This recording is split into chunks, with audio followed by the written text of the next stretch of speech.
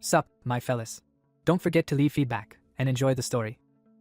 At the Heavenly Demon Cult's palace, the heir realizes even a rare medicine cannot cure his master. An elderly doctor bows and apologizes to the cult heir for failing. The heir calmly says energy deviation is not easily healed and blames himself. Looking at his unconscious master, he harshly calls himself an incompetent disciple. He recalls being born with a broken lower core and no chi capacity, dedicating himself to mystic arts to become cult heir and repay his master. Leaving the sick room, he laments that even Hebei's famed medicine was useless and wonders where to find a remedy. His steps halt when someone greets him after a long absence. The returning vice cult leader asks if the heir has been well during his travels. The vice leader notes it has indeed been a long time since they last met. The heir remarks that the vice leader's inspection tour of their lands must have taken quite some time. Chun Hajin replies that with both leader and heir incapacitated, he must handle affairs for the cult's prosperity. The heir outwardly accepts this explanation and thanks Hajin for his efforts. Inwardly he suspects Chun Hajin is scheming and did not travel just to check on the people. Before that man can act further, the heir suddenly senses something wrong with the drink he was served. Realizing an attack is coming while he sits in his own chamber, he is caught off guard. Tasting poison in the liquor, he grimly jokes that it truly is a lethal drink. Surrounded by assassins, he mockingly offers to share the poison alcohol with them instead of drinking alone. Assassins receive the order to attack, but the heir mutters wryly even as they descend upon him. As masked killers rain down, he scoffs that they dare assault him in his own room. They stab into what they think is him, only to realize they struck an illusion. The assassins are shocked to discover he used illusion arts they never knew he possessed. The real heir appears, saying that if they meant to kill him at home, they should have prepared better. With purple energy flaring, he coldly tells them their preparations are insufficient. His mystic power surges, flinging assassins away as he repeats that he already warned them. Channeling terrifying purple chi, he declares that their efforts are nowhere near enough. Chains tipped with deadly spikes slam down under his control. The chains skewer and bind the assassins, killing many instantly. Facing a group of elders and Hajin behind the plot, he mocks them for such a weak ambush. He taunts his uncle for organizing such a disappointing attempt, saying even a cherished nephew would be unimpressed. Chun Hajin and the elders are shocked by his resilience, some groaning in pain. An elder thinks in horror that the poison crane's red beak can dissolve an ox, yet the heir is still laughing, calling him a monster. Standing amid corpses and blood, the heir regrets his poor condition but says he at least spoiled their dreams. Hajin's ally justifies the coup, saying they cannot accept an orphan who cannot learn martial arts as next leader, and that even superiors approved. The battle between the heir's forces and the traitorous elders rages fiercely. The heir notes how easily the elders frighten, attacking a poisoned youth together. Hajin sneers that if the heir had fulfilled his duties none of this would have happened, but the heir cuts him off and demands to know the mastermind. Hajin is stunned by the accusation and falters. The heir insists Hajin lacks the guts for such betrayal alone and asks which powerful master is really behind him. He concludes the order came from outside the cult, accusing Hajin and the elders of selling out the Heavenly Demon Cult and possibly harming his master. Hajin erupts in denial, unleashing his icy martial power and rage.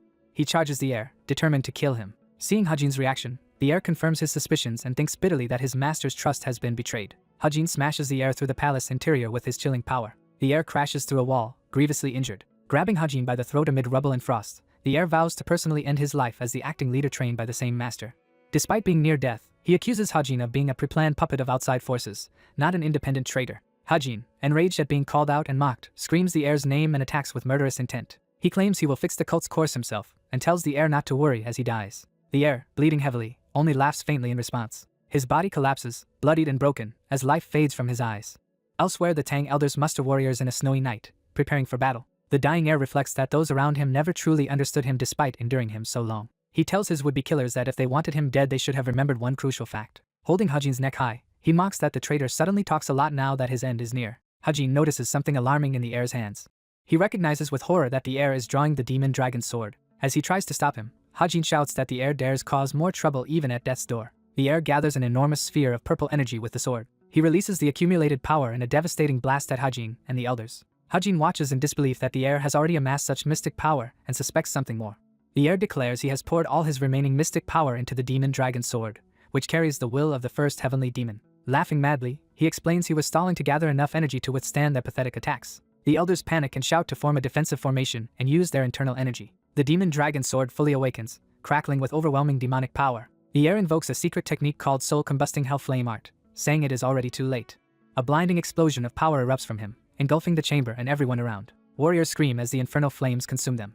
Hajin looks on in horror at the catastrophe unleashed. He roars the heir's name furiously as the blast swallows the palace. From outside, the heavenly demon palace shakes under the shockwave of the explosion. A vortex of energy bores through the mountain as the destructive force tunnels outward. The explosion bursts from the cliffside in a massive, radiant blast. Amid the storm and falling snow, the heir reflects that however miserable his life was, it is ending here. His charred body lies in the snow. He thinks he never imagined he would die like this. Barely conscious and bleeding, he looks up at the falling snow. The snow reminds him of a day long ago when he lay beaten outside a wall watching other children. As a child, he was viciously bullied and mocked for seeing ghosts. The bullies threaten to torment him again if he claims to carry an evil spirit. They gossip that he is an orphan with a broken core who sees ghosts, and say they would have killed themselves in his place. Young Wonhui silently picks up a rock, pushed beyond his limit. He narrates that whenever he honestly described what he saw, people only repaid him with hatred. Thinking this world is unbearable, he hurls the rock with all his might. The rock smashes into the lead bully as Wonhui launches a desperate counterattack. He admits he never had the temperament to stay quiet under abuse. After escaping, he pants alone on a frozen river, having fled from his tormentors. Determined eyes narrowed, he mutters about knowing when to give up. Surrounded by haunting spirits only he can see, he curses at them to leave him alone like the others. Suddenly a man appears behind him, remarking that the boy has special eyes. Startled, the boy wonders how this stranger approached without him noticing. He notes the man's fine clothes and sword, recognizing him as someone important. Realizing such a figure came here specifically, he assumes the man wants his cursed eyes and offers them without resistance. The boy thinks bitterly that in a life where disrespect is normal, he may as well let this martial master do as he wishes. He tells the man to treat his eyes however he likes, but the stranger says they are not a curse. The man calls the eyes a blessing, explaining that some people are born with a special upper energy core or soul streak. He says such gifted children achieve great things and that this boy could become more special than anyone.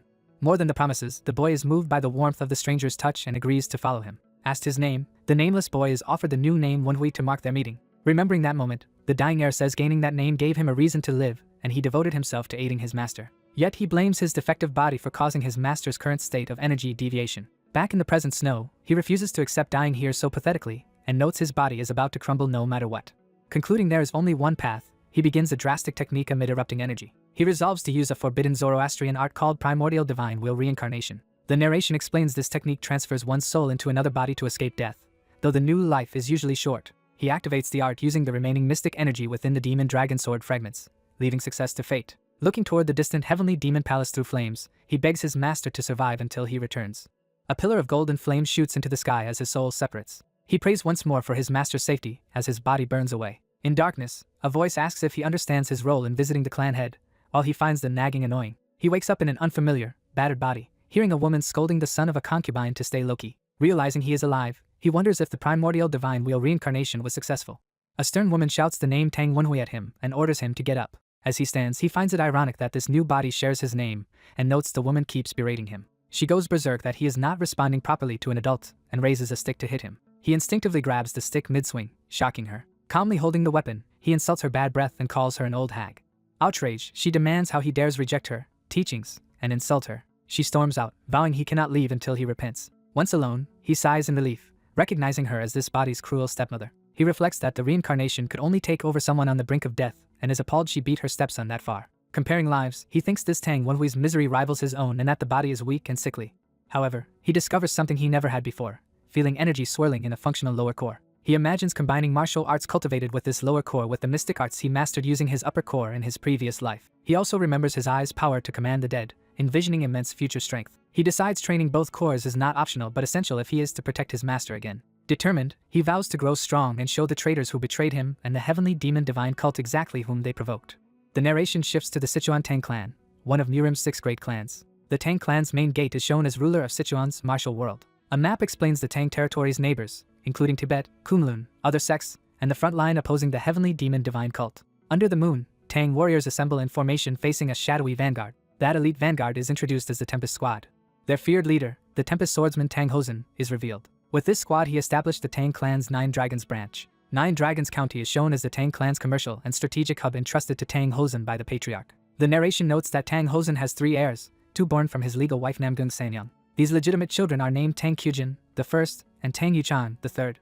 The second child, however, was born from a drunken mistake with a servant, making him the clan's illegitimate offspring in which the heir has reincarnated. Within the clan, others gossip angrily about Tang Wonhui's earlier insolence toward the matriarch. They remind themselves that although illegitimate, Wonhui is still the branch patriarch's son and thus an heir candidate who must go beg for forgiveness. A servant relays that the matriarch has banned food from entering the White Pavilion, meaning Wonhui and they will all starve. When the servant urges him to beg, the reincarnated Wonhui lashes out with ghostly power. The man is hurled away screaming as purple energy bursts from Wonhui's hand. Staggering up, the servant protests that he was kindly offering advice. Wonhui looms over him with glowing eyes, warning that if he keeps acting this way even Wonhui will not be able to help him. Off-screen blows land as the man begs for mercy, promising to report nothing to the matriarch. Later, the bruised servant humbly assures the matriarch's representative that he understands and will serve her faithfully.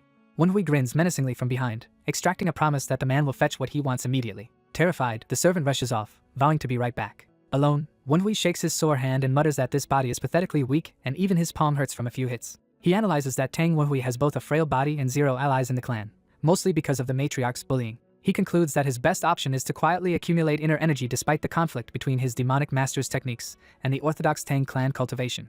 He reflects that many members of the heavenly demon divine cult originated from the Tang clan and worries that channeling power through Tang Wenhui's untrained upper meridian will strain his body. Using his large upper meridian and past memories, he decides to copy it into an imaginary space and manifest it there. He concludes that only a special space can manifest this copy meridian. He enters the millennia-old secret archive of the heavenly demon divine cult, the Heavenly Demon Archive. Inside, he confirms that the primordial divine will Reincarnation left most of his memories intact. Assessing his situation, he chooses the venom dragon cultivation technique as his most suitable cultivation method. He recalls how a poison specialist group of the Tang clan was expelled, joined the heavenly demon divine cult, and created this technique to learn its poison arts. Reading, he notes that the technique replaces demonic energy with poison energy while using Tang clan cultivation as the base for heavenly demon divine cult martial arts. He observes that although the Tang clan opposes the demonic cult, some orthodox factions also use poison in unique ways. He decides that if he uses demonic arts through the venom dragon cultivation technique, no one in the Tang clan will suspect him. He acknowledges the downside that cultivating this poisonous energy demands extreme pain and continual intake of ever stronger poisons. His eye ignites with purple energy as he prepares to proceed regardless. After opening his upper meridian, he activates a power called the Dead Man's Eye. Empowered and unstable, he mockingly asks unseen onlookers how long they plan to stare at him. He jokes that though he knew he was handsome in his previous life, their staring is excessive. He admits he still feels embarrassed being watched so long, despite his confidence. A group of chained elders led by Senior Chion appears before him. Vice cult leader Chion rages that Yun Wenhui is insane and dares to put him, the dignified vice leader of the heavenly demon divine cult, in this state. The other chained elders demand that the cult release them, warning that he cannot withstand their wrath. Wenhui, delighted by their reactions, says their anger makes him very happy. The elders shout that his vile personality survived even death and that this is why they tried to revolt against him. He tells them that if they plan to kill him, they should have accepted the consequences, and grips their chains with purple energy. His power slams an elder to the ground, making him scream in pain. He reminds Chion that they already knew of his ability. He manifests the gigantic demonic spirit Phantom King behind him, terrifying Chion. Awed by the manifested Phantom King's strength, he reflects on the power of this ability. He warns Chion that remaining bound like this will prevent even reincarnation and that the elder will grow desperate. Chion offers to trade information, assuming that is what Wenhui wants. Wenhui flatly replies he does not need Chion's information, shocking him. He explains he already has many other sources who can provide the information he needs. Chion watches in terror as Wenhui raises his hand toward him. Chion's wraith is dragged out and obliterated by the Phantom King's power. Wenhui shows the remaining elders a wraith sphere, explaining it contains intense resentment of the dead and is more vicious than extreme venom. He then swallows the wraith sphere, saying it will serve as nourishment for him. The other elders react with horrified shock at this. The poisonous resentment racks his body and he screams in agony. Even as purple energy engulfs him, the elders are stunned he can still stand after ingesting such poison, recalling how he previously rampaged after swallowing poison powder. He declares that Vice Cult leader Chion has become fertilizer for his venom dragon cultivation technique and demands the rest choose whether to talk. He threatens the elders with a choice between confessing or being devoured. After interrogation, he learns the elders only followed orders from a mysterious group called the Association. The cowed wraiths insist they are telling the truth, describing an organization so secret it has no name. Wenhui concludes the real issue is the members of this nameless organization. The wraiths beg him to believe them, saying the organization showed them disturbing things. He summarizes that the heavenly demon divine cult is an unorthodox sect that worships its leader as a god. He recalls that its elders, who venerate the heavenly demon like a deity, betrayed the cult. He remembers lying in despair, bedridden and helpless. He recalls being attacked as a cult heir by elders who plotted against the heavenly demon. From their fear he infers that, compared to the heavenly demon, they feared the nameless organization even more. Wenhui admits he once believed the orthodox and unorthodox factions were being manipulated by some external scheme. He identifies that external force with the tower in the sky, climbed by beings who have surpassed normal humanity.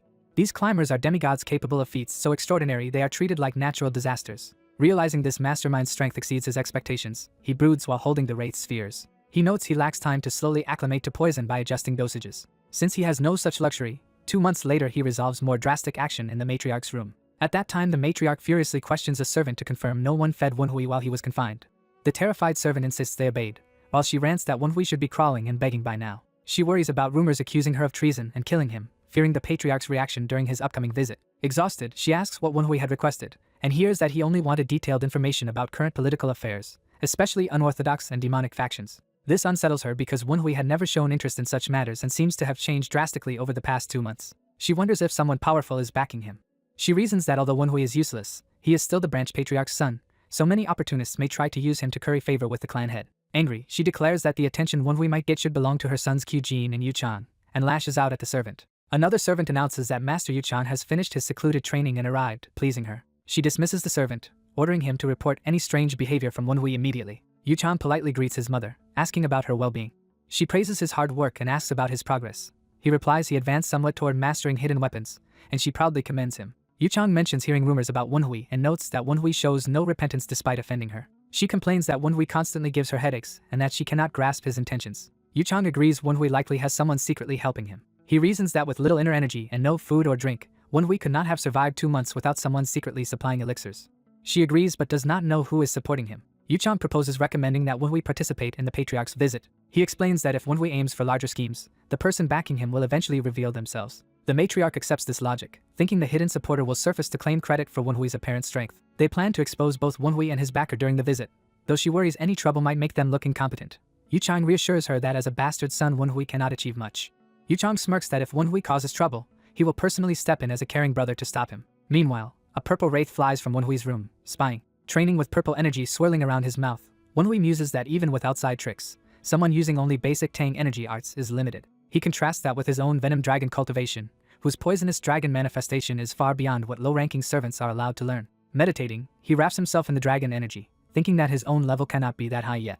Later, he learns from Hyunsum that the demonic cult has been embroiled in civil war for 6 years. He recalls that 2 months earlier he had asked Hyunsum to bring recent Jianghu history to verify how much time passed during his reincarnation. He had suspected centuries might have gone by due to primordial divine wheel reincarnation, but the 6-year span still surprises him. Realizing the war has lasted 6 years exceeds his expectations. Hyunsum continues that during those desperate years the heavenly demon disappeared, throwing the cult into further chaos.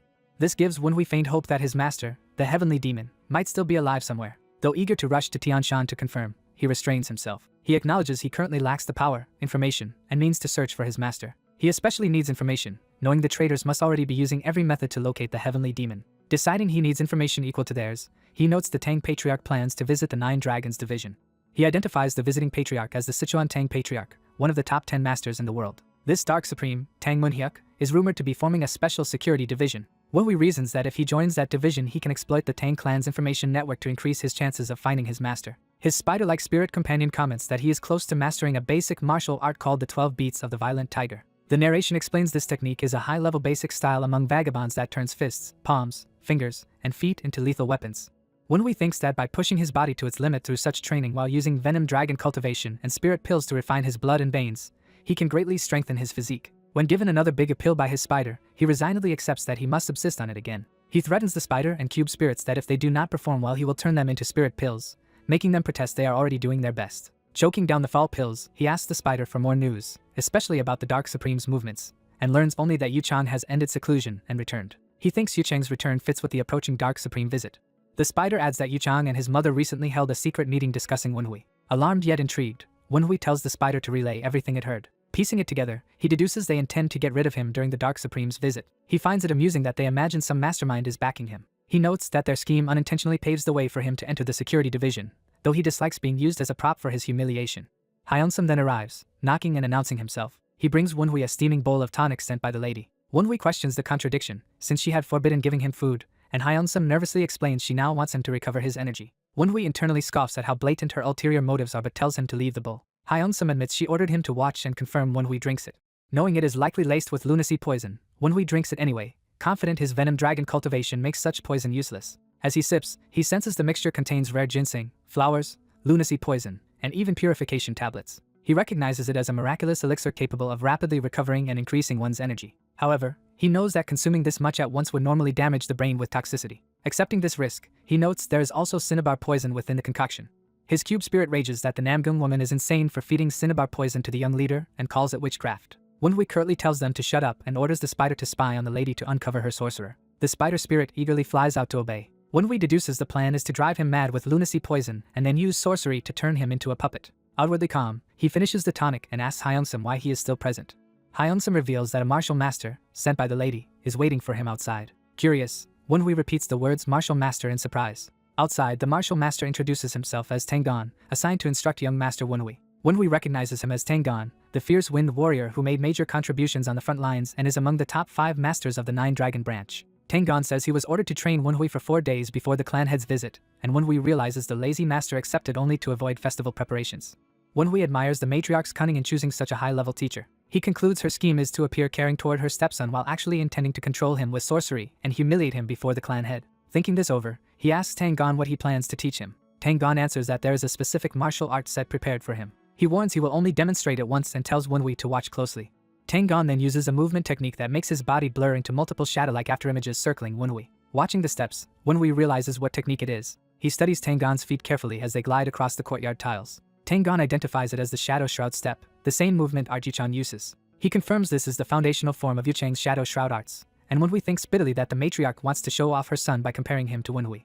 Tangon explains that due to its stealthy movements, Shadow Shroud step pairs perfectly with poison and hidden weapons. He leaves glowing footprints on the ground as a guide, and Wenhui is impressed that he can still move like a shadow while doing so. Tangon concludes the basic explanation and prepares to leave, telling Wenhui to work hard, when Wenhui calmly says he has already learned the whole technique. Tangon is stunned speechless by this claim. Wenhui repeats that he has just mastered the Shadow Shroud step.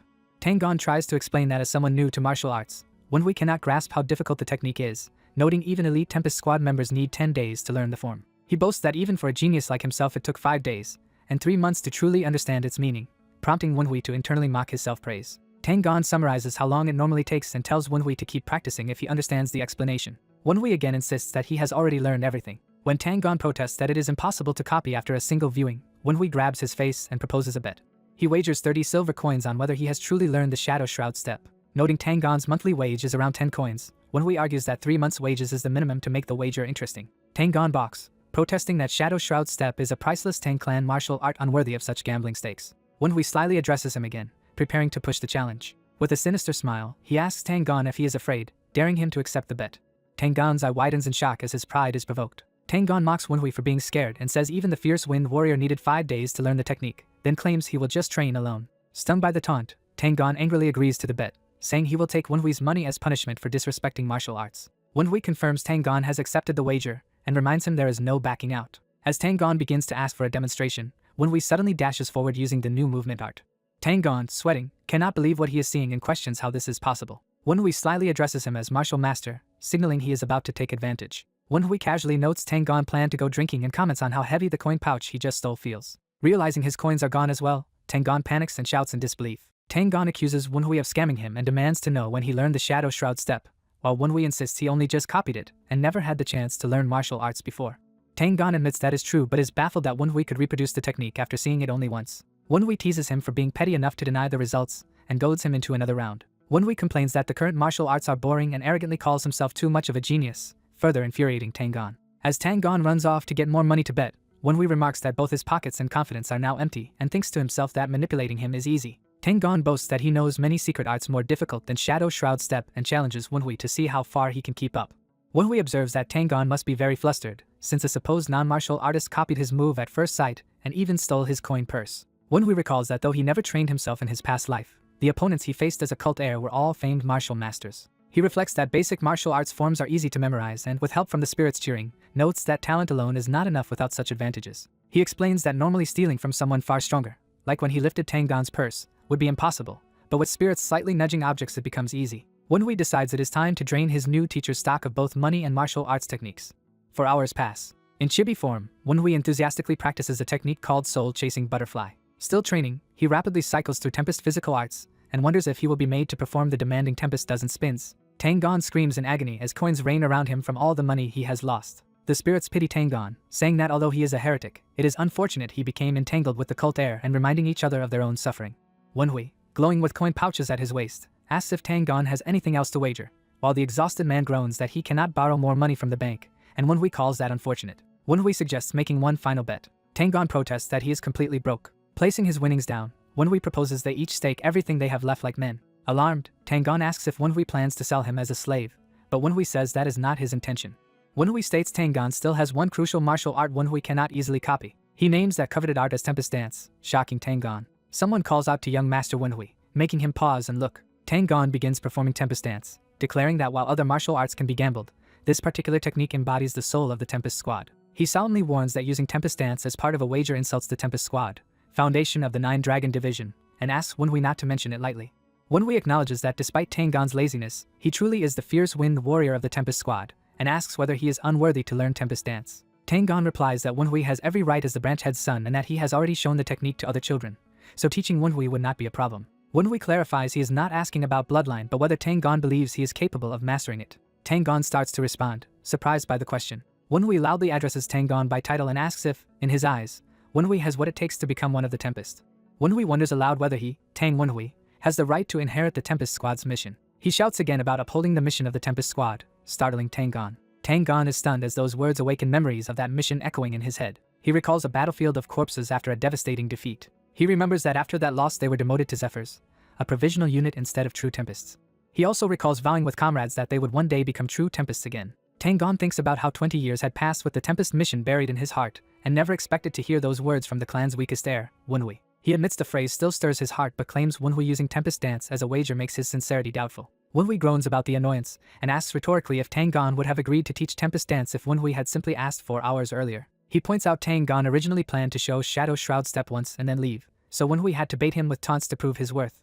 Tang Gon sheepishly concedes that was true. He realizes Wenhui deliberately provoked him into accepting the wager to demonstrate his ability. Tang Gon concludes that Wenhui's change is real, that he has been hiding his intelligence and strength, and notes that the arts he taught, including Shadow Shroud Step, should be impossible with the weak internal energy Wenhui once had. He reasons that 2 months is too short to build such energy, so Wenhui must have secretly cultivated for a long time and is only revealing his hidden claws now that the Dark Supreme is visiting, which Wenhui casually affirms. Tang Gon calls Wenhui's plan a wicked scheme to betray his own family but, in Tang clan terms, treats this as praise, while Wenhui finds the compliment awkward. The spirits comment that Tang Gon has recognized the cult heir's true worth and that Wenhui's talent for persuasive chatter is unmatched, while Wenhui angrily threatens to turn them into spirit pills. Wenhui bluntly asks if Tang Gon will teach him or not, and Tang Gon hesitates. The spirits say resisting Wenhui's sweet words is futile and call this persuasive ability the reason so many once swore loyalty to him. Wenhui decides to reward them with spirit pills if they keep praising him. Tang Gon finally agrees. He states he will properly teach Wenhui the Tempest Dance. Wenhui smiles in satisfaction, ready to proceed. He formally introduces himself as Tang Wenhui of the Tang clan and respectfully asks for instruction from his new master, Tang Gon. Hearing this genuine disciple's greeting, Tang Gon is moved. His lips curl into a proud smile. Tang Gon, as a member of the Tempest Squad, formally accepts Wenhui's request to become his student. Tang Gon begins demonstrating Tempest Dance, noting it differs from previous arts. He explains while moving that Tempest Dance is not something that can be mastered quickly. He suggests changing the terms of their bet, to the confusion of the spirit watching. Wenhui proposes a new wager, whether he can learn Tempest Dance within the day, with the loser treating the winner to food and drinks. Tang Gon sighs but agrees to a meal bet, convinced he will finally win this time. He tells Wenhui to watch carefully as he starts a serious demonstration. As Tempest Dance kicks up wind, narration explains that former Tempest Squad members vowed not to interfere in matters of succession for the family head. It is clarified that even if Wenhui inherits the Tempest, Tang Gon cannot openly back him as next heir, but Wenhui's mastery would still signal something important to others. Wenhui steals his resolve, eyes focused. The Tempest winds swirl as narration says they seek someone who can walk the same Tempest path as them. The narration adds that they hope for such a comrade to share drinks with, then cuts to the present where an older Tang Gon sits in a restaurant. Tang Gon, watching Wenhui devour dish after dish, thinks he does not mind losing the bet. He reflects that the stronger young master Wenhui becomes, the better it is for everyone. While Wenhui eats alone, Tang Gon complains internally that Wenhui is not sharing even a drink and wonders how this lavish feast counts as one meal. The innkeeper cheerfully asks if Tang Gon needs anything else, and Tang Gon orders more alcohol, saying he cannot watch Wenhui's eating spree sober. Wenhui remarks that Tang Gon can really drink and jokes they should have gone to an even fancier place, making Tang Gon protest about the outrageous cost. The innkeeper boasts this bar is already high-end and the most popular around, which Wenhui agrees seems true. Tang Gon laments that he was willing to treat Wenhui despite the expense but did not expect him to eat enough to exhaust a week's food budget. While Wenhui thinks such a pricey place still suits his current plans, Wenhui muses that he specifically chose a crowded, lively restaurant for what he intends to do next. He notes that he has been restraining himself from acting for 2 months due to Namgung Sanyang's constraint, but can no longer delay making his move. The spirits recognize the purple mark Wenhui draws as a communication spell of the revered demon god mythos, and realize he came here to leave that sign. Wenhui declares that he must inform those still in despair that the cult heir Yun Wenhui is alive. Narration jumps to a spirit's perspective. 10 uneventful days of surveillance have passed, and it wonders how much longer it must keep watch. The spider-like spirit senses something and reacts. It spots a woman in Qingqing sect uniform entering the compound and wonders what she is doing there. The spirit concludes that the woman is Tang Kyujin, first daughter of the Tang clan, and imagines how tense things will be if she meets the Namgung clan daughter. Hearing the word daughter, the spirit worries about that child's well-being. It scolds itself for daydreaming and springs into action. The spirit rushes toward the main building, deciding it must impress the young leader and request a favor. Inside, the spirit startles as a stern voice demands whether Wenhui intends to break his mother's heart. Tang Kyujin confronts her mother, accusing her of hurting Wenhui's heart by isolating him and starving him as punishment. The mother dismisses Kyujin's concern, saying someone is secretly feeding him and that Kyujin should focus on the Dark Supreme's visit. Kyujin slams her hand down, cutting her off. She furiously asks if that justifies mistreating him and claims her mother would not even know he was being cared for if not told, accusing her of effectively trying to kill him. The mother snaps back, wondering why Kyojin is so upset over an illegitimate child and questioning if Kyojin is truly her own daughter. Kyojin rebukes her for always calling Wonhui illegitimate and vows to reveal the truth. The mother panics and tries to stop Kyojin from speaking further. After Kyojin storms out, the mother grumbles that her daughter has always been overly affectionate, especially since joining Qingqing, and worries how such a girl will ever inherit her father's position. The spying spirit wonders how to summarize what it heard, thinking the Tang family is a complete mess. The enraged mother blames their troubles on Wonhui and decides there is no need to wait for the Dark Supreme's visit to act. Sensing someone nearby, she resolves to leave immediately. The spirit realizes she is heading out because of the young leader. The spirit concludes that the mother must be going to consult the sorcerer and rushes after her. Back in the courtyard, Wonhui reflects that 10 days of spirit surveillance have yielded no news. As he trains with the staff, he reasons there should have been reports from demon god Mythos's followers even in Nine Dragon County. He deduces the cult's local contacts either fled or are restricted from acting. Wonhui concludes the overall situation is bad and that he must grow stronger quickly. After a bout of staff practice, Tang Gon compliments Wonhui's ability to keep up even with a weapon and asks if he is still unsatisfied. Tang Gon, thinking as a Tang clansman, is perplexed that Wonhui focused on weapon arts before stealth and poisons and asks why he bothers with Tempest Dance. Wonhui inwardly complains that Tang people are too fixated on a single path. Wonhui explains that the scattering flowers staff technique he is learning is itself a Tang technique, which is why its motions are segmented. Tang Gon is surprised Wonhui noticed this structural trait. Wonhui boasts that he is an excellent student, prompting Tang Gon to retort that a truly great student would also learn humility. Narration explains that many sects design complex movements to embody martial enlightenment in physical form. It continues that such complexity reflects attempts to give form to one's insights into martial arts. However, the Tang clan is renowned for hidden weapons and poisons, and these arts and weapon techniques share the common theme of using tools. Because of this, the Tang clan system is built so that tools used in one technique can be recycled and applied in others, even when the martial style differs. Thus Tang weapon techniques may look plain but remain highly efficient. Wonhui notes these arts primarily serve as stepping stones to better use poisons and stealth weapons, but observes that the 9 heavenly demon sword he seeks is also divided into segments. He reasons that mastering Tang weapon techniques will help him eventually perfect the 9 heavenly demon sword, an ideal he failed to reach in his past life. Wonhui admits he feels sorry to the Tang clan, since poisons and hidden weapons will have to wait, while he exploits their system first. Tang Gon nervously asks what he is plotting as Wonhui laughs menacingly. Tang Gon casually mentions that Kyojin has arrived and assumes Wonhui is close with her. Wonhui recalls that Tang Kyojin was the only one in Nine Dragons division who treated the old Tang Wonhui like real family. He reflects that she is deeply engraved in Tang Wonhui's heart and that he continued receiving many worried and affectionate letters from her even after becoming Wonhui. Those letters were filled with concern and love, and he hopes their relationship will remain good. Yet he worries that by opposing Namgung Sanyang, he will become Kyojin's enemy's enemy and wonders if she will still stand by him. Tang Gon says Kyojin is currently greeting clan elders and will likely visit Wonhui tomorrow, and Wonhui quietly agrees. Internally, Wonhui doubts she will side with him, so he urges Tang Gon to hurry and proceed with the plan before she arrives. When Tang Gon asks if Wonhui is just now starting this scheme, Wonhui grins darkly and replies that he already set it in motion. Meanwhile, at another residence, someone confirms that servants have strictly followed a certain medicinal recipe for 10 days. The superior affirms this is true. As payment is handed over, the servant gratefully thanks him. After the servant leaves, the master calls Mu Young's name. Mu Young offers to eliminate the servant, and the master calmly agrees. The schemer notes Wonhui has been ingesting poison for 10 days and should be thoroughly contaminated. Even if Wonhui realizes it now, there is not enough time to recover before the Dark Supreme's arrival. He acknowledges Tang Gon is earnestly training Wonhui but believes that, since even he took 8 days just to grasp Shadow Shroud Step, Wonhui will barely learn the forms before the Dark Supreme comes. He identifies his current obstacle as his sister, who quarreled with their mother the moment she arrived because of Wonhui.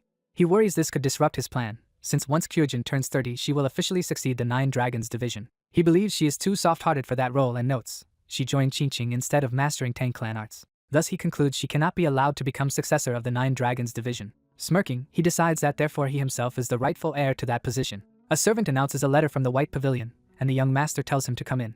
The old servant nervously explains the letter is from young master Wonhui. The young master impatiently tells him to hand it over. Reading it, he finds Wonhui bluntly challenging him to a duel. He initially mocks Wonhui for losing his mind from poison but then suspects a hidden scheme. He reflects that poison-laced letters are easy to obtain in the Tang clan and wonders if this is such a trap. Examining the envelope, he feels it does not match Wonhui's style and questions whether it is truly only a simple challenge letter.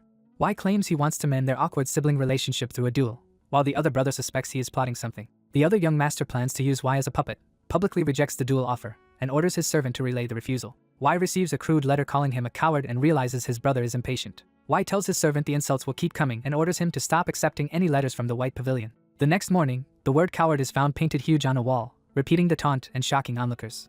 Furious at the public insult, the red-haired young master orders someone to notify the White Pavilion. In a rage he announces a duel tomorrow at noon at the second training hall, vowing to humiliate Wai. A messenger repeats the red-haired brother's challenge to Wai, who wonders why his brother stalled before accepting. Walking with his ally, Y notes how easily his hot-headed brother was provoked and doubts such a man can be successor. Y grins and confirms his ally will not stop him from going through with the duel. The ally happily agrees, saying the coming fight will simply be entertaining to watch. Fired up, Y decides to go fight his brother and plans to beat him badly without killing him. News spreads through the clan that Chang will fight Y, astonishing everyone. Chang's sister confronts him about the duel, and he angrily demands what she means. Chang shouts that the illegitimate Y provoked him first and tells his sister to take any complaints to Y. Shocked, the sister repeats to herself that Y supposedly started the conflict. Believing Y instigated it, she rushes to the White Pavilion, but feels ominous deathly energy surrounding the building. Entering inside, she senses the dark aura even more strongly as she moves deeper into Y's quarters. She notices sinister marks everywhere on the walls and ceiling inside the pavilion. She realizes the place is saturated with traces of death energy and poison.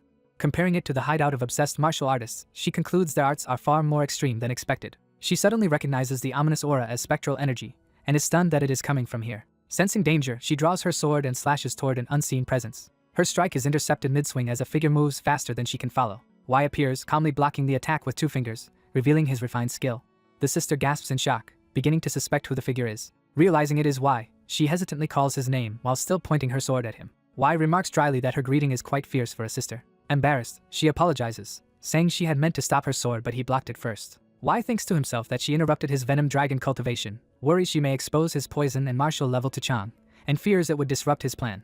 He suspects Namgung Sanyang may have sent her to scout his strength before the duel. The sister softens, saying she came because she heard their mother mistreated him again, and is relieved to see he is fine, which reminds Y of a genuinely caring face. Concluding she was not sent by their mother, Y relaxes though still nursing a headache. She notes the disturbing energy coming from him and anxiously asks if he has fallen into dark practices. Y reveals a swirl of purple energy in his palm and calls it poisonous arts he has learned. Overwhelmed by the poison and spectral energy around her, she wonders if it is what she thinks it is. Y labels it cursed poison but internally explains it is only mystic energy combined with poison to resemble that. He decides to disguise his dead man's eye energy as cursed poison, explains this to himself, and tells her it is the only poison he can use without family support. Seeing her doubtful expression, he realizes she is not convinced by his explanation. Y coldly says that as a Tang, sacrificing morals for greater power is normal. He adds that if she still finds his methods unacceptable, she is free to try stopping him with her own strength. The threat shocks her into silence. She concedes that he has truly changed, bowing slightly in acceptance. Y resolves internally that he cannot let Tang Kyujin keep trying to protect him like the old Wunhui, even if drawing a firm line harms their relationship. Kyujin agrees that things are different now, covering her mouth as she speaks. She admits she now understands why their mother and Chang were wary of him, impressed by the way he stirs a will to fight. Her eyes widen as she feels an intense surge of energy from him. She senses terrifying killing intent and energy engulfing the pavilion where Y stands. Instead of fear, she becomes excited and delighted, believing Y has far surpassed her expectations. Watching her aura, Y confirms that the strange energy he sensed from her is indeed real. Using Dead Man's Eye, Y perceives in her soul a special streak known as the Azure Spectral Streak, a seed of the Limit Breakers. He reflects that he has suspected this for some time. He wonders why such a gifted Tang heir, first in line for the 9 Dragon Branch and famed across Sichuan, chose to become a disciple of Qingqing. Narration explains that soul streaks grant absolute talent and are a key condition to become a limit breaker, being rooted deeply in the soul. Because they grow with soul cultivation and fit Qingqing's heart training methods, the Azure Spectral Streak especially requires constant combat experience. Combined with the Tang clan's ruthless doctrine of winning at all costs, her Azure Spectral Streak would make Kyujin a merciless killer. Y comments that, considering her own disturbing aura, she is hardly in a position to criticize his energy. She lowers her sword and apologizes again for attacking him. She formally bows and apologizes for forgetting her purpose, admitting she rudely disturbed his training. Y notes how easily she suppressed the Azure Spectral Streak's killing intent and concludes that both Qingqing's training and her own willpower are very strong. He offers her tea, and she happily praises how delicious and unique it is compared with what she drinks in Qingqing. Over tea, he mentions it was sourced from Heavenly Eye Mountain, and she is impressed by his knowledge of tea. Remembering something, she excitedly says she brought him a gift. She reveals skewers of candied fruit from Maishan as a treat. Delighted by his reaction, she teases that he must like them.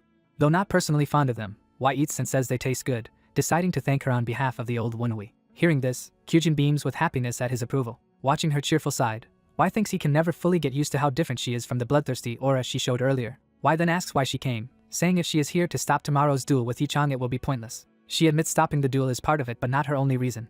She explains she mainly came to apologize, knowing what their mother and Chang have done to him. Y coldly asks if she expects him to forgive them just because she apologizes in their place. She concedes she does not, yet still wanted to express her regret. She apologizes again, while Y sighs and reiterates that he will fight Chang regardless. Kyujin says she had feared he was being forced into the duel, but now realizes Chang is actually caught up in Y's scheme. She asks if he is really confident, warning that Chang is skilled and may have prepared other tricks. Y notes she knows they have ill intentions but not their specifics, and reassures her he also has his own countermeasures thanks to the poisons he was fed. He thinks their sorcery will trigger his supposed breakdown, while Kyujin warns that even if he beats Chan, their mother's power in the household remains dangerous. She says that if Chan loses, their mother will stop at nothing to cover it up. Y smiles, tells her she worries too much, reveals that he orchestrated this entire situation, and invites her to watch at the second training ground. Confused yet agreeing to attend, Kyujin is followed by a caption indicating the duel is set for the next day at the second training grounds. Vendors in the crowd call people to line up for snacks like sweets and dumplings as the gathering forms. Bookies excitedly raise the stakes, taking bets on how quickly the second young master will win. Spectators cram around the arena, many betting that Yuchan will defeat Y in just a few exchanges. Watching the huge turnout, Kyujin realizes Y's plan may depend on such public scrutiny. Y confirms this, saying their mother will struggle to hide anything under so many eyes. He notes that Yuchan, their mother's favorite, appears quite nervous before the fight. Yuchan tries to calm himself, but his anger and internal energy flare uncontrollably. Y, eating candied fruit, says he has prepared a stage so Yuchan can display himself to his heart's content. The camera shows the packed arena and raised platform ready for the duel. From a balcony, Y's ally remarks at the large crowd drawn to watch. Members of the Righteous Wind Squad discuss how Wunhui turned the duel into a major event and have come both for duty and curiosity. They clarify that they are on security duty since a huge crowd is present to see the clash between two potential successors. The ally asks them who they think will win the duel. One guard answers that despite Wunhui's brief training, Yuchan is obviously favored to win.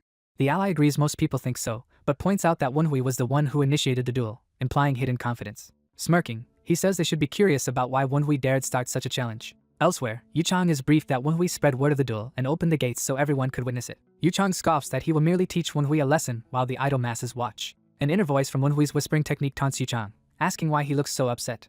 The voice continues to mock him as a mama's boy, telling him to bring his mother along hand in hand. Wunhui, visible on the stage, smirks as his unseen insults continue, promising to wait there. Yuchang seethes and insults Wunhui's mother back, refusing to let such words pass. The whispers mockingly tell the mama's boy to stop while he trembles with rage and finally screams for them to cease. The voice childishly repeats the demand with a lisp, pushing Yuchang over the edge.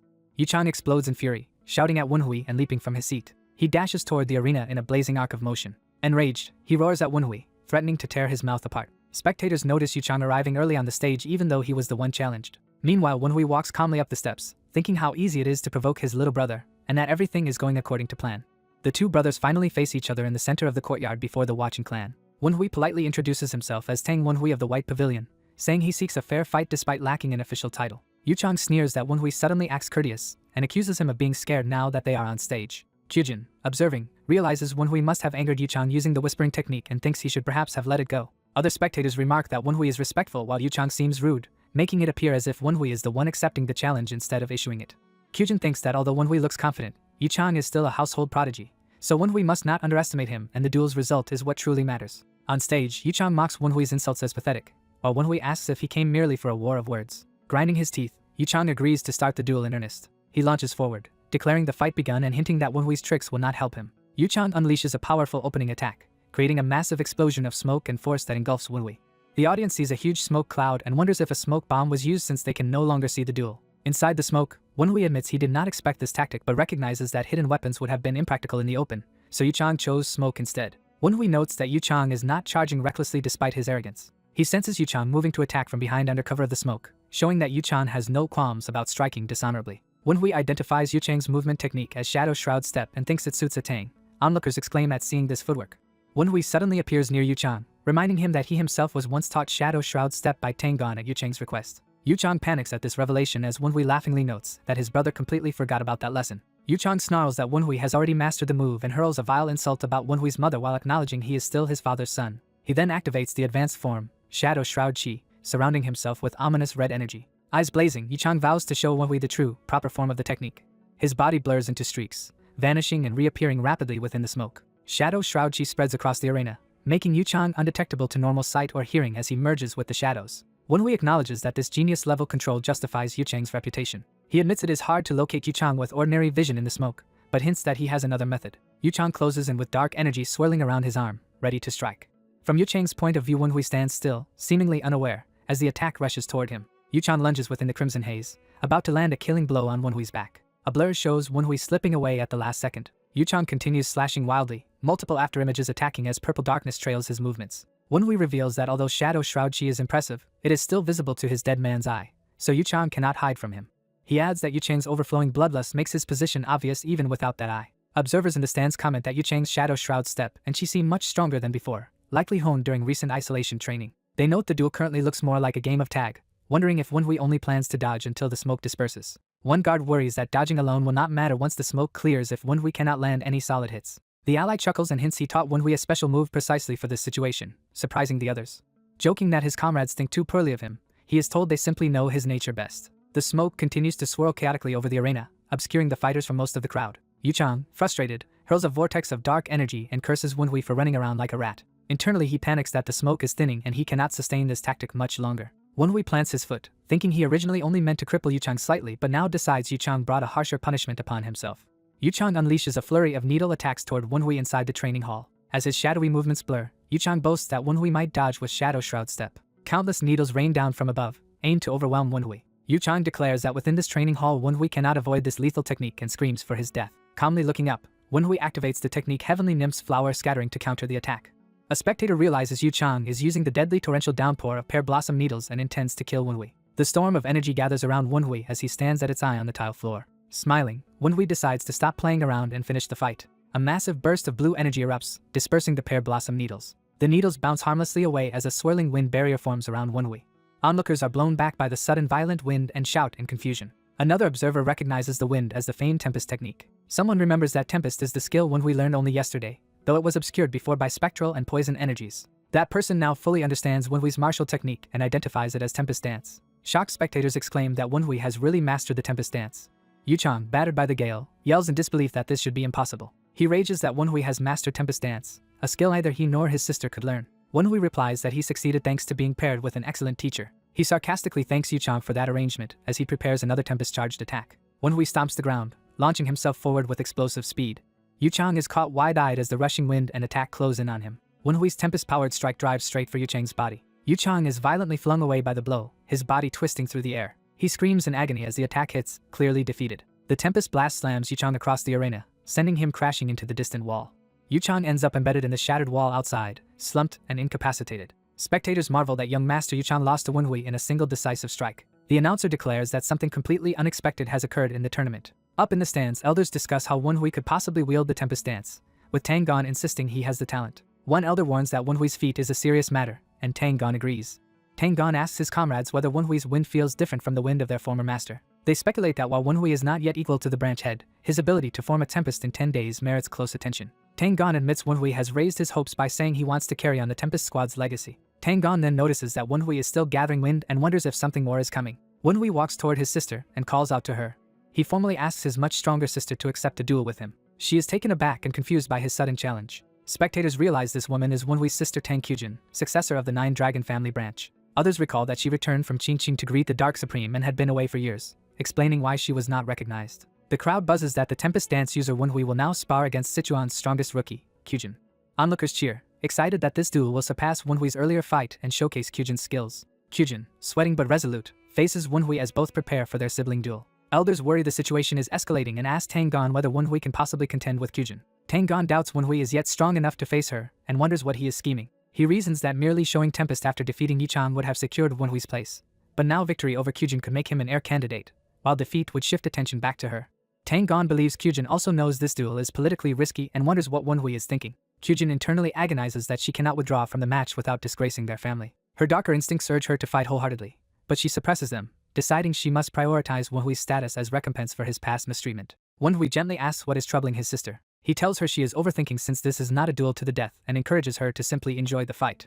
Kyujin fixates on his words about enjoying the battle, realizing she has barely kept her own desires in check. Spurred by that thought, she dashes up onto the arena opposite him. The crowd roars as Kyujin joins Wenhui on the stage, the sibling duel officially beginning. Wenhui steps forward, the ground swirling as he readies himself. Kyujin formally introduces herself as Tang Kyujin, heir of the Nine Dragon family and swordswoman of Qingqing's Upper Blue Palace, listing her sword specialties.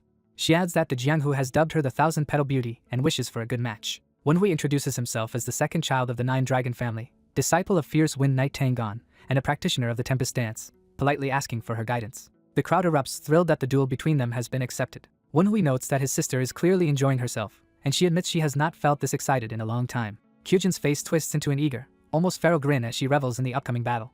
Wenhui observes she may be a bit too excited. She laughs, saying she cannot help it. Gripping her sword, Kyujin declares her affection for their dear Y as an opponent. She brandishes her sword, thrilled that he wants to duel his own sister. Wenhui gathers swirling tempest energy around himself and announces the start of the serious fight. He asks his sister if she is ready. She enthusiastically replies that she is and prepares to go all out. Kyujin lunges from range, shouting to officially get the duel started. Wenhui lightly jokes about the usual 3-strike handicap for the weaker fighter, implying she is stronger. The siblings clash in midair, tempest and sword winds colliding violently. Kyujin realizes it was Wenhui's early wind blade seal that blocked her sword during a previous encounter. She gleefully concludes that this means she can swing as much as she likes without holding back. Wenhui plants his foot, adjusting his stance amidst the storm. Kyujin rushes him, reminding him he told her to enjoy herself, and rejecting the idea of giving him any advantage. Wenhui recognizes her incredible speed and gauges what it implies about her technique. She darts rapidly around him, pressing her offensive with blinding movements. Wenhui is amazed that she is even using techniques Yuchot knows, realizing she is surpassing his expectations. Kyujin, laughing, warns that despite his growth he is still not fully proficient with his new skills. She criticizes his lack of mastery mid-combat, and lands a punishing strike, drawing a pained cry from Wenhui. Wenhui is forced back as the shockwaves of her assault batter the arena.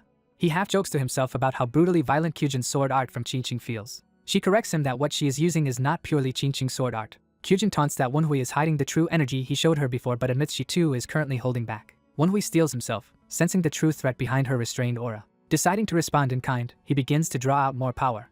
He announces that he will show her the full extent of his technique. Wenhui unleashes Venom Dragon Cultivation technique, manifesting the spectral dragon unbound behind him. Kyujin's eyes light up with joy as she recognizes the power she wanted to see. Onlookers gasp at the poisonous aura and spectral energy that now surround Wenhui. Kyujin grins wickedly, savoring the dangerous power emanating from him. She braces her large sword, thrilled that this is the opponent she had wanted to fight. Wenhui notes that her entire presence has changed, combining azure spectral streaks killing intent with the pure will of Qingqing's sword. To him, Kyujin now looks like a demon wearing the guise of a beautiful angel. He sprints forward, determined to seize control of the battle with a single, decisive opening blow. Wenhui prepares a stronger version of the Tempest attack that previously defeated Yuchang. As he charges, Kyujin's counter-strike narrowly misses his head, forcing him to react. Wenhui dodges and counters, remarking that her move was predictable. Kyujin critiques that Tempest Dance's movements are too large, leaving him vulnerable. She gleefully lectures that when facing a stronger foe he should be more cautious. Wenhui thanks her for the lesson and analyzes how Tempest's explosive speed can combine with Tang Clan's short-range secret arts for lethal single strikes. He reasons that this combination only works in fights against similar-level opponents, and is flawed against stronger enemies like Kyujin. Wenhui decides to switch to a technique better suited for multiple consecutive strikes, invoking 12 beats of the Violent Tiger. He plans to wrap this new art inside the Tempest's wind, startling Kyujin that he has learned 12 beats as well. Narration explains that Tempest Dance's key strength is its burst speed as Wenhui re-engages. He uses that propulsion to enhance the spinning blows of 12 beats of the Violent Tiger. Kyujin, smiling, continues slashing relentlessly with her swift sword. Wenhui soars in from above for a rapid follow-up, urged on by his own inner shout to move faster. His kick smashes into the ground, sending a shockwave ring toward Kyujin. Pushing himself, Wenhui drives forward even faster into the offensive. Kyujin calmly explains that while he tries to maintain continuous offense, he should anticipate counters whenever she gains distance.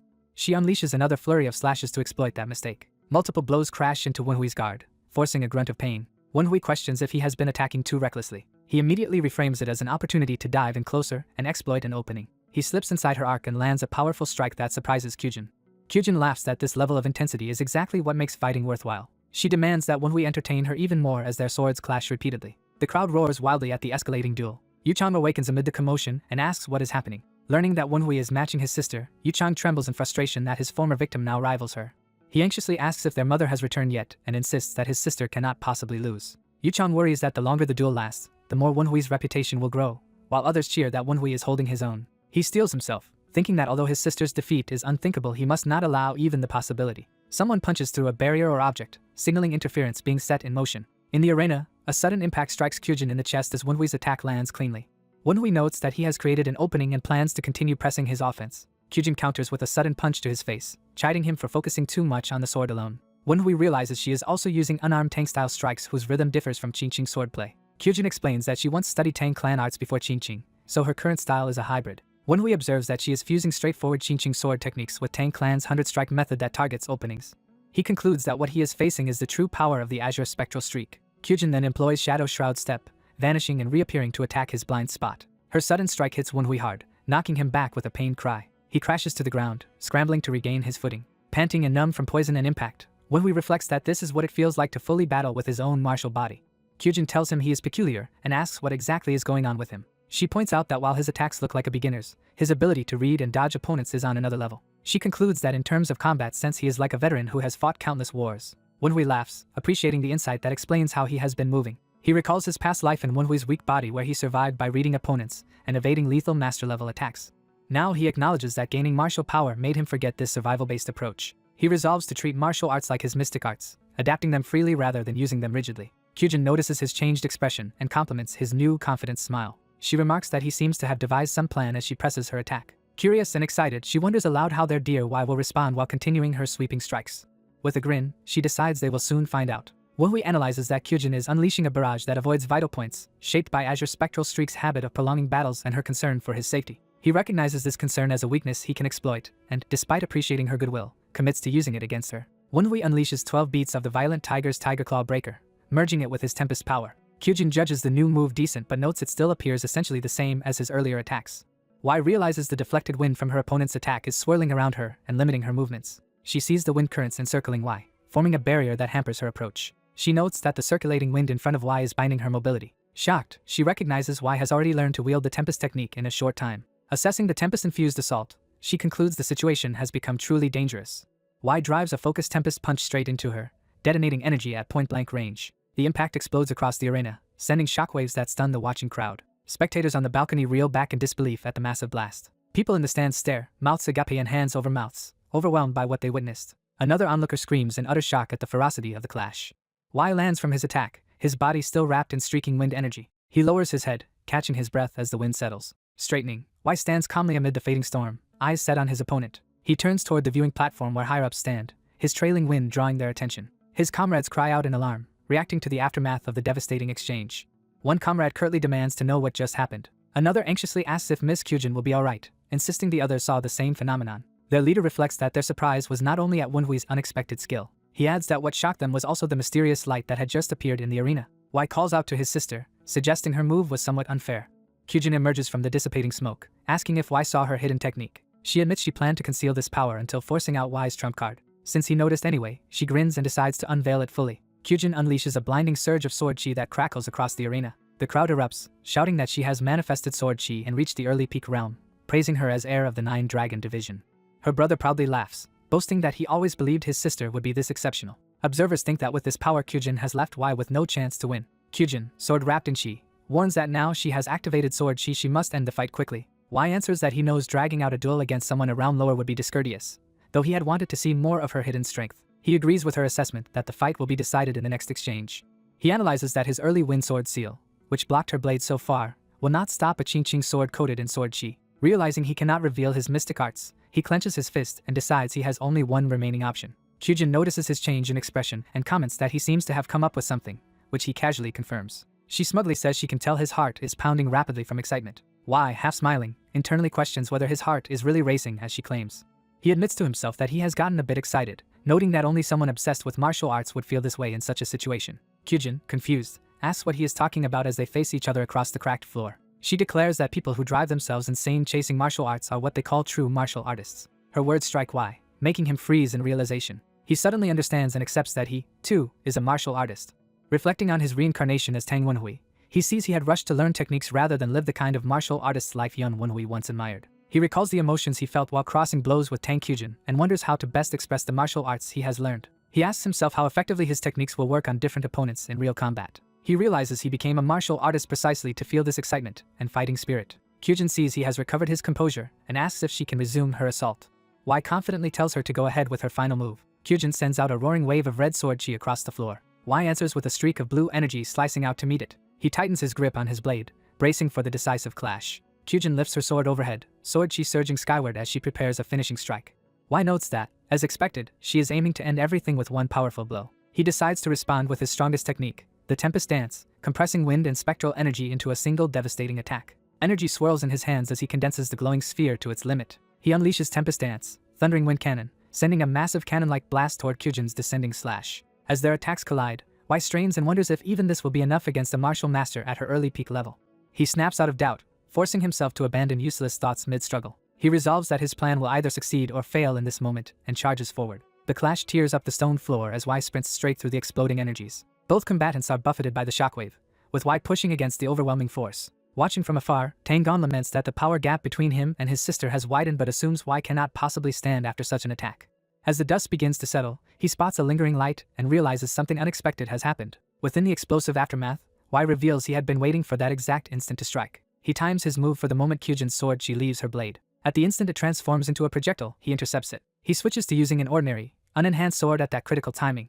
Despite successfully interrupting the attack, he feels his arm go numb and immobile. He notes that shattering a swordsman's weapon would usually mean victory, but this duel is not finished yet. He recognizes that Tang Kyujin, bearer of the Azure Spectral Soul Streak, will not back down just because her sword broke. He recalls that someone like her, marked by such a soul streak, is too stubborn to retreat. He concludes neither she nor he would ever stop fighting over something as minor as a broken sword. Planting his foot, he readies himself for one final desperate counter. Y decides to pour all his remaining energy into a single all-or-nothing strike. Once more he launches Tempest Dance, Thundering Wind Cannon, in a last bid to turn the tide. Kyujin excitedly yells that Y is truly the best as she watches him rise to the challenge again. Y stomps down, gathering wind around his legs. He dashes and enveloped by swirling Tempest energy, closing the distance like a comet. He combines his kick technique, Rising Dragon Kick method, with the Tempest power, executing waterfall scaling kick of the ascending sun at her. Their comrades panic on the balcony, shouting that the two fighters have gotten carried away and will injure each other seriously. Mid-shout, they suddenly stop as something unexpected interrupts the battle. A towering pillar of black and white energy splits the arena between the two, halting both ultimate attacks. Y looks up in startlement at the abrupt interference. A powerful man wrapped in crackling blue energy appears between them, calmly stating that their playtime is over. Kyujin stares in surprise at the newcomer's sudden arrival. Y also turns, recognizing the man's imposing presence. The man asks whether they intend to greet the branch clan head while lying injured in a sickbed. Both Y and Kyujin bow politely, formally greeting him as the head of the Nine Dragon family. Y realizes this man is not only the Nine Dragon family's leader but also his own father. The clan head silently studies them, his aura chilling the air. He repeats his rebuke about them greeting the branch head from a hospital bed, emphasizing their recklessness. Y and Kyujin again express formal respect, the narration reiterating his identity and their relationship. Y's spectral companions warn him that this man has kept improving even after the Tempest Squad was disbanded. Y understands now that, formidable as the Tempest Squad was, they were only a small special unit of the Tang clan. He realizes he underestimated the squad leader's level, admitting this man might have rivaled even high elders from his past life. The clan head remarks that Wunhui seems dissatisfied, sensing the mood. He asks if Wunhui has something he wants to say, making Wunhui flustered at how hard he had been staring. Wunhui steels himself, thinking there is something important he must acknowledge. He simply says he was wondering why his father had come here, shocking Kyujin with his bluntness. His father coolly replies by asking if there is any part of the Nine Dragons division he is forbidden from visiting. Wunhui deflects, claiming he only worried that his unskilled martial arts might offend his father's eyes. Their comrades and the onlookers are stunned by how brazenly he speaks to the clan head.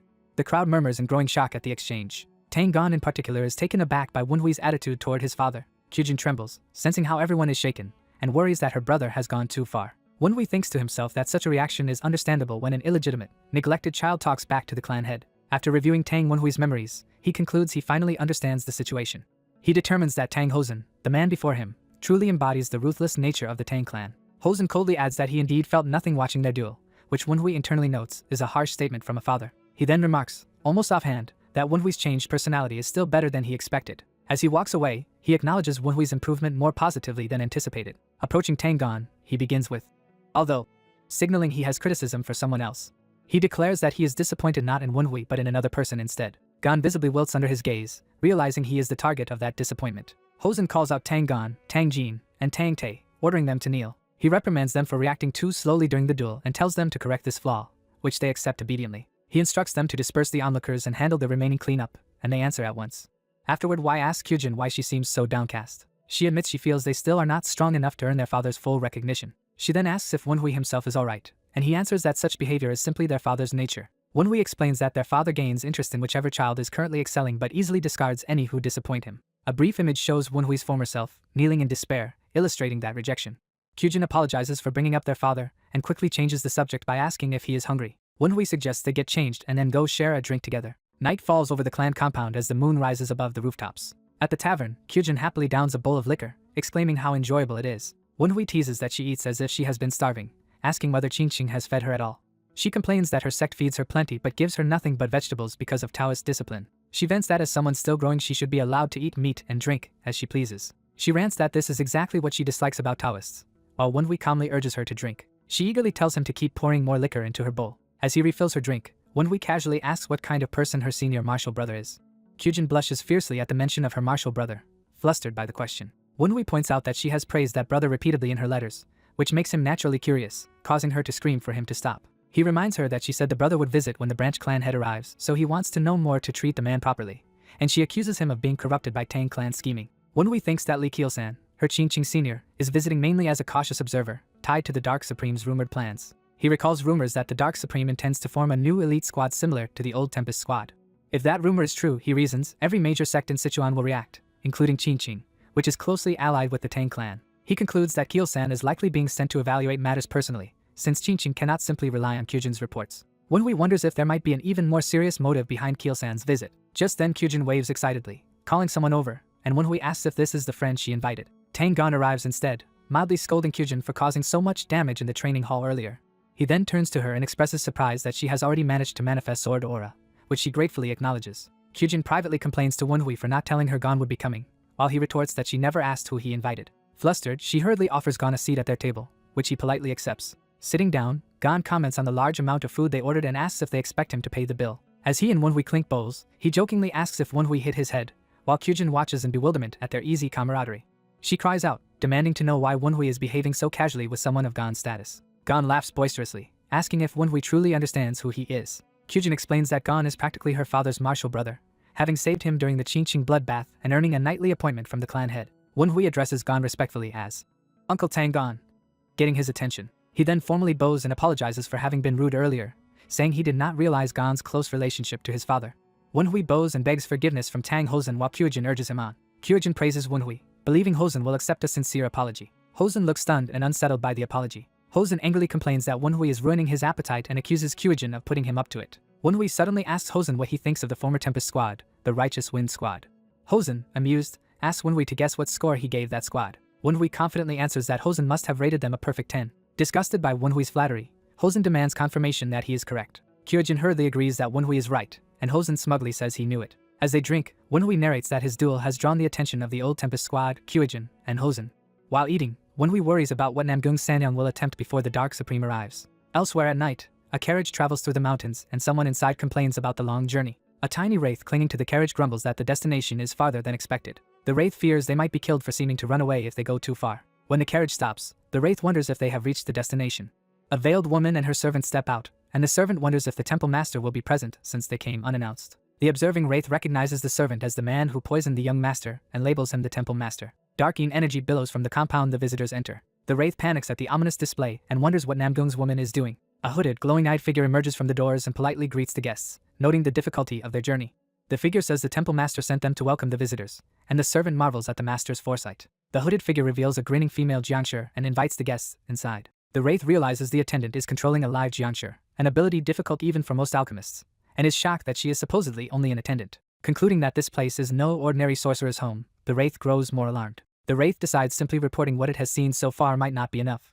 It resolves to gather more information to satisfy the young master so that its request will be heard. Inside a shrine, a monstrous priest prays for brighter, more frequent oracles from his god. A jiangshi messenger announces Madame Namgung's arrival, and the temple master orders her to be admitted. Namgung greets temple master Zhang, who deduces she has returned because something went wrong. Zhang scolds her greed, saying their god favors constant devotion rather than those who come only when they need something. Namgung counters that a client who pays an unimaginably high fee should still be favored. She unveils chests packed with glittering orbs and asks what the god would think of such an offering. Tempted, Zhang rises from his seat, clearly swayed. Overcome by greed, he exclaims that of course their god would favor such a rich donor. As Zhang fawns over the treasure, the wraith narrator thinks this grim figure might belong to the Maoshan sect but seems even drearier. Namgung promises an extra chest if Zhang succeeds, and he laughs that she truly knows how to earn their god's favor. Zhang then asks what help she wants from him. He leans in with a feral smile and demands to know how he can assist her. Namgung asks whether he remembers the previous favor she requested. Zhang says the brainwashing of the concubine's child is underway. Namgung explains the situation has changed and she now wants something faster and more reliable. She recalls treating Won-hui as a disposable pawn but now fears the mastermind guiding him, combined with Kyujin's resolve, could cause trouble. She coldly asks if Zhang can turn that boy into a live jiangshi. Overhearing, the wraith realizes the madam's fury has been provoked and calls them insane. Horrified, it decides it must warn the young master immediately. While fleeing, it reasons that if Zhang can create live jiangshi at will, the young master cannot handle him yet. The wraith races away, thinking that such an enemy would be too much for the young master at present. It suddenly encounters many glowing eyes in the darkness and freezes. The wraith realizes these are beast jiangshi charging toward it. Seeing that Zhang can also create beast jiangshi, it deduces an important clue. It identifies the organization as Blackbone Ghost Valley and concludes a Maoshan faction has joined the Heavenly Demon Divine Cult. Back in the shrine, Zhang remarks that Madame Namgung seems to have been followed. He notes the unusual use of wraiths and concludes the mastermind behind the concubine's child is more troublesome than expected. Alarmed, Namgung hurriedly offers to add yet another box of payment. Zhang gleefully accepts the increased price and demands both the mastermind's identity and that the concubine's child be made into a true live jiangshi. Zhang agrees, saying they will now pursue the bold mastermind who dared approach them. He summons a swift subordinate, while Namgung watches. A heavily armored, rune-covered warrior appears and respectfully asks why he was called. Zhang orders this death swordsman to capture the escaped wraith and track down its controlling sorcerer. The swordsman accepts the mission as Zhang and Namgung look on.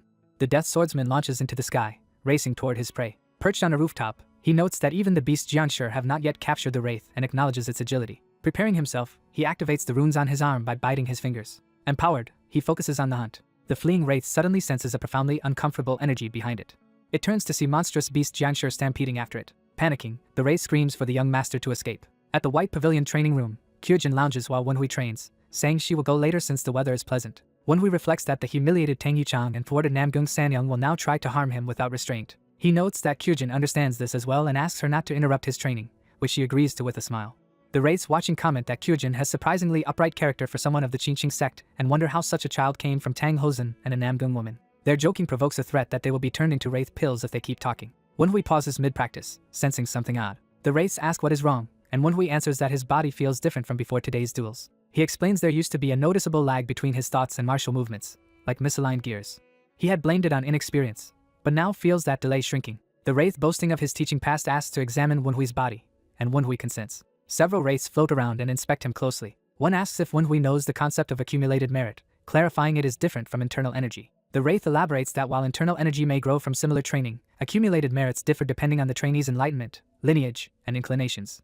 Wenhui summarizes that accumulated merit depends on the practitioner's image or identity. The wraith agrees and says that even techniques that steal others' internal energy still end up reflecting the user's own nature. He adds that in Wenhui's special case the accumulated merits from Tang Wenhui's original life and the new ones have differing natures, causing the earlier delay. Now that the delay is decreasing, he believes Tang Wenhui's merits and the young master's own are beginning to harmonize. Wenhui realizes this means he is finally accepting Tang Wenhui's identity and that their merits are aligning.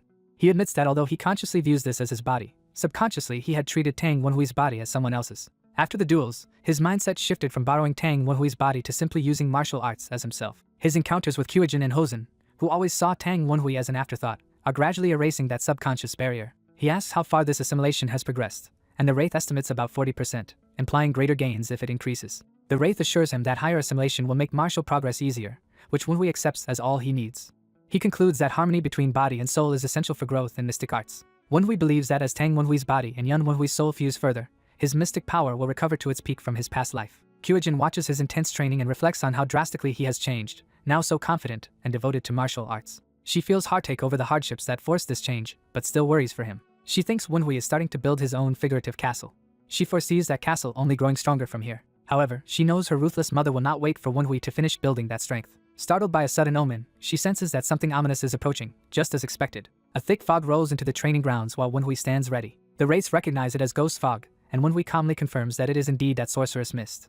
Smiling, he says he had already anticipated wraith sorcery from the nature of the cinnabar poison and its crafting style. He concludes that the enemy has finally taken his bait and prepares to see how big this opponent is. On another rooftop, the death swordsman relishes the chance to hunt again. He recalls Zhang's belief that the mastermind behind the concubine's child uses unusual wraith sorcery and likely possesses a distinctive magic tool. Following traces left on the earlier target, he determines the sorcerer must be within this ghost-shrouded area and eagerly approaches.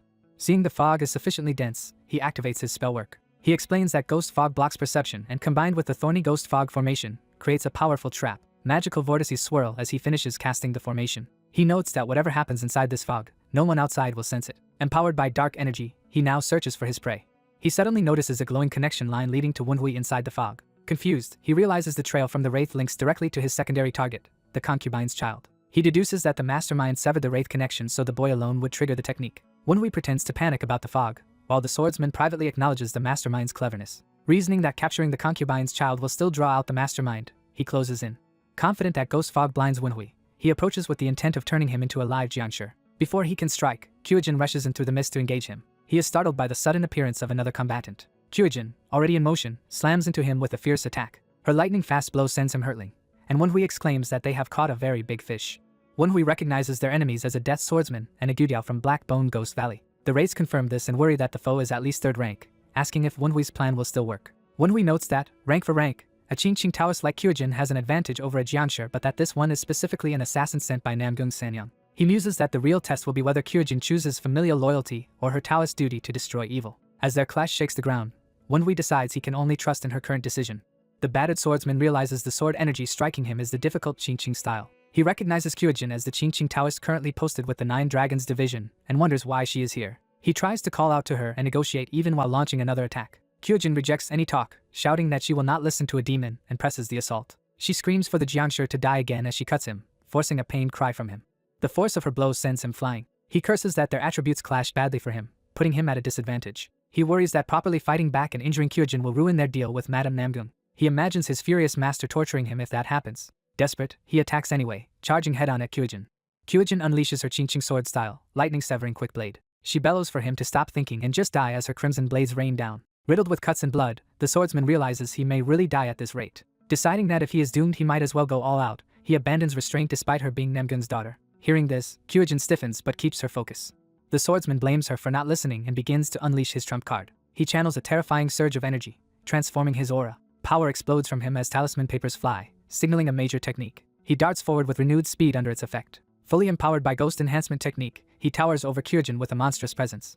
Kyojin looks up at his looming form and swears in shock. He slams his enhanced attack down toward her. While attacking, he tells her to yield so she will not be hurt, insisting he is only carrying out Madame Namgun's wishes. Kyojin braces herself, reminding her heart not to waver because she already knew this was her mother's will. She steels her resolve, vowing to defeat him and uncover the mastermind behind him. The beast Jiangshi is struck by antidemonic energy while its foe vows to stop his mother from straying. The Jiangshi angrily charges, mocking his stubborn female opponent. Their clash sends debris flying as the two exchange powerful blows. The Jiangshi laments the woman's stubbornness and fears a prolonged battle. He worries that, despite the thorny ghost fog formation, the righteous wind squad or the mastermind sorcerer may soon detect them. Realizing he will be disadvantaged as the fog weakens, he decides to use the Gudiao, still focused on killing the concubine's child. The Gudiao, a dragon-like beast, is summoned. It soars into the sky, screeching as it gathers ghost fog. A companion informs the young master that he has stopped the Gudiao from releasing additional ghost fog. The young master notes the enemy finally using the Gudiao and muses it might have been better to let the stubborn girl fight it while awaiting the death swordsman. The Gudiao dives down in a menacing attack. Facing it calmly, the young master complains about its noisy screeching at night. Activating his power, the young master orders the Gudiao to bow its head. He unleashes Purple Eye's first stage, overwhelming the Gudiao's spirit. The terrified Gudiao shrieks and plummets. The impact surprises the young master as the Gudiao slams into the ground. Seeing it buried headfirst, he jokes that he did not tell it to bow that extremely. His spirit companions praise the Gudiao's sturdy neck while remarking on its durability. They marvel at the resources spent to create such a monster just to attack the young master, who chides them for getting excited over powers that are not theirs. The young master orders the Gudiao to stand, addressing it as Bird Head. He offers the Jiangshi two choices, asking whether it would rather fight the Gudiao, or whether it would rather fight him, terrifying the Gudiao into a shriek. Grinning, he drives his staff into the ground, intensifying the Gudiao's fear. The Gudiao suddenly turns on its own master, attacking the Jiangshi, who is shocked at the betrayal. As the Gudiao bites and claws at him, the Jiangshi wonders if he has lost control and suspects the sorcerer behind the scenes has seized the Gudiao. He realizes this means the mastermind sorcerer must be nearby and is deeply alarmed. While he is distracted by this thought, the mad swordswoman rushes in from behind. She attacks with glee, saying his behavior makes her want to cut him. Her sudden strike severs the Jiangshi's left arm, forcing him to think about retreat. As they face off again, he wonders why she only cut off his left arm instead of killing him. He confronts her, asking why she spared his life when her last attack could have been fatal and suspects she is holding back for Madame Namgung's sake. She denies holding back, declaring that she intends to shred him so he can repent for his crimes. With a crazed smile, she promises to save him slowly, shocking him with her bloodthirst while claiming to be a Taoist. Overhead, the Gudiao continues attacking him, drawing another pained cry. Furious, the Jiangshi curses the bird-brained Gudiao and wonders why the beast that spread ghost fog now acts so strangely around the young master. He decides his priority is to eliminate the remaining ghost fog and adopts the alone-in-world style stance. She unleashes evil extermination/barrage, surrounding him with intersecting spiritual slashes. The technique dispels the ghost fog enhancement from his body. Realizing his buffs are gone, the Jiangshi decides he must find an opportunity to escape. While remnants of ghost fog still linger, he prepares a powerful attack with gathered energy. He charges the woman in a burst of speed. He dashes past her, fleeing the battlefield. From above, the Gudiao and young master chase, demanding to know where he thinks he is going as he screams. The Jiangshi's eyes flare as he senses something behind him. The woman dives down toward him in pursuit. He crashes into the courtyard, groaning from the impact. She charges again, blade ready. The exhausted Jiangshi secretly readies a return talisman, or bead in his hand. Her strike hits the ground as he activates the talisman. She rushes toward him again as he prepares to escape completely. Enveloped in swirling energy, he uses the talisman's power. Her slash cuts through empty space as a vortex appears. The woman realizes he has escaped. She concludes that events unfolded exactly as the young master had planned. She warns Wenhui that demonic arts are involved and asks for his help. He starts explaining his idea while she listens skeptically. She repeats back his request, shocked that he wants to avoid killing the Jiangshi attacking them. He confirms they must first gather enchantment power. He explains that although their foe is only a branch clan member, he infiltrated the Tang estate and spread ghost fog, meaning he is strong enough to use enchantments. Wenhui adds that if the enemy feels threatened he will escape with a return talisman, and Wenhui lacks the strength to defeat him inside his own enchantment. However, if they can force the Jiangshi out of the enchantment, Wenhui believes they can handle him. Wenhui declares his intent to expose the mastermind behind the Jiangshi who attacked the Nine Dragons division. The woman realizes that if Wenhui is correct, the Jiangshi they are fighting was sent by her own mother. Troubled, she asks what Wenhui will do if she chooses to follow her mother's will. He replies that in that case he will simply accept defeat in their game of wits. She is struck by his words and recalls that this attitude represents the duty of a Tang clan member. Shocked by that realization, she reevaluates her position. Narration notes that after all his suffering, Wenhui sees the Tang clan as deceitful, yet she resolves to prove to him that the Tang clan is more than lies and decides to push forward a little further. The beast Jiangshi she fought earlier appears before her again, screeching. She is surprised the Gudiao beast is still around as it wails nervously at her presence. A beam of light races through the forest toward a distant structure, following the escaping Jiangshi. The wounded Jiangshi reappears outside the estate, landing heavily. He curses his failure and the fact he is fleeing after missing his objective, even thinking reattaching his arm will not fix things. He worries that after losing the Gudiao and with increased security around the Nine Dragons division, his master will not tolerate this failure. In rage he blames everything on the cursed woman who interfered. Suddenly Wenhui appears before him, mocking him for stopping just outside the estate instead of fleeing farther. The Jiangshi panics that they have already tracked him down. Recognizing Wenhui as the bastard son, he is baffled how this man followed him here. He suspects the hidden sorcerer is pulling strings and reasons that someone capable of stealing the Gudiao could also locate the thorny ghost fog's life gate. He then decides this is his chance, thinking that capturing the bastard son might fix everything. He resolves that by capturing Wenhui he can uncover the sorcerer's identity and regain the Gudiao. Seeing spectral energy and a ghostly figure behind Wenhui, he assumes a stray ghost has been attached to him. Yet the form of this power feels strangely familiar to the Jiangshi. Wenhui, now cloaked in purple eyes and ghost energy, muses about Namgung Sanyang's desperation in allying with the Black Bone Ghost Valley. The Jiangshi is stunned that Wenhui knows about this secret alliance. Wenhui feigns ignorance of how he knows, letting the dark energy swirl around him. The Jiangshi stammers in fear, recognizing something terrifying in Wenhui. He suddenly realizes what the power is and panics. Wenhui fully manifests the ominous ghostly shroud around him. The figure reveals the evil ghost war robe enveloping his body. Wenhui notes that the Jiangshi recognizes the robe, calling him an old-timer. Narration labels the artifact the evil ghost war robe. The Jiangshi recalls that everyone in Black Bone Ghost Valley knew this weapon 10 years ago as the chaos-causing tool of the little heavenly demon, Yun Wenhui. Horrified, he asks if the spectral energy is truly an evil ghost and why Wenhui of all people possesses it. Wenhui coldly says he has no intention of answering questions. He states instead that he has many questions for the Jiangshi, who defiantly claims he will not answer. Wenhui replies that of course the answers will not come now. With a sinister smile he says they will talk once the Jiangshi is dead. The Jiangshi fears that if Wenhui truly is the cult heir, one blow might be enough to kill him. Wenhui clenches his fist as he prepares to charge, radiating ghostly power. The Jiangshi braces, wondering whether Wenhui will use mystic arts or the Phantom King's power. Wenhui rockets forward in a devastating charge. The Jiangshi is shocked by the speed of the incoming blow. He realizes with disbelief that Wenhui is using martial arts rather than sorcery. Wenhui's strike tears into him, spraying blood and hurling him away. The Jiangshi smashes into a distant tree, leaving a huge crater. He slowly begins to rise from the impact. Catching his breath, he recognizes the attack as the Nine Dragons Division's secret technique Tempest Dance. He notes again that Wenhui used martial arts instead of mystic arts. Smiling, he takes this revelation as encouragement. Laughing, he concludes Wenhui cannot be the true cult heir, who supposedly cannot use martial arts and could destroy him with a finger. He gathers powerful sorcery, saying Wenhui is only imitating the cult heir's abilities. He then unleashes a massive purple energy blast downward. The Jiangshi identifies his own technique as solitary chains of binding, a weapon personally created by the cult heir. Wenhui comments that he barely missed with his previous attack and smugly calls himself a genius rather than a monster.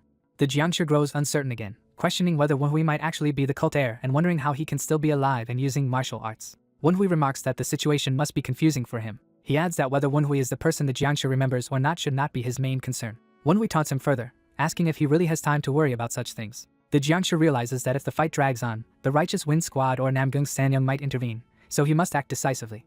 He concludes he cannot flee and must silence Wenhui, yet still fears the possibility that Wenhui is truly the cult heir. Wenhui, still relaxed, asks why the Jiangshi has not made his move yet. Mocking him, Wenhui says dead swordsman standards must have fallen if someone dragging around a Gudiao could be promoted, and judges him incompetent. The insult enrages the Jiangshi. Wenhui wonders aloud if he should just go back since someone like this probably has no useful information, provoking another curse. Determined, the Jiangshi decides to make Wenhui regret his words even if it costs him his lifespan. With a roar he charges at full power. Wenhui notes that his foe is finally committing to an all-out attack. The Jiangshi's energy beam tears through the forest, trying to put distance between them. Wenhui realizes the Jiangshi is attempting to buy time by dragging them away from the estate and decides he cannot allow him to escape. Wenhui resolves to test techniques he could not use against Tang Kyujin, chasing with a blazing streak. The resulting clash explodes, obliterating rock and terrain. Catching his breath, the Jiangshi thinks he may have gone too far and now has to retrieve Wenhui's supposed corpse. He approaches the smoke-filled crater, complaining that at least Wenhui's talkativeness matched the real cult heir's. But when his hand touches the robed figure, Wenhui speaks, saying he finally feels relieved. Wenhui, unscathed, grabs the Jiangshi's arm and comments that if he wanted rest he should have used the return talisman to go farther before stopping. The Jiangshi is stunned that his attacks had no effect. Wenhui mocks him, asking how such weak attacks were supposed to retrieve his corpse and making the Jianshi question whether the robe truly is the cult heir's evil ghost war robe. The Jianshi screams in denial, refusing to believe it. Wenhui endures another full power burst that shatters his ghost robe outward yet still leaves him uninjured. The Jianshi notes he has overloaded his demonic essence to enhance his attacks, but they still fail. He watches in horror as the relentless barrage does nothing to Wenhui. Wenhui calmly remarks that attacks of this level would take forever to even turn him into a corpse. The Jianshi, frustrated, calls Wenhui a damned brat and punches with everything he has. Wenhui announces that the defensive capabilities of the evil ghost war robe have been fully tested. He then says it is time to test its offensive capabilities and launches a purple empowered strike. His blow slams into the Jianshi's torso, sending him flying. A concentrated purple beam follows through the forest after the impact. The battlefield falls quiet with only a collapsed silhouette visible in the distance. The Jianshi, lying battered on the ground, thinks that Wenhui's last strike has revealed something important. He concludes that although Wenhui's blows cannot easily kill him, they prove Wenhui is actually weaker and that he might win if the evil ghost war robe disappears once Wenhui's mystic energy is exhausted.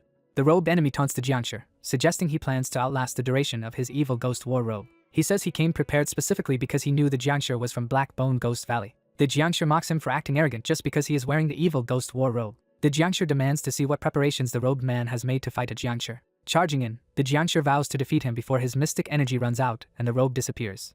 The Jianshi unleashes a powerful slash of energy at the robed opponent. Realizing he faced an illusion art, the Jianshi sees the real enemy rushing him from behind. The robed man lands a heavy blow on the Jianshi, who cries out in pain. The Jianshi complains that his foe is annoyingly nimble. The robed man notes internally that even his strong attack failed to pierce the dead swordsman's defenses.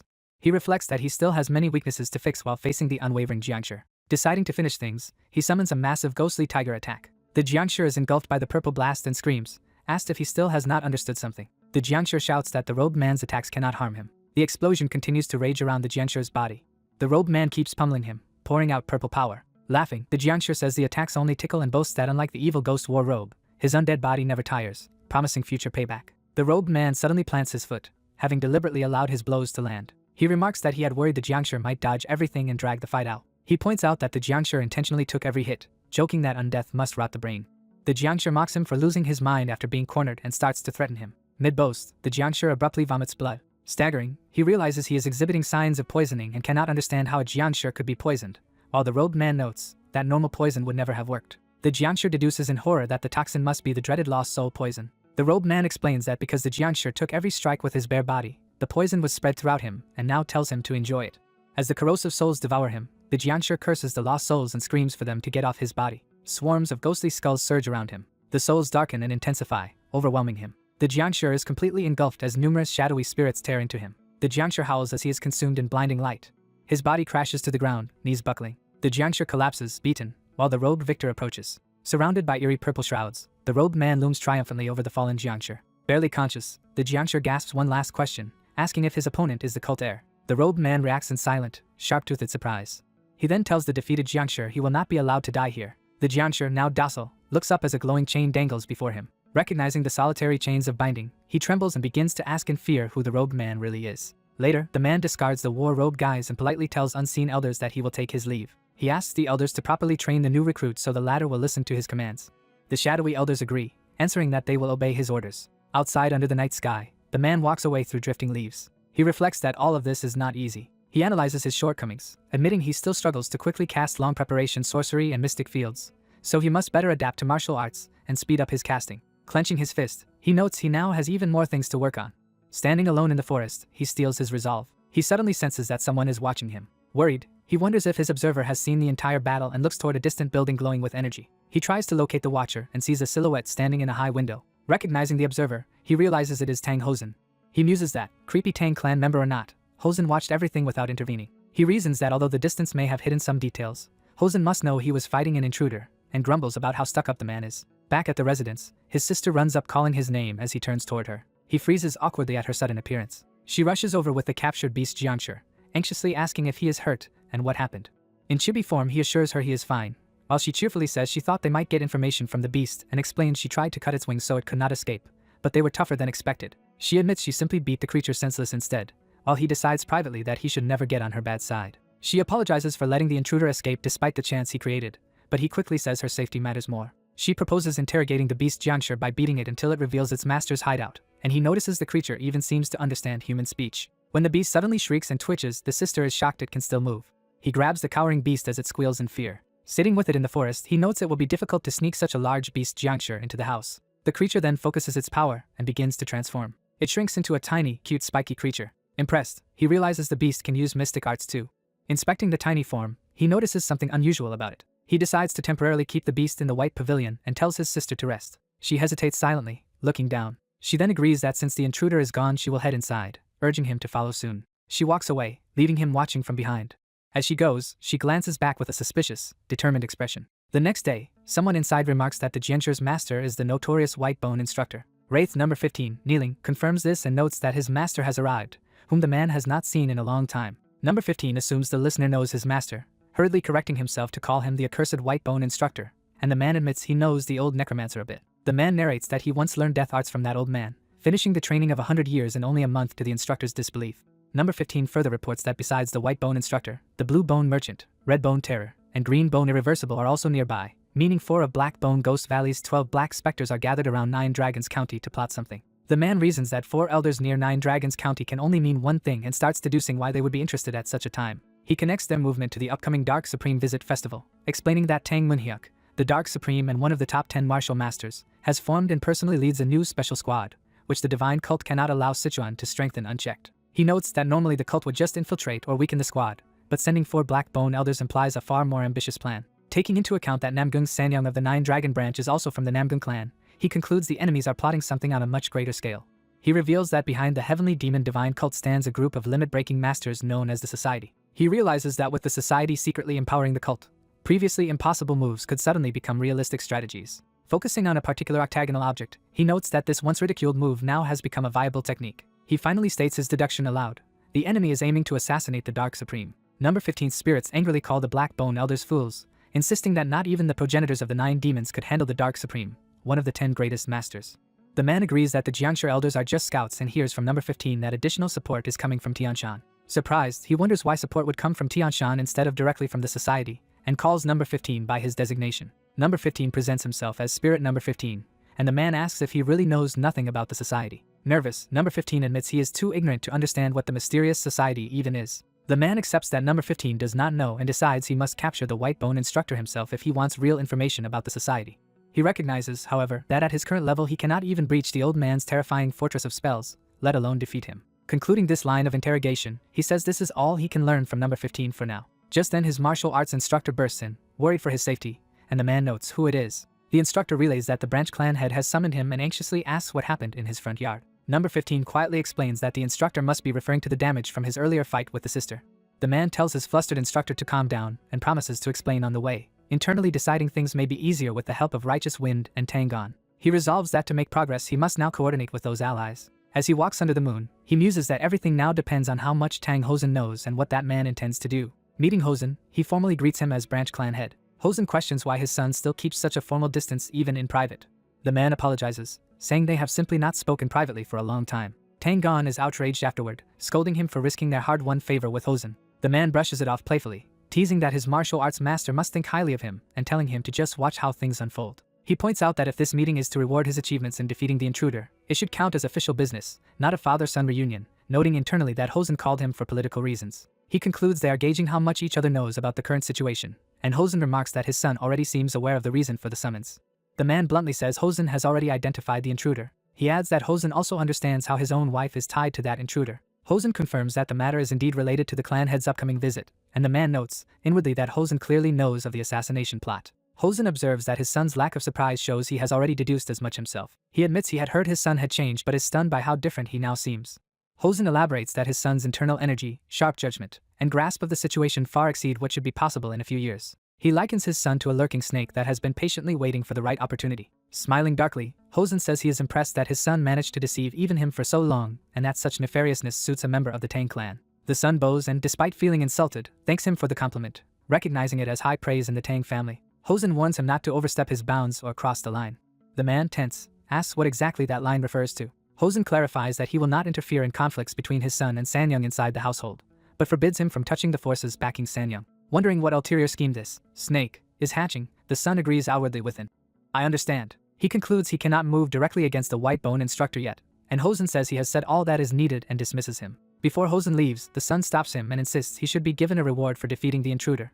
Hosen, deducing the request must concern something his son cannot obtain alone, asks what kind of reward he wants. He tells his son to state his wish. The man asks for permission to train in the monstrous forest, internally planning to use its poisonous insects and mystic beasts to quickly restore his former life level of mystic power. Hosen repeats the name in surprise, wary of that dangerous area. He explains that only the clan head can authorize entry to the monstrous forest and that, while he can pass along the request, he cannot promise anything, leaving his son to think that this route is blocked for now.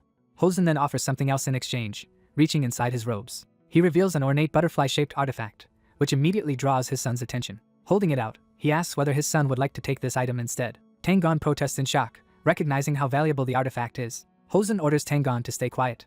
The son wonders what kind of treasure could even leave his experienced instructor speechless. Examining it, he thinks it appears to be nothing more than a decorative ornament. Hosen checks whether his son dislikes it, and the son hurriedly denies that. The son notes that the aura around Hosen prevents him from approaching directly, so he assumes he is meant to obtain the artifact through some indirect method. He decides to use Wraith number 15, commanding the little spirit to go retrieve the item.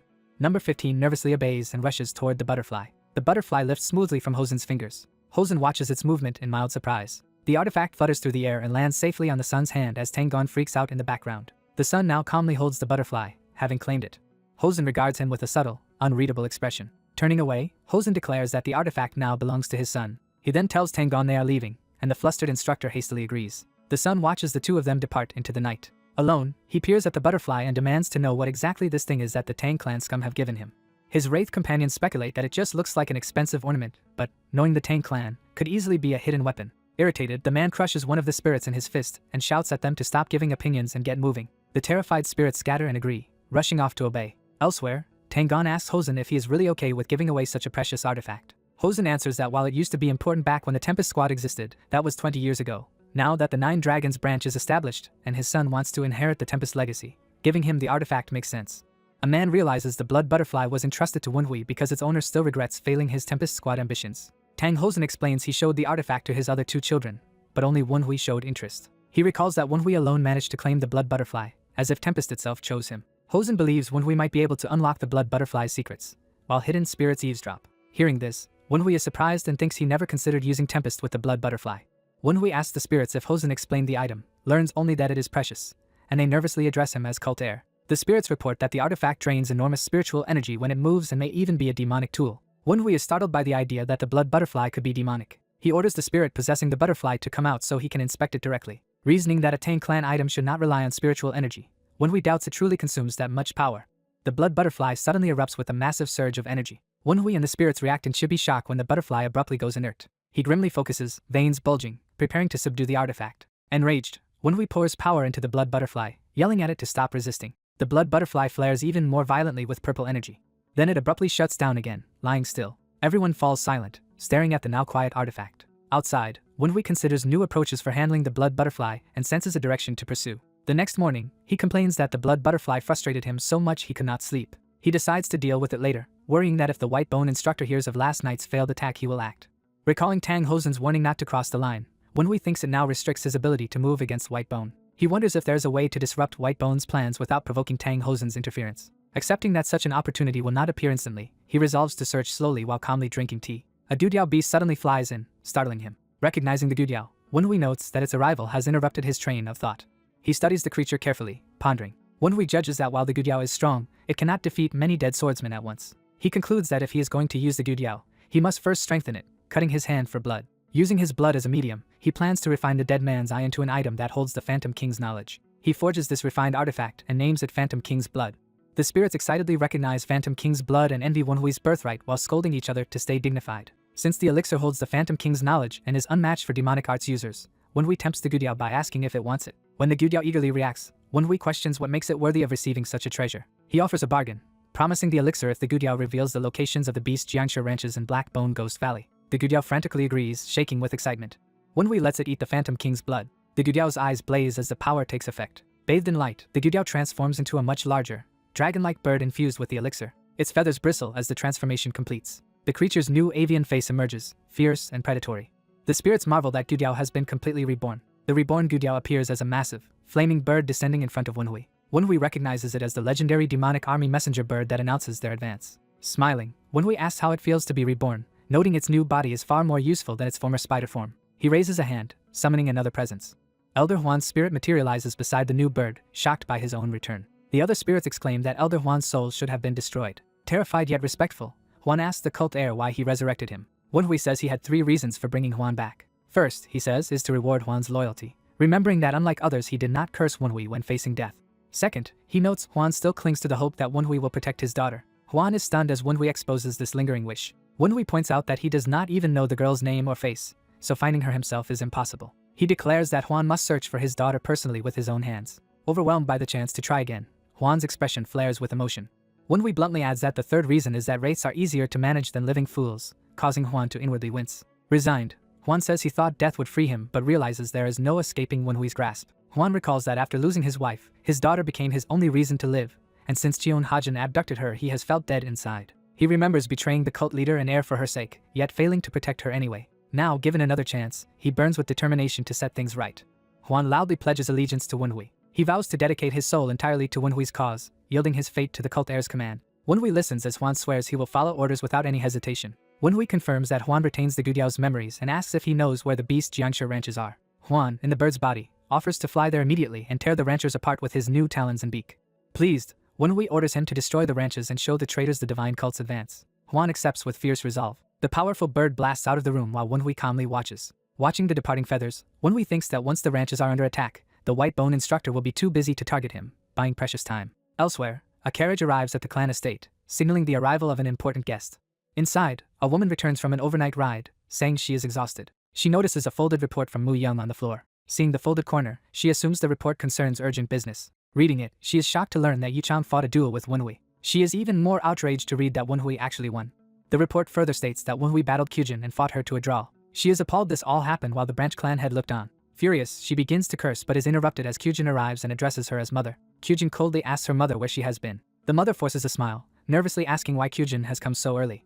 Kyujin states she had urgent business. The mother interprets this as something serious that Kyujin will not share. Kyujin reports that a Jiangshi invaded the 9 Dragons division during the night and specifically targeted Wenhui, feigning horror at the news. The mother reasons that the Jiangshi she saw must have tried to kill Wenhui. She dislikes that the invasion was exposed but thinks the result is acceptable. Kyujin interrupts by revealing that she herself repelled the Jiangshi, stunning her mother. The mother panics, asking why Kyujin risked herself and whether she is hurt, but Kyujin calmly answers no.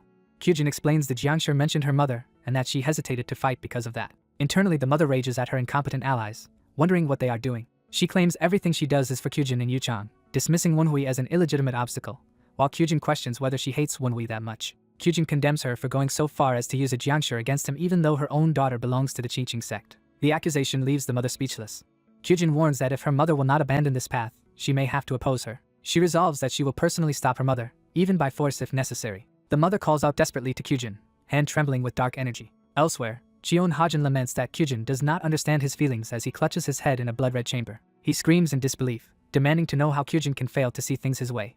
His rage intensifies as he howls that she should understand, his face twisted in madness. He collapses to the floor amid shattered lanterns, roaring his frustration. Blaming everything on Wenhui, he laughs hysterically and regrets not eliminating him earlier. Hajin resolves to rush to the temple immediately, convinced that killing Wenhui is what he must do for Kyujin. Back in the city, Tang Gon walks with Wenhui, remarking on his bravery for coming out after last night's chaos, while Wenhui tells him he can go back if he will only complain. Gon says he must obey orders, and Wenhui teasingly tells him to stop whining. They arrive at Lu Ban's foundry, and Wenhui notes the boldness of using the name of a legendary craftsman god. Inside the forge, Gon asks for the owner, and a smith directs them to the master while greeting Gon as the fierce wind warrior. From within, a muscular elder reacts with annoyance that the so-called loser has come, while Gon points out Wenhui. Gon introduces the forge's owner as Tang Chugyum, master of Lu Ban's foundry. As Wenhui introduces himself, Chugyum cuts in, asking if he is the second son of that cold bastard Tang Hosen. Wenhui confirms his identity and thinks to himself that Chugyum must be very close to his father to talk about him that way. Chugyum says he doubts they came just for introductions, and Gon replies that Wenhui has something he wants forged, though Chugyum grumbles that he is already busy. Chugyum assumes Wenhui was dissatisfied with 9 Dragons branch gear and curtly offers to forge anything if Wenhui will just leave a blueprint and go. Seeing a mountain of commissions, Wenhui realizes everyone is rushing to get weapons checked before the Dark Supreme arrives and that only Gon's presence got him in. Wenhui says his blueprint is complicated and will require a personal explanation. Chugyum bristles, insisting he is no novice and can forge even from a poor blueprint. Wenhui clarifies that he wants not a stealth weapon but a sword, surprising the smith. Gon explodes at the word sword, thinking Wenhui wants to become a Qingqing-style Taoist like Kyujin. He freaks out that they came all this way for a sword instead of a stealth weapon, demanding to know why.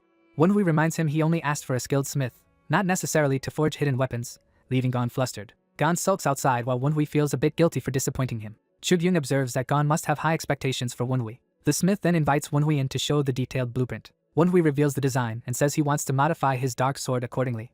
Chugyung examines the plans, puzzled, and asks if this odd design is truly what Wonhui wants. The blueprint appears to depict a metal folding fan, causing Gon to question it. Chugyung declares that despite its appearance it is definitely a sword and admires the hidden intent behind the design. Wonhui thanks him, pleased that the smith recognizes how cunning the weapon is. Chugyung dismisses flattery and orders Wonhui to explain the strange sword in more detail.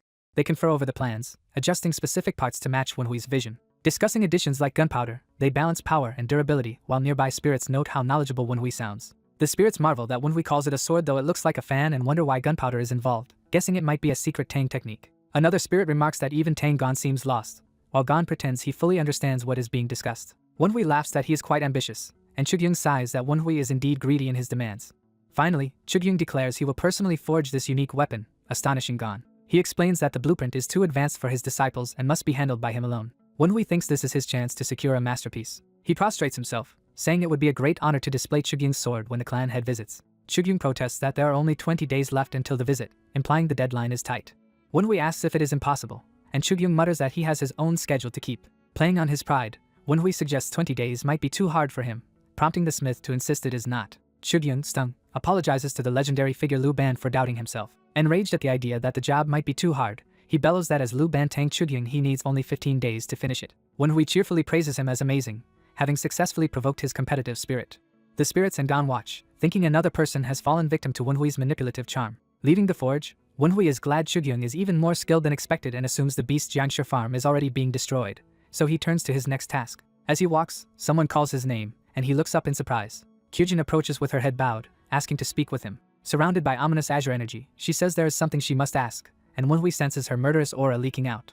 He deduces that her emotions are so agitated she cannot hide them with her usual calm style, and wonders what has provoked her. Kyujin cautiously asks what he thinks about their past. She explains that she wants to know if he harbors resentment or similar feelings, insisting she truly wants to understand his thoughts. Instead of answering directly, Wonhui asks if she can catch the wind, confusing her. He demonstrates that wind can be grasped for a moment, but never held, implying that clinging to the past is like trying to hold the wind. Wonhui dismisses dwelling on the past and declares that pursuing what he wants to do now and in the future matters most. A young woman stands stunned in the middle of a blast of energy. Inspired by Wonhui's words about the future, the woman decides on her course of action and thanks him for helping her make up her mind. She tells Wonhui she has something she must do and that he will not see her for a while. After she departs, a powerful burst of energy erupts from the ground where Wonhui stands. Wonhui reflects that such a kind girl becoming that enraged released murderous intent in the alone in world style. He orders his spirit companions to stop chatting and secretly monitor her, and they obediently agree. Reasoning that her shaken state likely means she fought with Namgung Sanyang, Wonhui turns toward the residence. He thinks Sanyang will not stay quiet after clashing with her daughter and prepares to receive that woman as an incoming threat. Eyes glowing, Wonhui excitedly resolves to get ready to welcome this dangerous guest.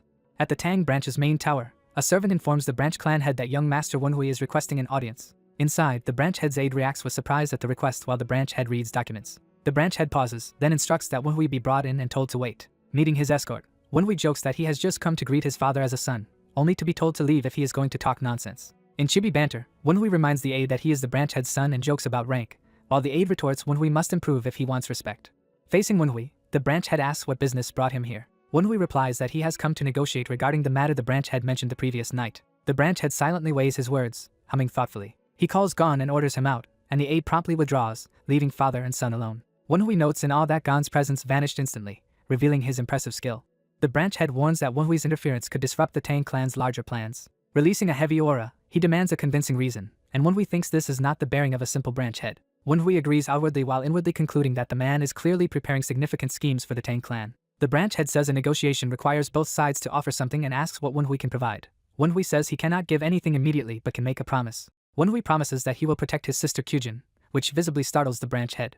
He presses that the branch head knows exactly what sort of people Madame Namgung is entangled with. The branch head falls silent, troubled by the implication. He uses a secret sound transmission technique to ask Wonhui to explain, and Wonhui realizes others still in the room cannot hear them. Wonhui explains that if Madame Namgung's link to the demonic cult is exposed, Kyujin will inevitably be dragged into the scandal. He labels Kyujin as the child of a demonic cult spy, highlighting the stigma she would bear. Wonhui reminds the branch head how harshly children of demonic spies are treated throughout the Jianghu. He concludes that if the truth spreads, neither Kyujin nor Yuchan will be able to show their faces in the martial world again. The branch head identifies himself as Tang Hozan, the man who once led the Tempest Squad against the demonic cult's leader. He says no one would dare accuse his children of colluding with the demonic cult to his face, But Wenhui counters that the world is not so kind. Wenhui vows he will ensure Kyujin avoids all consequences from this affair. The branch head, setting aside how Wenhui will manage that, asks what Wenhui wants in return. Wenhui answers that, since he is already involved, he wants to be included in the branch head's plans. The branch head questions whether Wenhui is strong enough, and Wenhui confidently says he will prove his worth, prompting the branch head to ask how. Wenhui names his target as the feared white bone instructor, shocking Tang Hosen. He promises to bring Tang Hosen the white bone instructor's head. Meanwhile, at a sinister temple, incense smoke rises as someone invokes the Buddha of infinite light. Namgung Sanyang furiously berates the white bone instructor for his failure after all she has done for him. Enraged, she yells that even her daughter insulted her because he could not eliminate a single enemy. The white bone instructor interrupts her tirade by sharply calling her name. Startled, Sanyang flinches at his sudden shout. The white bone instructor admits his judgment was wrong in this matter. He says he has also lost a disciple and will no longer remain still, implying he will personally retaliate. As he declares he will handle things himself, a subordinate barges in urgently calling. Temple Master. The white bone instructor demands to know the commotion, and the blue-skinned girl says the news is urgent. The girl asks Sanyang to sit aside while they discuss it, and Sanyang reluctantly agrees. Sitting down, Sanyang grudgingly admits to herself that although she dislikes being yelled at, the Temple Master is undeniably capable. She thinks that since he has taken the matter into his own hands, he will finally rid her of the troublesome Wenhui. The white bone instructor reacts in shock to new information. He learns that the beast Jiansha farms he spent over a decade secretly building are under attack. He recalls how carefully he created those monsters over many years. He is told that a Shu with spirit energy similar to his prized Gudiao is rampaging through the farms. He sees that this Jew has single-handedly annihilated all of his beast Jiansha. Sanyang nervously asks what has happened. The white bone instructor explodes in fury, cursing Sanyang. He grabs her by the throat, choking her in rage. Still furious, he slams her to the ground with overwhelming force. Sanyang, in pain and tears, accuses him of deceiving her. Looming over her, he rants that a sorcerer strong enough to seize control of his Gudiao and evolve it into a Zhu would not waste time helping her elevate an illegitimate heir to the Tang clan. Convinced she must be in league with that sorcerer, he denounces the idea as ridiculous and accuses her of plotting to betray them. Terrified, Sanyang insists she has no idea what he is talking about. Unleashing terrifying ghostly power, he demands to know whether she is truly ignorant or merely feigning, asking if she is underestimating the Black Bone Ghost Valley. Sanyang realizes in horror that the Black Bone Ghost Valley, the group she has been dealing with, is actually a force under the demonic cult. He concludes that she truly knows nothing and muses that the Namgun clan is probably just using her until she is no longer useful. Deciding there must have been a misunderstanding, he acknowledges she genuinely seems unaware. Sanyang internalizes that, without realizing it, she has been working with the demonic cult. She recalls that her own family introduced her to the Temple Master, and realizes this means the entire Namgun clan is tied to the demonic cult. The white bone instructor confirms her second son's name is Tang Wenhui and notes it matches the name of the enemy who ruined his farms. He tells her that even without her request he now has ample reason to tear Wenhui and the sorcerer backing him to pieces, and he asks for her cooperation. Later, back at the Tang residence, Sanyang humbly admits to Wenhui that she was wrong. She offers to do anything he wants as an apology if he will accept it. Wenhui, amused by the sudden change, confirms she is really apologizing to him. She thinks she dislikes apologizing but must obey the order she received. In flashback, the white bone instructor told her to make the Tang bastard lower his guard by acting subservient. When she hesitated, he threatened to turn her into a Jiangshi if she refused. Fearing that fate, she frantically agreed to follow his instructions. Now she resolves to manipulate Wenhui to gain a lead on the sorcerer, accepting the humiliation as necessary. Wenhui points out that despite her fearless facade she is clearly terrified of the branch clan head learning the truth. He bluntly states he knows she is working with the demonic cult, leaving her aghast and wondering how he found out. She realizes from his certainty that this is not a bluff. Thinking back, she notes she only realized the temple was part of the demonic cult yesterday and cannot fathom how Wenhui already knows. Wenhui, with a sinister aura, taunts her for being so shocked. She had assumed Wenhui was merely being controlled by some sorcerer. Watching his eyes, she senses instead the gaze of a man acting on his own will, though perhaps aided by a sorcerer. She concludes Wenhui himself has been orchestrating everything from the start. Sanyang hopes he does not know more than her involvement, and feigns ignorance aloud. Wenhui smiles and says if so, she will not mind him telling the branch clan head what he knows. He explains that if the Righteous Wind Squad investigates, they will uncover her visits to the strange temple and any Namgun items stored there, making the situation very interesting. Leaning in, he wonders aloud how the Namgun clan will react when those links to the demonic cult are exposed. Sanyang panics, realizing her clan would likely scapegoat her as the sole collaborator to protect themselves. She weakly insists they would not abandon the branch clan head's wife, but Wenhui points out even she does not truly believe that. Cornered, Sanyang finally asks him directly what he wants. Wenhui grins, signaling he is about to make a major demand. He declares that he is a very greedy man. Narration explains that over the following week Sanyang, desperate, brought Wenhui numerous rare treasures and valuables. Because she was busy procuring these items, Sanyang had no time left to scheme anything else. Surrounded by loot, Wenhui marvels at the Namgun clan's wealth while his spirits joke that he is now draped in treasure and that Sanyang is probably broke. They say she deserves it for what she tried to do to him, but Wenhui tells them to speak only for themselves. Smiling, he says the treasures are useful to him. He singles out one item, a dark green pill, as the most important of all. He explains to his spirits that it is a pill made from fire poison herb, cornelian cherry, and a special bacterium, radiating immense toxic energy. The spirits think it looks like a standard poison pill and, startled, guess Wenhui intends to attempt the 6th level of the venom dragon cultivation technique. Wenhui confirms he plans to open his middle dantian and reach the ultimate peak. He describes how the rare bacteria can be a miracle medicine ingredient but, if mishandled, will devour the body from within. He outlines how the other ingredients amplify the bacteria's toxicity, making a pill ideal for someone cultivating the venom dragon technique like him. The spirits understand his goal but fear the poison is too strong and question whether his body can withstand it. Wenhui says he has another safeguard prepared as well.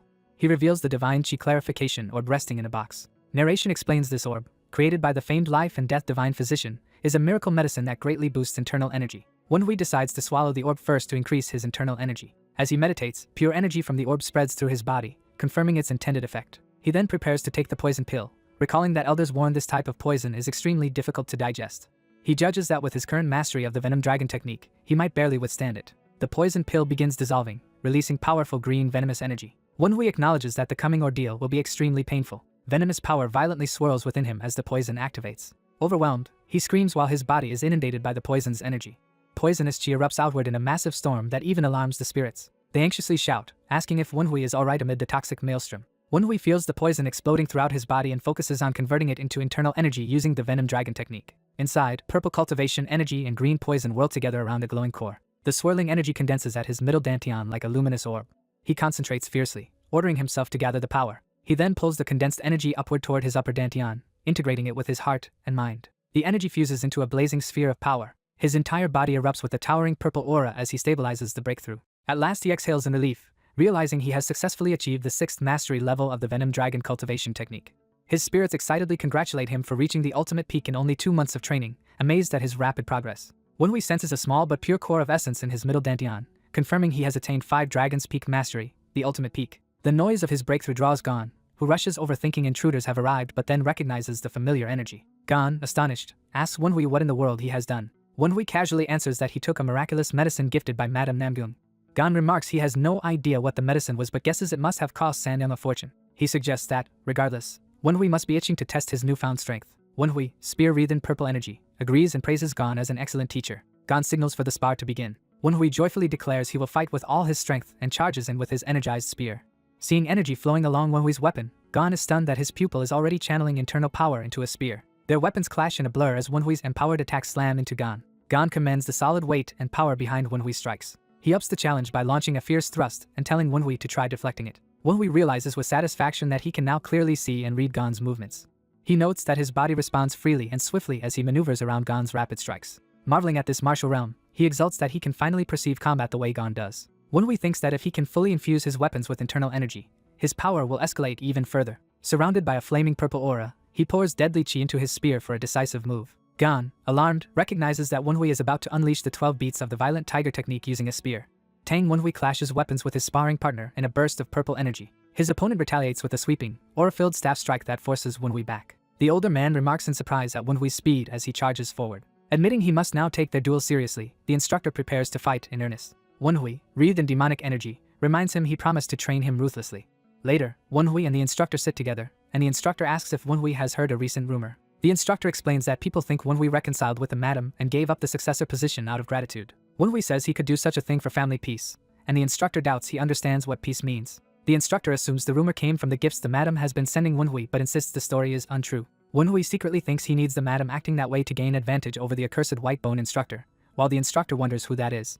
Realizing the name refers to the head of Black Bone Ghost Valley, the instructor reacts in shock. Wenhui is surprised the instructor was not briefed about this enemy, and notes he had not listened properly in the meeting. The instructor reasons that Wenhui learned the madam was connected to the white bone instructor, while Wenhui notes he becomes serious whenever the demonic cult is mentioned. The instructor warns that sorcerers of Black Bone Ghost Valley guard their base heavily with a demonic sorcery array, which Wenhui confirms. He adds that the Jianshi are stronger inside that array and admits he is unsure he could kill their leader even using his full strength. Wenhui agrees that a frontal war would cause heavy losses for their side. He recounts Spirit Number 15's report that the temple's current defenders include 4 death swordsmen and a Jianshi as strong as a spirit swordsman. Wenhui further reflects that the white bone instructor has advanced to a higher martial realm since Wenhui's past life, likely aided by the cult's society. The instructor, worried, asks what Wenhui plans to do and whether he has a strategy. Wenhui replies confidently that his preparations for dealing with the white bone instructor are almost complete. That night, the desperate madam kneels before Wenhui and begs for his help. Cloaked in ominous power, Wenhui remarks that coming secretly at night for help could make it look like he is trying to kill her. He observes that both the Namgung clan and the temple are pressuring her, and she admits it. Trembling, she reminds him that he knows the dangerous predicament she is in. She explains that the temple master has threatened to turn her into a jiangshi if she fails to bring information about the sorcerer backing Wenhui. Terrified, she laments that at this rate she is doomed. Wenhui bluntly confirms that she is indeed heading for a horrible fate. Panicked, she promises to do whatever Wenhui wants if he will save her. Wenhui pushes her further, asking if she can even give up the successor position she has pursued so hard. Gritting her teeth, she agrees and vows to make the other contenders abandon that position as well. She even offers to disappear from his sight forever if he wishes, repeatedly begging him to help her. Wenhui accepts, on the condition that she obey his instructions completely, and she swears to do anything if he can remove the demon threatening her. He tells her she must prepare a certain item, and she agrees to it. Wenhui notes that this final preparation is necessary for defeating the accursed white bone instructor. Elsewhere, the blacksmith realizes he is in trouble because he failed to inspect Wenhui's damaged sword carefully. The old craftsman admits the sword will take at least 2 weeks of intensive work to restore, far longer than he expected. Examining the material, he realizes the blade is a demonic tool of black steel suffused with demonic chi and that Wenhui wants a new sword forged from it. Recognizing how cunning Wenhui is for setting him up with such a job, the craftsman curses that he has been tricked. He complains he will have to work non-stop for 2 weeks alone since his disciples lack the skill to assist. Grumbling that he does not have 2 bodies and must inform Wenhui the job will take even longer, he is startled by a familiar voice commenting on his words. Shocked, he turns to see who has spoken. Seeing an unexpected visitor, he yells in alarm, demanding to know why that person is there. The newcomer calmly asks why the craftsman is angry when they have not met for so long. Revealed as Dark Supreme Tang Munhyuk, the visitor says he is saddened by the hostile welcome. The craftsman protests that Tang Munhyuk should be serving at the 9 Dragons Division and demands to know why he is here alone. Tang Munhyuk cheerfully says he snuck out, earning a scolding that he is causing trouble for others. Inspecting the weapon project, Tang Munhyuk calls it an interesting item and asks who requested it. The craftsman answers that it was Tang Hosen's child. Tang Munhyuk recalls hearing of Hosen's genius daughter but learns the request actually came from Hosen's second child. The craftsman clarifies that he means Wenhui, Hosen's second son. Tang Munhyuk notes he had heard Wenhui was weak in mind and talent, while the craftsman admits he was surprised by Wenhui's request and calls him snake-like. Tang Munhyuk realizes Wenhui wants a single weapon that can shift between 2 techniques. He further notes Wenhui plans to use stealth weapons when enemies keep their distance. Impressed, Tang Munhyuk remarks that this design is quintessentially Tang-style weaponry. The craftsman says he could meet the deadline if that were all, but hints there is an additional complication. He shows Tang Munhyuk the black demonic tool that must be reforged into the weapon. Tang Munhyuk learns Wenhui has even studied sorcery to wield cursed poison with this sword and asks what else Wenhui demanded. The craftsman mutters that Wenhui is the disciple of a useless fellow, and Tang Munhyuk realizes he means Tangon, and that Gon actually took Wenhui as a disciple. He hears that Wenhui persuaded Tangon to pass on the Tempest Dance technique. Tang Munhyuk acknowledges this with growing interest. The craftsman concludes that Wenhui does not just want a weapon but something that can channel both the Tempest Dance and curse sorceries, proving how greedy he is. Tang Munhyuk again says he understands, intrigued by the ambition. He reminds the craftsman that the job lacks adequate help. The craftsman realizes Tang Munhyuk intends to assist and reacts in disbelief. Tang Munhyuk laughs excitedly, eager to see how Wenhui will use this new toy of a weapon. Later, Wenhui meets allies by a carriage at night and is told that all requested preparations are complete. The madam asks if only they 3 are going, and Wenhui answers that his master will join them once he finishes some business. As they speak, Tangon arrives at a run, and Wenhui comments on his timely appearance. Tangon complains about leaving at such an awkward hour, but Wenhui insists this timing is ideal. Tangon reports he has eliminated the spy Mu Young as Wenhui ordered. Wenhui compliments him, while the madam is stunned and questions why Mu Young was killed. Wenhui explains that Mu Young had been acting as a spy for both the Namgun clan and the temple, leaving the madam speechless. She realizes Wenhui already knew she was hiding Mu Young and concludes he is manipulating everyone. Nervously, Tangon asks if only the 3 of them will infiltrate the valley. Wenhui, holding a human-faced mask, replies that it will indeed be just the 3 of them for now. Tangon reluctantly puts on his own mask and asks if it is truly necessary, and Wenhui insists they must wear them. Another ally agrees, noting that without masks their identities would be recognized. Wenhui urges them to depart, and the others follow despite their unease. As the carriage enters a dense, ghostly fog, someone notes the thickening mist means they have entered the enemy's territory. Riding beside the carriage in disguise, Wenhui and his ally feel the ominous atmosphere intensify. Using his dead man's eye, Wenhui sees beast-type jiangshi lurking in the fog despite their attempts to hide. He reasons that the enemy has tightened security in response to previous raids on their beast jiangshi farms. Wenhui confirms the white bone instructor really has advanced to a higher realm and muses that this new sorcery barrier is far superior to what he used in the past. Suddenly sensing an unfamiliar sorcery flow, Wenhui becomes alert. He summons Spirit number 15 to investigate, and the spirit answers his call. Spirit 15 reports that the white bone instructor has seized Wenhui's sorcery book. The spirit adds that when the 12 black specters searched Wenhui's old pavilion they found many valuable texts. The other spirits cursed the jiangshi for stealing Wenhui's belongings, insisting they were not responsible. Wenhui recalls using the soul-combusting hell flame art and thought all records had burned, but realizes some writings survived when he was organizing the Phantom King's texts. He concludes that using unmodified Phantom King sorcery against someone who knows it well would be like trying to lock a door with the key still inside, so he must choose his spells carefully until he revises those techniques. The carriage wheels rattle as they continue deeper into the valley. The driver announces they have arrived at Black Bone Ghost Valley's gate. Disguised as Namgung escorts, Wonhui and Tang-gon help the madam step from the carriage. The iron gate opens with ghostly mist spilling out. A childlike Jiangshi girl greets them, addressing the madam as Namgung's daughter and asking why she has come. The madam replies that she has brought the requested belongings of the man the temple master seeks. The Jiangshi notes their heightened security and says she will move the boxes herself while the madam's companions wait outside. Outside the gate, Tang-gon whispers whether they should just attack, but Wonhui tells him to wait. The madam warns that unknown items might be infused with sorcery that changes when in contact with the dead and asks if the Jiangshi is sure it is safe to handle them. Irritated, the Jiangshi girl hesitates. She ultimately relents and invites all three of them inside with the boxes. Leading them across the courtyard, she announces to the temple master that the Namgung woman has arrived with the requested items. A voice from within orders that the woman be allowed inside. The Jiangshi opens the hall, and the group proceeds toward the inner chamber. The madam politely greets the temple master, who sits as a skeletal Jiangshi among ritual objects, and responds that he has been waiting. Transforming into his monstrous form, the white bone instructor excitedly asks if she has brought Wonhui's belongings. The madam explains she could not tell which objects were enchanted, so she simply took most things from Wonhui's room, and the white bone instructor praises her for doing even better than he had asked. At Wonhui's cue, Tang-gon prepares to act as they set the boxes down. The chests are stacked before the altar. Sensing strong mystic power even before opening them, the white bone instructor exults that the delivery was well done. He declares he will immediately track Wonhui's group using these belongings. But as he opens one chest, he is puzzled by what he finds inside. He realizes too late that the boxes are filled with explosives. Beginning to protest, he stares into the booby-trapped chest. At that instant, the madam grabs her two companions and dives away from the boxes.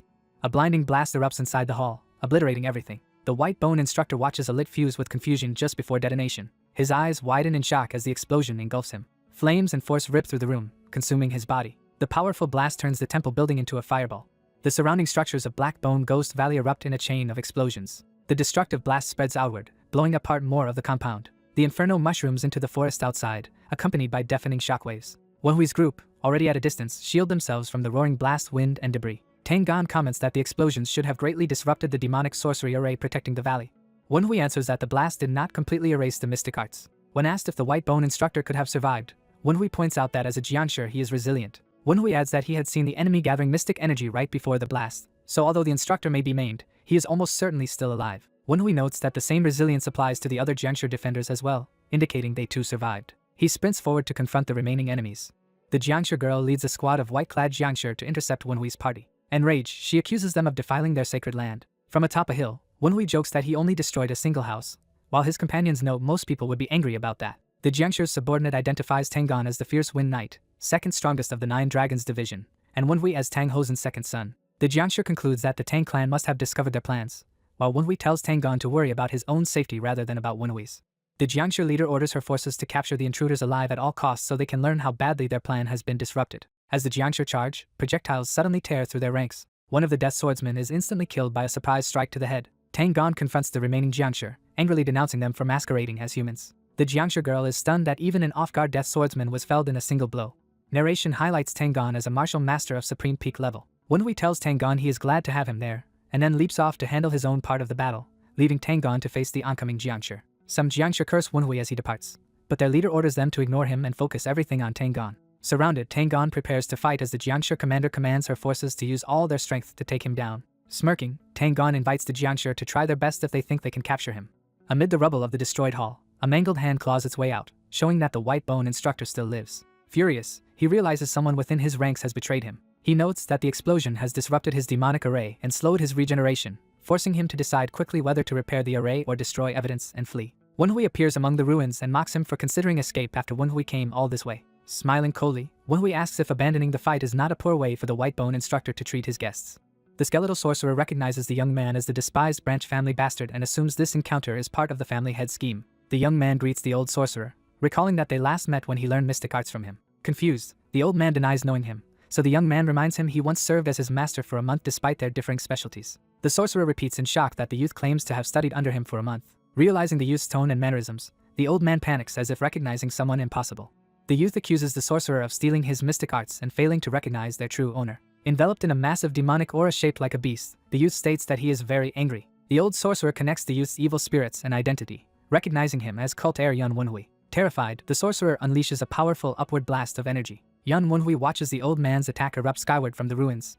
Yan Wonhui notes the old man has become stronger and says removing the demonic sorcery array was necessary to avoid danger. The sorcerer continues his frenzied onslaught, hammering the area with intense energy. The violent blast devastates the surroundings, shaking the ground and village. While rushing in, Yun Wenhui senses that the energy does not resemble an ordinary mystic art and wonders what the old man is planning. He prepares to analyze the unknown move with his dead man's eyes ability. When he activates his special sight, something unexpected startles him. After the explosion, Yun Wenhui sees only a huge crater and realizes the old geezer has vanished. Thinking the sorcerer is neither stealthy nor using illusion, Yun Wenhui deduces the disappearance has another cause. One of the evil spirits reports that the white-boned sorcerer has fled to another location, surprising Yun Wenhui. Seeing a skeletal bird carrying the sorcerer off, the spirits conclude he is running away, which Yun Wenhui contemplates. Yun Wenhui wryly debates whether to mock the sorcerer as a coward or commend his quick decision to retreat. Smirking, he notes that of all directions to escape, the old man chose the unluckiest one. Overhead, the fleeing sorcerer curses the cult heir's survival while riding a giant skeletal bird. Panicking, the sorcerer decides Yun Wenhui must have a way to kill him and resolves to retreat and regroup with allies. Mid-flight, the sorcerer suddenly senses something alarming. Below, someone radiating anti-demonic energy prepares a counterattack aimed at him. A black-haired swordswoman slashes with blazing holy power. The light attack races upward toward the skeletal bird and its rider. The sorcerer screams as the holy force strikes him and his mount. The bird's skeletal body shatters and plummets, sending the sorcerer hurtling toward the ground. Watching the crash from afar, Yun Wenhui mocks the old man for ignoring him. The swordswoman, Yun Wenhui's sister, dashes up as he welcomes her. Shocked to see him, she demands to know why he is here. Yun Wenhui calmly replies that he has been cooperating with her mother to wipe out the demon cult. She struggles to grasp that her mother is involved and that the falling Jianshi was a demon cult member Yun Wenhui intends to capture. She explains she came because she heard her mother scheming with a sorcerer hidden in this mountain. Confused by talk of the demon cult, she listens as Yun Wenhui internally acknowledges her bewilderment. He decides he must send her away quickly before the old sorcerer pulls another trick and escapes, telling her he can handle the enemy alone. Yun Wenhui asks her to go support Tangon, who is currently defending their mother alone against many foes. Horrified that only Yun Wenhui, her mother, and Tangon undertook such a mission, she yells in protest. He explains it was a secret operation and notes that she herself came without backup, reasoning she must simply be worried. Accepting the urgency, she postpones further questions, telling him to flee if things become too dangerous while he agrees. She bids him farewell before running off to aid the others. Yun Wenhui watches her sprint away toward the battlefield. Turning back, he remarks that the old man has rested enough during their conversation. Yun Wenhui calls out the sorcerer, saying a demon-wheeled Jianshi should easily recover from the earlier attack. A hand claws from the dust, and Yun Wenhui warns the old man not to expect him to drop his guard. The battered sorcerer struggles upright, groaning. Gritting his teeth, he prepares another desperate move. He launches forward with renewed ferocity, aiming to strike Yun Wenhui. Panting, the sorcerer curses Yun Wenhui's relentless taunts. He cries that Yun Wenhui should be dead and questions how he could possibly have returned from death again. Yun Wenhui, wreathed in purple energy, admits resurrection sounds unbelievable but says immortality and reincarnation are every sorcerer's dream. Cloaked in the living aura of the evil ghost war robe, Yun Wenhui asks if this display proves his claim. Recognizing the robe, the sorcerer is stunned that Yun Wenhui commands such power. Trembling, the sorcerer asks if Yun Wenhui has really triumphed over death. In full cult regalia, Yun Wenhui advances ominously toward the terrified old man. Yun Wenhui tells Whitebone he has many questions for him. He approaches the cowering sorcerer, ordering him not to run and to finish this confrontation. Enraged by Yun Wenhui's chatter, the sorcerer unleashes another massive attack. Roaring that he will tear Yun Wenhui's mouth apart, the sorcerer lunges with a clawed hand. Their powers clash violently, filling the air with streaking energy. The sorcerer summons a horde of monstrous spirits and beasts to overwhelm Yun Wenhui. Yun Wenhui calmly gathers purple power in his hand to respond. He uses the Tempest Dance technique, cleaving through the swarming monsters with sweeping strikes. From above, Yun Wenhui dives straight toward the sorcerer, who stares up in alarm. The sorcerer tries to invoke a martial move but is interrupted mid-word. Yun Wenhui smashes him into the ground, scattering his beads and body. Dazed, the sorcerer realizes Yun Wenhui is far faster and stronger than reports indicated. Yun Wenhui sends him flying again with another crushing blow. The sorcerer reels, unable to believe Yun Wenhui has grown so powerful in such a short time. He panics that the cult heir can now even use high-level martial arts and considers it impossible. Yun Wenhui continues pummeling him, driving him into the earth amid the sorcerer's screams. Yun Wenhui slides through the dust, radiating terrifying momentum. He taunts the old man, asking if he has any more tricks and saying this level of resistance is disappointing. The sorcerer screeches for silence and attacks again with another explosive strike. Yun Wenhui derides him for repeating the same technique. Reasoning that even this fool must have a reason to repeat the move, Yun Wenhui stays wary. The sorcerer yells for his spell to explode, activating a more dangerous variation. A cluster of grotesque beast corpses begins to combust around Yun Wenhui, but he considers corpse explosions too obvious. A huge red blast erupts, filling the area with destructive energy. Whitebone laments having to sacrifice his valuable beast Jianshi for this attack. He uses the resulting chaos to flee, thinking it will buy him time. But Yun Wenhui's voice suddenly cuts him off. Yun Wenhui catches up instantly and kicks him mid-escape. The sorcerer howls as Yun Wenhui strikes him again with a focused energy blast. The impact detonates in a bright explosion on the ground. The sorcerer staggers, grievously battered. He reflects that with his mystic formation destroyed he lacks time to cast any larger scale arts, and is struggling just to regenerate. From behind, Yun Wenhui mocks that for someone who stole his mystic manual, this is a pitiful display. The infuriated sorcerer blames Yun Wenhui for ruining everything by destroying his demonic sorcery array. Yun Wenhui admits that's true but ridicules the old man for being forced into running away once his array was broken. He says he expected more from someone who had supposedly grown stronger. Calling him pathetic, Yun Wenhui's scorn pushes the sorcerer to the edge. Desperate, Whitebone fuses with his Jiangshi body, igniting a red aura that inflates his power. Burning with rage, he charges straight at the cult heir, screaming his title. Yun Wenhui notes that even after all his taunts, this is the best the old man can manage. Deciding there is nothing more to learn, Yun Wenhui meets the charge head-on. Whitebone curses him as their energies collide again. Yun Wenhui's overwhelming strike tears into the sorcerer. The blow sends the sorcerer crashing and gouging out another crater. Groaning, the demon-wheeled Jiangshi drags itself up from the hole. Yun Wenhui acknowledges the creature's remarkable toughness while catching his breath. Finally terrified, the sorcerer begs for his life, offering to reveal everything he knows. Yun Wenhui cuts him off with a brutal kick, sarcastically asking if he is already senile. Standing over him, Yun Wenhui says that since he possesses the solitary chains of binding, there is no reason to leave the old man alive. He raises a hand wreathed in purple flame, proposing they both die and meet again in the afterlife. Realizing he is truly about to die, the sorcerer panics. He screams that he cannot die like this as Yun Wenhui's murderous energy crashes down on him. Suddenly, Yun Wenhui senses something change within the engulfing light and realizes the sorcerer has activated a deeper spell. Yun Wenhui finds himself on a fog-shrouded shore and recognizes that he has been drawn into a powerful soul-restraining mystic art. He is surprised the spell could manifest even through his evil ghost war robe. His spirit allies warn that this is a highly advanced mystic art beyond the usual Black Bone Ghost Valley techniques, and Yun Wenhui agrees it surpasses Whitebone's normal level. He deduces from the spell's sophistication that Whitebone must be connected to a greater society backing him. A disembodied voice declares that Yun Wenhui is trapped in the prison of the sorcerer's soul and cannot escape, even with his power. Whitebone rages that Yun Wenhui forced him to resort to such an extreme self-sacrificing move, while Yun Wenhui retorts that the lack of contingency plans is the old man's own fault. Yun Wenhui continues to mock him for failing to prepare for his array's destruction. The sorcerer, enraged, screams for him to shut up as his spectral form looms above. Yun Wenhui casually observes his tantrum while a spirit urges caution. The sorcerer vows to submerge Yun Wenhui's soul into his own and steal everything from him. He completes the declaration that he will seize all of Yun Wenhui's powers and possessions for himself. Inside the illusory ocean, Yun Wenhui and his spirits realize the ground has vanished and that they are fully submerged in this mystic sea. He notes the art is so advanced it creates a realistic space and concludes that locating the gate of life within it will be difficult. Reasoning that he must understand the spell's structure before drowning, he decides to read the currents of mystic energy in the water. He categorizes different flows as various gates and plans to follow the gate of warding current to eventually locate the spell's core. He believes traveling this path will lead him to the gate of resting, from which he can view the entire formation. Yet even upon reaching that vantage point he still cannot see either the gate of death or the gate of life.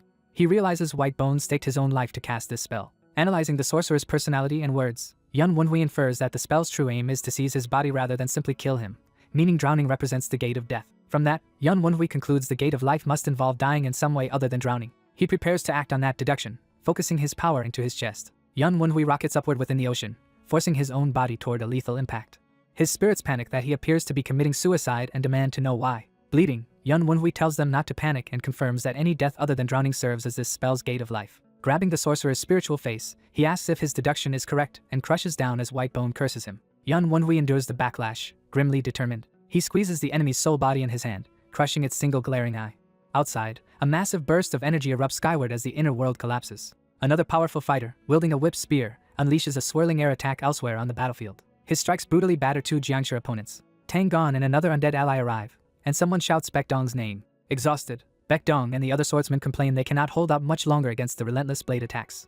The girl Jiangshi wonders in disbelief how a mere human can be so strong. Their opponent mocks her earlier arrogance as he continues his assault. He demands to know how long she intends to drag the fight out while his whips keep slashing. She cries out as another strike lands squarely on her. Determined to prove herself different from the others, she launches a renewed attack. The whip-wielding man responds by intensifying his technique, escalating the battle. He unleashes the named technique 100 Victory Whip, flowing flower, surrounding them with a storm of whipping lines. Explosions of force rip through the forest as his attack devastates the area. The soul swordswoman admits even she can barely keep pace with this onslaught. Observing her exhausted comrades, she realizes the other dead swordsmen cannot hold out much longer and fears they will all be killed if the situation continues. The masked woman coldly declares she will sacrifice 3 subordinates to kill her target. She invokes all dead swordsmen, commanding them to give up their lives. The undead soldiers convulse in pain, one calling out to Baek Dong. Watching the Jiangshi, Tang Gon notices they are suddenly behaving strangely. Explosive bursts erupt around him as the undead react to the spell. Empowered Jiangshi launch themselves toward Tang Gon in a coordinated assault. Tang Gon grins and counters, saying he would not let any enemy through even if all attacked at once. A frenzied Jiangshi charges, but Tang Gon slices it apart mid-rush. More ferocious Jiangshi rush him head-on with glowing red eyes. Tang Gon is shocked that a Jiangshi he had dismembered is attacking again. Realizing the danger, Tang Gon curses internally. He senses a new threat descending and looks up in alarm. the masked necromancer suddenly appears charging at him, and he wonders when she got so close. He deduces she timed her approach to coincide with the jiangshi obscuring his vision. Tang Gon calculates that dodging her now would cost him an arm. Before the blow lands, a glowing sword drops between them, interrupting the strike. The blade stands in the ground radiating power. Tang Gon recognizes the sword with surprise. The necromancer panics, realizing the sword emanates antidemonic energy. Tang Gon thinks the weapon's aura means someone from Qincheng, likely Tang Kyujin, has arrived, and Kyujin rushes in asking if he is unharmed. While the necromancer falters, Tang Gon regains control of the jiangshi and thanks Kyujin for the timely aid. His eyes glow red as he unleashes a decisive attack. The necromancer is struck hard, her expression freezing in shock. Falling, she weakly calls out to her master. Tang Gon's blow slams her into the ground. After the fight, Tang Gon confirms to Kyujin that all nearby enemies are eliminated. He then asks why she is here, and she nervously changes the subject, insisting they should help Y instead. Kyujin explains that Y ordered her to leave once the jiangshi were dealt with because he intended to defeat their leader alone. Tang Gon recalls how confident Y had looked and assumes he will manage. Elsewhere in the illusion, Y berates the cult heir for ripping out his own heart, warning that this is the gate of life. The cult heir calmly states that only by losing his ego through drowning could Y have possessed his body. Y, clutching the pulsing heart, protests that risking one's life so easily is insane. Overwhelmed with emotion, Y starts to curse him, but the cult heir channels power through the heart, making him scream. The heart detonates in a massive burst of energy that engulfs Y. Regaining his form, Y realizes his enemies shifted the surrounding space at the last moment. The scenery becomes a dense jungle filled with poisonous creatures. A disembodied voice boasts that countless venomous beasts roam this place and promises Y will suffer from poison. Y scoffs that his opponent's grand mystic art is being used merely for water and poison. He smashes a tree, feigning agony as if poisoned. Secretly holding a toxic creature by the neck, he tells the old sorcerer to drop the bad acting. Furious, the sorcerer triggers another glowing gate of life while Y curses. Y suddenly finds himself high in the sky. He notes the new sky environment, deducing the illusion has shifted again. Realizing the sorcerer must be somewhere corresponding, he quickly analyzes the situation. Y pinpoints the hidden gate of life's position and attacks it directly. The old sorcerer is stunned Y found him so fast and questions how. In response, the landscape jumps to a desert, the sorcerer asking if Y can find him now. The illusion immediately flips to a frozen wasteland before he can finish taunting. It changes again to a volcanic field as the sorcerer screams and tries a new setting. Moments later, Y stands once more in the original foggy field, mocking that they are back where he was first trapped and suggesting his enemy has run out of ideas. The sorcerer demands to know what tricks he is using and how he keeps discovering the gate of life, while Y smugly answers that perhaps he is simply a genius. Y recites the soul-capturing spell's description about plunging targets into a world of fantasies. Revealing the spell's full name, Soul Restraining Fantasy Net, he prepares to turn it back on its caster. The sorcerer is aghast that Y has deduced the technique's true name. Y says the old man overused the spell, letting him analyze and understand its structure. Narration explains that a mystic art's name is not mere ornament. Unlike martial arts users who shout their styles, sorcerers hide spell names because knowing them exposes the mechanism. Mystic arts are most dangerous when unknown, and a spell's name serves as a condensed explanation of how it works. Once a spell's structure is analyzed, its mystic art can no longer function reliably as a prison. Y, shattering the illusory space around him, breaks free of the spell's confinement. The sorcerer despairs as the elaborate mystic arts he sacrificed his life to acquire crumble apart. The many eyeball-like cores of the fantasy space crack and fall. Y reappears in the real world, fist poised over Whitebone instructor's gaping mouth, remarking that he is back. He calmly tells the terrified wraith form Whitebone that thanks to him he has learned an intriguing spell. Whitebone realizes in horror that he truly has died. Standing before the bound wraith, the culter dryly asks if the old man is not glad to see him even in death.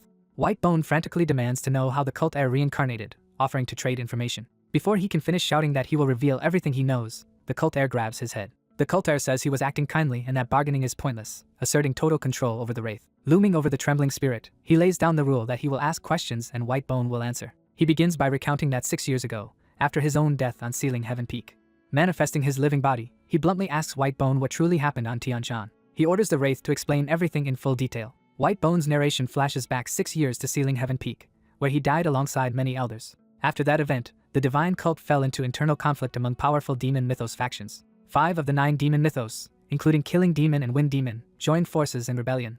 They plundered the celestial mythos that guarded the cult leader's gallery, and stormed the main palace of the revered demon god mythos to seize its master. Their ultimate goal in that invasion was to capture Whitebone's own master. Whitebone explains that after eliminating him, the rebels needed to subdue his master so only the demon god mythos would oppose them. With other mythos forced to follow, they could maintain their rule, but instead internal war erupted. According to rumors, they failed to capture Whitebone's master. The cult heir coldly asks what actually became of his master. Whitebone is unnerved by the cult heir's inhuman eyes and extraordinary abilities. Narration identifies the cult heir as the Ghost King, a living being who commands the dead. As a wraith, Whitebone now feels overwhelming fear toward this power. He decides that since he cannot disobey, he must at least find a way to survive and starts to speak about the cult leader. Suddenly his body twists violently as some external force seizes him. The cult heir senses something amiss and looks up in shock. He warns that something is approaching. Dark energy spirals around White Bone as he is swallowed by a vortex. The Wraith realizes in terror that some other presence is arriving. One of the bound spirits shouts that something is wrong and calls to the cult heir. The cult heir leaps back as the disturbance erupts from the ground. White Bone screams for the cult heir to save him, offering again to reveal everything. Before he can finish pleading, his form is abruptly cut off. A massive red, fleshy entity erupts upward like a towering tongue. Its surface churns with grinding, spiral motion as it activates. The cult heir watches stunned, realizing that White Bone's soul has been devoured. He stares at the bizarre red mass and wonders what exactly it is. His ghost companions urge him to keep his distance, calling the thing extremely dangerous. He speculates the creature exists solely to erase secrets about the mysterious society. He notices it starting to move toward him. The entity suddenly retracts underground, leaving only a small smoking hole. The cult heir watches the trail of smoke in wary silence. He concludes the creature left after appearing only to eat White Bone's soul. One spirit recalls hearing White Bone describe such a being and says it is called desire. The spirit clarifies that desire is not a monster, but a mysterious phenomenon shrouded in myth. It grants tremendous power to those who contract with it, yet can consume their souls if mishandled. The cult heir reasons that this means desire's contract takes precedence even over his ghost king binding. Offended, he calls it nonsense that another force dared steal a soul he had claimed. Regretting the loss of a vital informant, he laments that he still had many questions for White Bone. Then he realizes matters are not entirely finished yet. Detecting a faint residue, he notes that part of White Bone's ego still lingers. Determined, he resolves to extract whatever fragments of information remain. He focuses on the last memories White Bone recalled while being devoured by desire. He identifies these as the society-related memories from the moment White Bone made his contract. In the vision, he sees the divine cult leader's gallery where White Bone was chosen. The cult heir is taken aback by the oppressive presence within the memory. He senses overwhelming pressure even from these lingering impressions. He concludes the mysterious man in the vision belongs to the secretive society and is a divergent. The memory shows only a faceless, muscular silhouette sitting on a throne. The cult heir notes he cannot see the man's face because he is limited to White Bone's viewpoint. He instead observes White Bone kneeling fearfully before a horned skull-masked figure. The cult heir admits he cannot witness what White Bone never saw but says one detail is etched into the Wraith's mind. That detail is the man's eye bearing a reversed yin-yang symbol. He decides this is all he can extract from White Bone's remains but values it as a key clue to his enemy's power. He reflects that such clues are vital when facing someone whose abilities surpass even his ghost king binding. Rising, he says there is nothing more to gain here and proposes they go clean up the aftermath. Suddenly something about the ground catches his attention and startles him. Placing his hand on the lingering fissure, he feels a strange reaction. A bloody imprint crawls up his arm, shocking him. He realizes the mark is connected to the rift from which desire emerged. He understands that by touching White Bone's remnants, he has drawn the attention of desire's master. Fearing his existence will soon be sensed, he worries about being tracked. He concludes the other party might attempt something worse, and that he must escape this link. He claws at the energy seeping toward him. The rift surges violently as he fights to sever the connection. An explosive wave bursts out, and he barely withstands it while shielding himself. His spectral companions anxiously ask if he is alright, noting his sudden cold sweat, and he tells them not to fuss. He acknowledges that they nearly captured him, but that he obtained vital information. The spirits praise his brilliance for learning so much from mere remnants. Resolute, he thinks that no matter how the society hides its tracks, he vows to uncover all of their secrets, and tells the mysterious group to wait for him. Elsewhere, Tang Gun sits reading documents, musing to himself. A robed figure remarks that he must be worried about Wenhui, catching him off guard. The visitor, manager GWI Tang Gun, observes Tang Gun's distraction since learning that Wenhui took Tang Gun and his wife outside. Tang Gun notes that the manager seems unusually excited. GWI cheerfully says nothing would be more entertaining than Wenhui returning with White Bone's head. Tang Gun skeptically asks if GWI truly believes that is possible. GWI confidently answers that he does think Wenhui can accomplish it. When Tang Gun asks why, GWI points to Wenhui's recent impressive feats as justification. After 2 months of rumors about his change, Wenhui defeats Yuchang. He even briefly matches blades with Miss Kyujin in an even fight. Wenhui then helps Mississippi Kyujin drive off the intruders. The masked schemer recalls using Wenhui to humble White Bone and Tang's fox-like wife, noting how much he has disrupted their plan. The strategist explains that White Bone's moves and Tang's wife's actions let him track the demon cult and Namgung family, though his calculations went no further.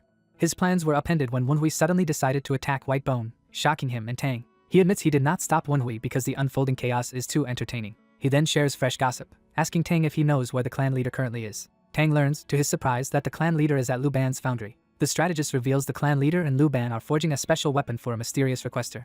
He says Wenhui showed them something that excited both Lu Ban and the clan leader, though he does not know the details. Concluding his reasoning, he argues that there is ample evidence Wenhui can bring back White Bone's head. He asks Tang whether they should now reveal their full plan to Wenhui or continue using him without explanation, and what mission to give if they do. Tang guesses he prefers keeping Wenhui in the dark since Wenhui consistently exceeds their expectations. Tang recalls Tang Gun advising him to sometimes leave matters alone and let events resolve themselves.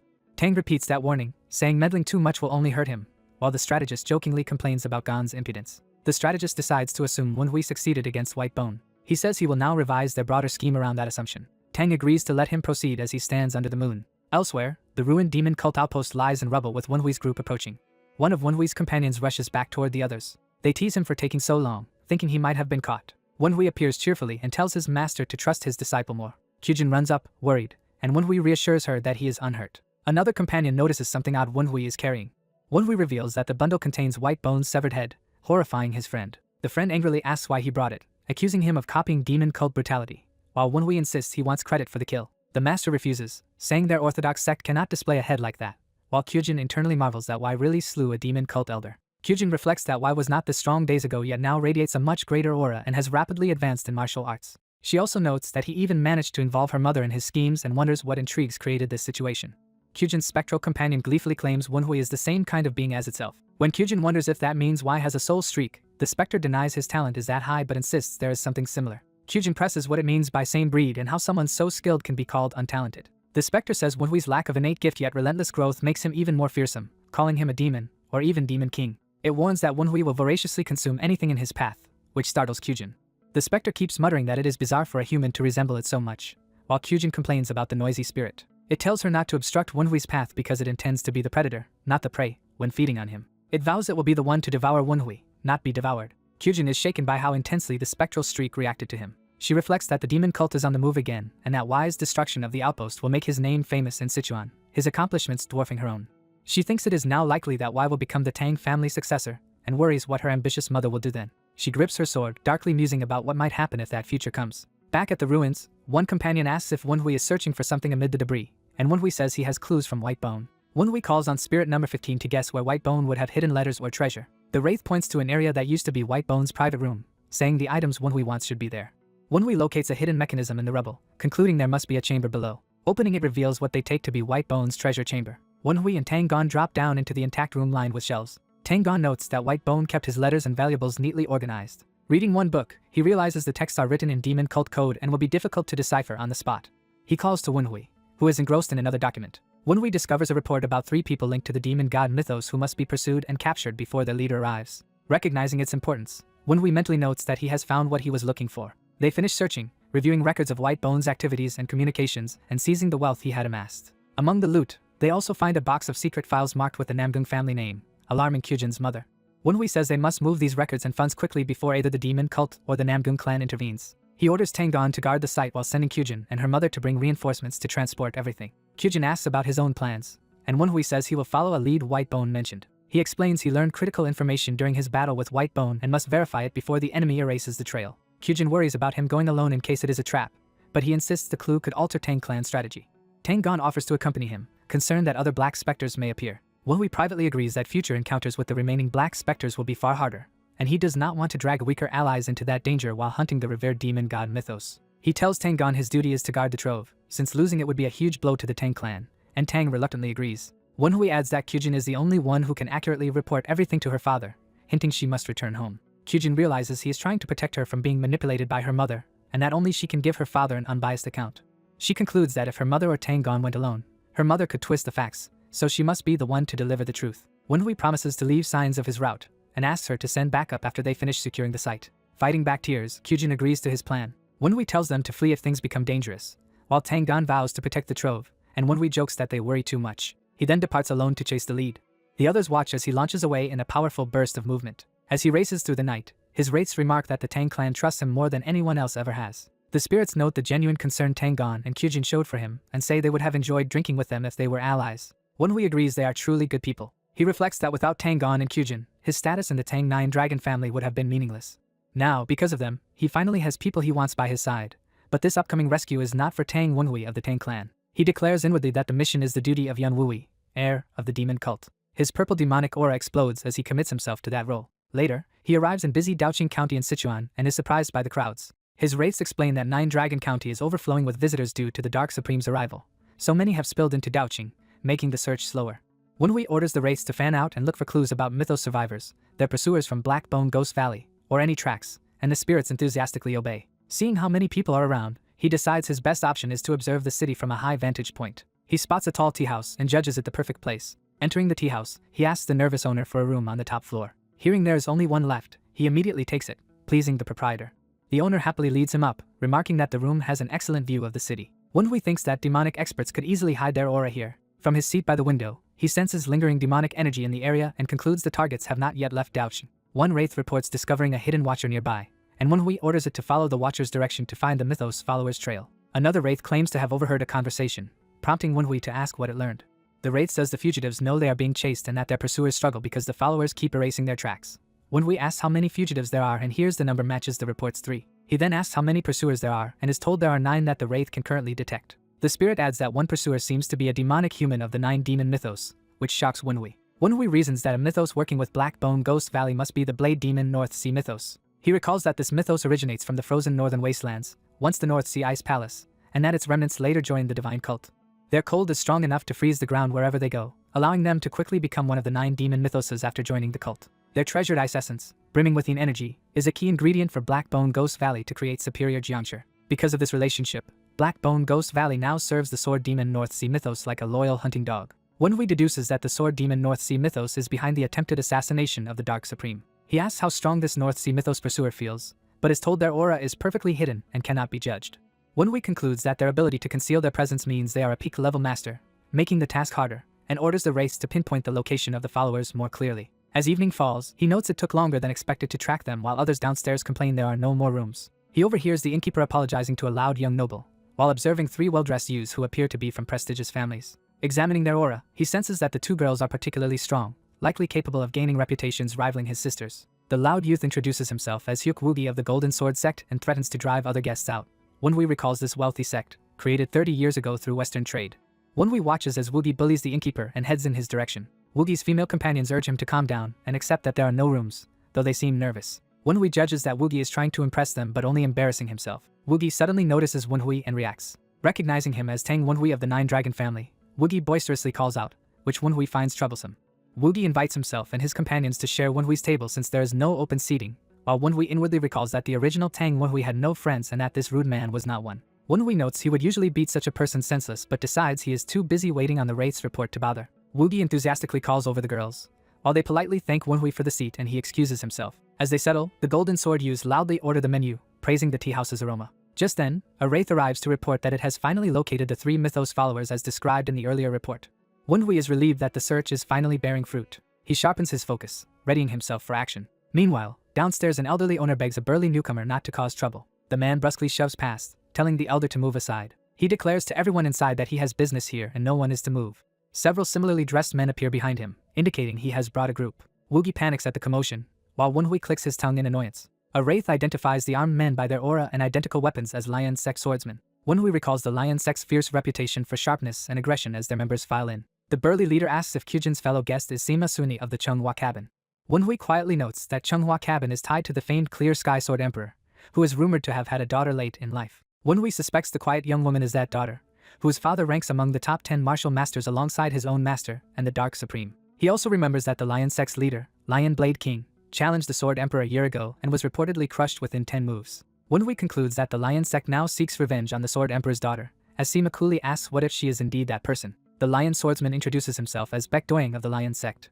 He formally challenges Sima Suni to a duel on behalf of his sect. Onlookers whisper that this infamous Crimson Lion Blade is the ruthless second disciple of the Lion leader who always spills blood. Manhua rebukes him for rudely challenging someone without cause. Baek Doing acknowledges Manhua is with Sima and identifies Kyujin's other companion as an Ame sect prodigy. He names the second girl as Yusumin, the Clear Moon Lady and youngest disciple of the Ame sect leader.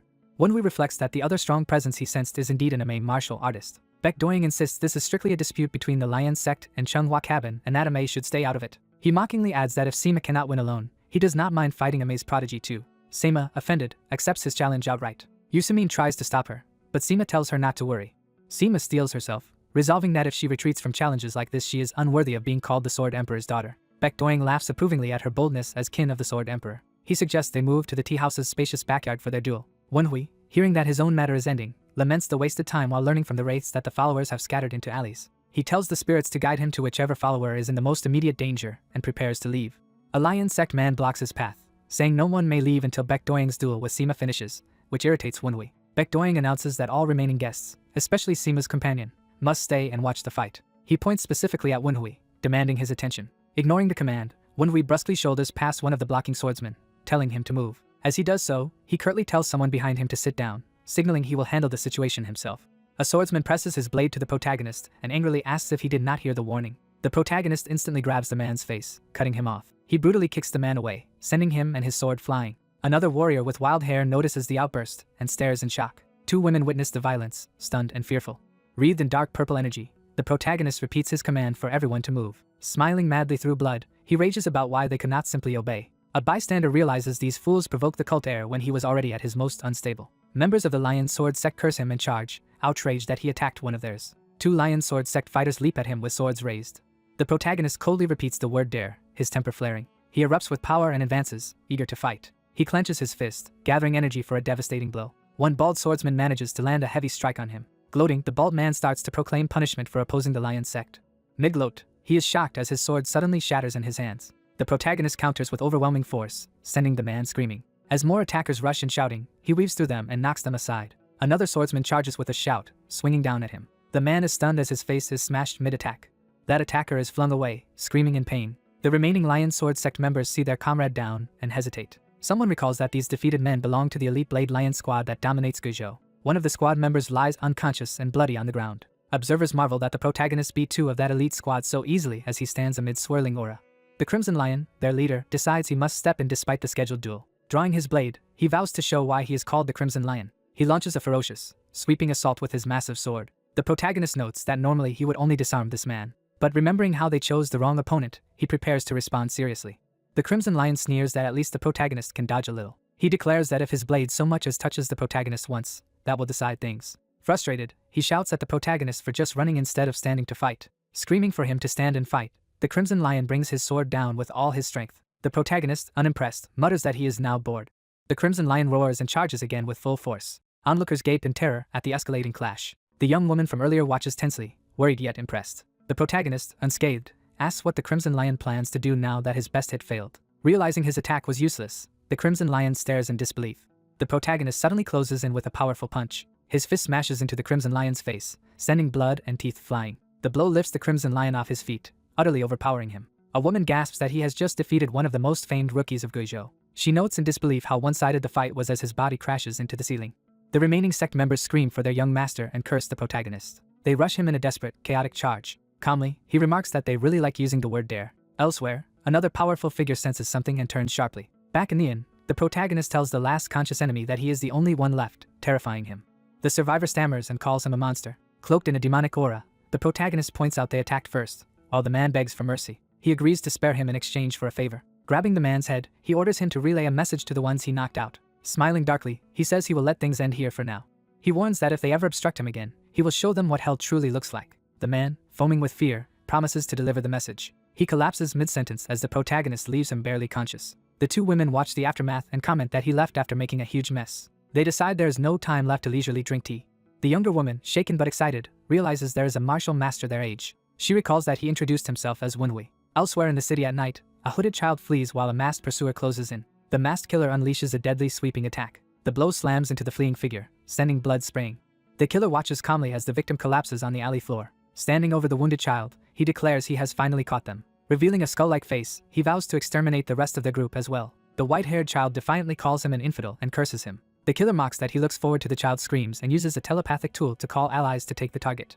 Hearing no reply, he grows confused that no one answers. Panicking, he keeps trying the mental link, shouting for his comrades to respond. In the alley below, a towering swordsman silently listens, realizing something is wrong. The masked killer thinks it is strange there is absolutely no response, even if his team were slacking. He begins to suspect something terrible might have happened to his comrades.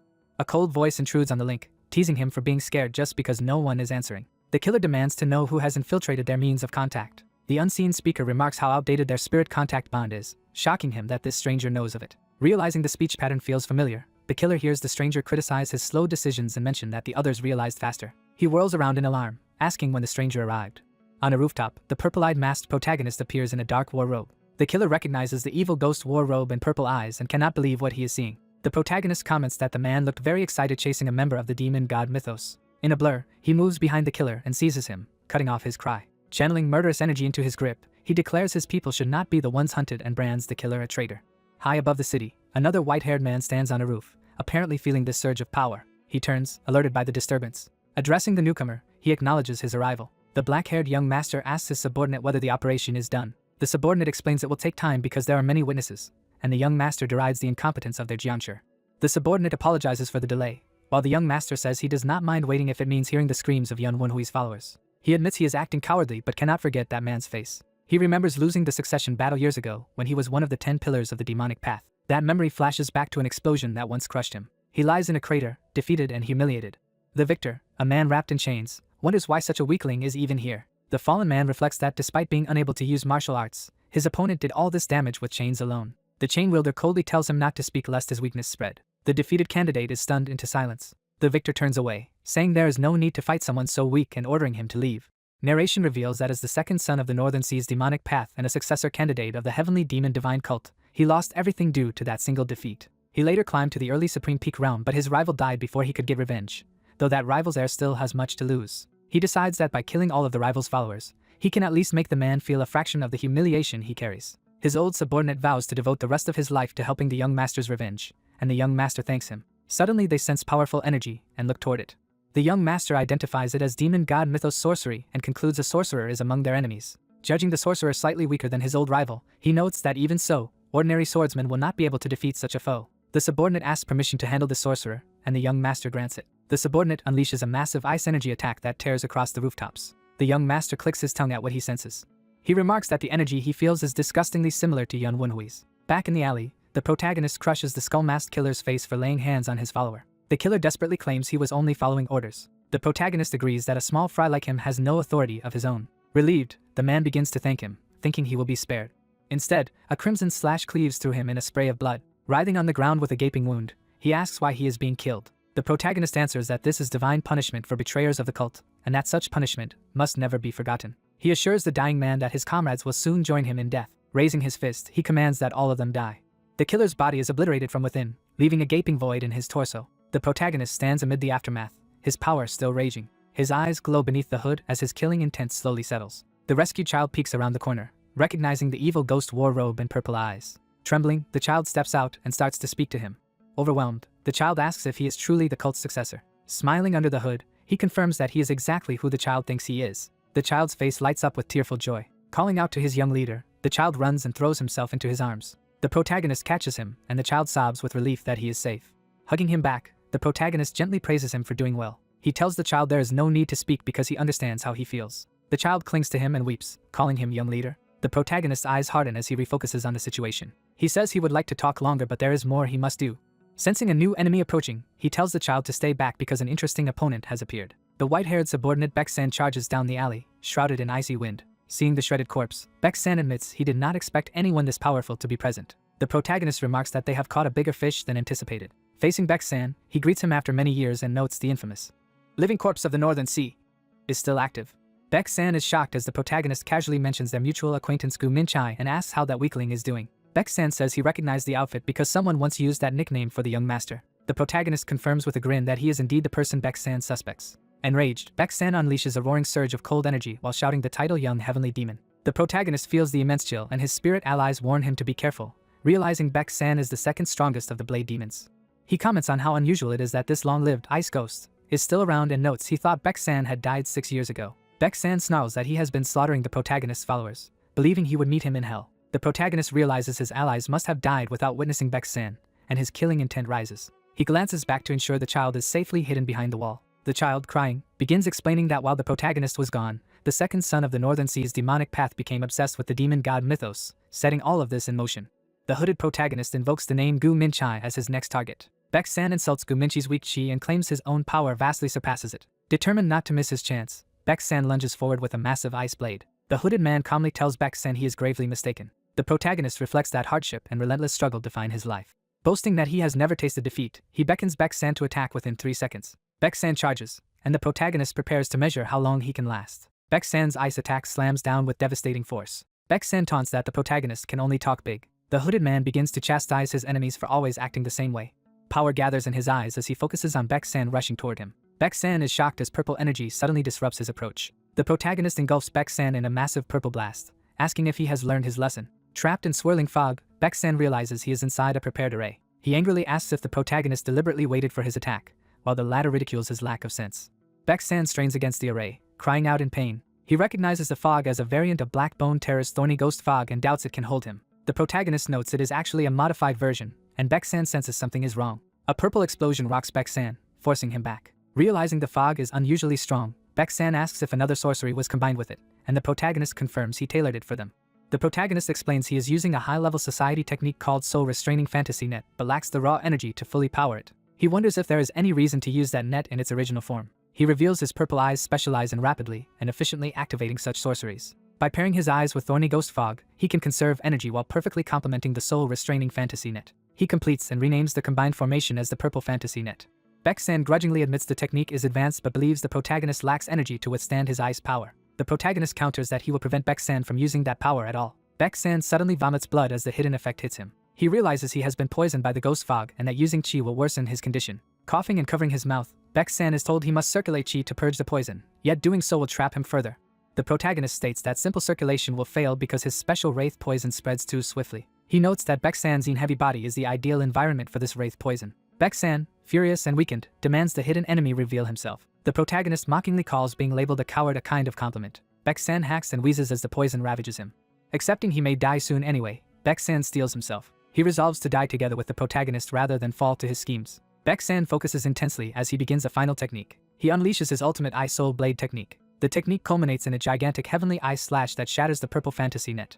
The protagonist watches the net collapse, admitting he expected it to break under such a rushed activation. He steps out of the mist, disappointed the net failed but unbothered. Grinning, he remarks that at least the poison has worked perfectly. Baek-san, bleeding and enraged, can barely speak. He is stunned that the protagonist dares close and now that the sorcery is gone. The hooded man says the distance is too short to recast sorcery, implying he will fight differently. Baek-san recognizes the evil ghost war robe aura but notes the protagonist's energy seems lower than before. The protagonist retorts that he already accounted for that and powers up with mystic energy reinforcement and evil demon descent. He adds that he himself has changed, channeling power into his body. Baek-san is shocked as black-purple energy erupts around him. The protagonist launches a martial technique called Tempest Dance Northern Wind Blizzard. Baek-san realizes in horror that the hooded man is using advanced martial arts despite his dantian supposedly being destroyed. He stares in disbelief at this impossible development. The protagonist's aura shows that this is far beyond simple self-defense skills. Baek-san finally grasps that his opponent has reached true peak level. The protagonist mentally reviews his strategy of augmenting his internal energy with evil ghost war robe, ghost fog, purple fantasy net, and wraith poison to drain Baek-san. Baek-san roars and launches another desperate ice strike. His attack detonates in a blinding clash with the protagonist. The hooded man is briefly driven to one knee by the force. His ghost companions worry that Baek-san still fights fiercely despite the poison because he bears deep resentment toward the young leader.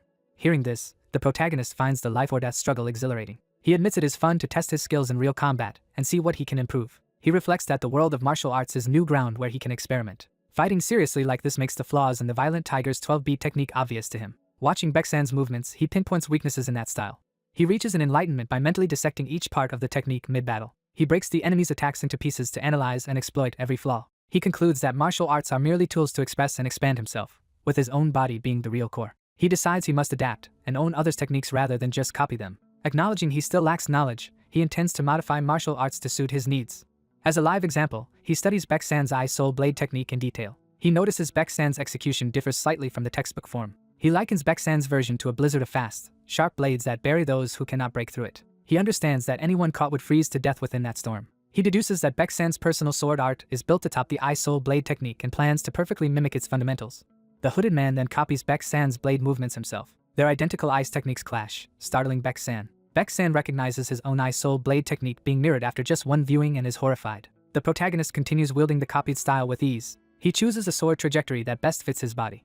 Then he overlays the Violent Tiger's 12 beats onto that trajectory. This fusion becomes his new technique, Snow Tiger's 12 blades, which he unleashes at Baek-san. The combined attack tears Baek-san apart in a spray of blood. Baek-san realizes the protagonist has merged his earlier tiger technique with the Eye Soul Blade and is already customizing it. Terrified, Baek-san screams that his foe is a monster. The protagonist casually wonders why everyone calls him such names as he prepares another strike. He brutally batters Baek-san again, joking that they should call him a prodigy instead. A final blow tears through Baek-san, sending blood and weapon flying. Collapsing, Baek-san laments that dying like this would shame him before his young master. Drawing on that shame, he forces himself up for one last move. He charges with a suicidal technique called Eye Soul Divine Palm aimed at the protagonist's chest. Their clash erupts in a massive icy explosion. The protagonist suddenly feels something strange at his heart where Baek-san struck. The force knocks him backward and sends him skidding away. Baek-san laughs that the protagonist has lowered his guard. Revealing his trump card, Baek-san asks how the sex ice poison tastes. The protagonist stands, hand over a glowing frozen patch on his chest. His ghost allies warn that the tenacious enemy and the cold toxin may freeze all his vessels. The protagonist notes this poison feels different from the old ice poison he knows. Baek-san gleefully explains it is a new heart-corroding ice poison that eats away the heart until the victim dies. He boasts there is no antidote because it was made to be incurable. The protagonist realizes this poison is the reason the society targeted the Tang clan and asks if this was gifted by them. Baek-san is startled that he knows about the society. He admits the connection and says eliminating the protagonist now is fortunate, while the hooded man denies that he is the one being eliminated. The protagonist reveals he already killed 5 of Black Bone's dead swordsmen earlier and holds their wraith spheres. His ghost allies panic as he prepares to consume all those spheres at once. He focuses intensely, eyes blazing purple. He unleashes a surge of purple energy, screaming through the strain. Baek-san mocks his struggle, reminding him the poison has no antidote. The protagonist agrees it cannot be detoxified in a normal way. Instead of detoxifying, he uses the wraith sphere's energy to stimulate his frozen heart. He restarts blood circulation to absorb and assimilate the heart-corroding ice poison. He concludes that although the poison is a formidable weapon, its own energy can serve as fuel for him. Harnessing that energy, he transforms the poison into a new source of power. Baek-san is stunned as he sees the protagonist convert the lethal cold into internal energy. The hooded man mocks the attempt to kill someone called the Ghost King with Een-based ice poison. He tells Baek-san his intellect has clearly deteriorated. Baek-san trembles, realizing the protagonist now commands both his ice soul blade and his ice poison. In rage and humiliation, Baek-san screams, asking if he has been mocked this whole time. He suddenly cries out as something unexpected happens to him. We see Baek-san's body frozen and shattered on the ground while the protagonist stands over him, victorious. The protagonist comments that Baek-san's end is a meaningless death for someone of his status. Having claimed trophies from the corpse, he prepares to leave. He burns the bodies with true fire technique to erase evidence and avoid being tracked. A small white-haired boy peeks out, excited he saw the whole battle with his own eyes. He starts to express what an honor it is, then senses something odd. The boy feels a new ominous energy approaching from the sky. He warns the young leader that Black Bone Ghost Valley's energy signals another enemy, but the protagonist calmly says not to worry. A giant bird-like beast lands, and the protagonist identifies it as an ally. The creature reports to the young leader that it has returned after completing his orders. The spirits greet the bird, impressed by how strong and well-fed it looks after devouring aberrations. The protagonist hushes the chatter and confirms with the bird that all the enemy farms were destroyed, which it proudly affirms. The bird then says there is an additional matter it must report. It produces a mysterious red gem it found while wrecking the farms. The protagonist examines the gem, surprised by what it is. Realizing the implications, he says he must hurry. Elsewhere, 2 men fly toward the area, one asking if they are following the right trail. The other, Redbone Terror, confidently explains his lamenting soul tracking uses the dark mana in their beast juncture, ensuring they cannot escape him. His partner taunts him, questioning why that monstrous bird is still free if his tracking is so perfect. Redbone Terror stammers about interference, but the other man rejects excuses and orders him to continue leading. Redbone Terror bitterly thinks the arrogant man is the one with an inferiority complex but still points the way. As they near the courtyard, he notes his technique says the bird never left this place, then senses something amiss. Seeing the frozen battlefield, the leader demands to know what happened. He recognizes the lingering cold as that of Blade Demon North Sea mythos and recalls sending Baek-san to hunt that very foe. Redbone Terror observes that whoever fought here was highly skilled to cause such devastation. North Sea mythos realizes from the residue that the heart-corroding ice poison was used. He reflects that the poison drains enormous internal energy and even shortens the user's lifespan, meaning Baek-san must have sacrificed himself. Remembering Baek-san, he grimly contemplates the cost of using that poison. Redbone Terror says something feels off because his lamenting soul tracking still gives strange readings. Just as he begins to say the monstrous bird should be here, he is suddenly struck in the neck by an unseen attack. Wenhui violently corners a man who, terrified, demands to know why this is happening. Wenhui explains he came under mythos orders to kill a farm-destroying bird but instead found a battle site. He says the target was tracked here yet no one seems to have left despite the use of heart-corroding ice poison. Wenhui suspects a link between the bird's owner and surviving demon god mythos members and demands information at sword point. Threatening to use his life-stealing sword, he presses the captive to talk.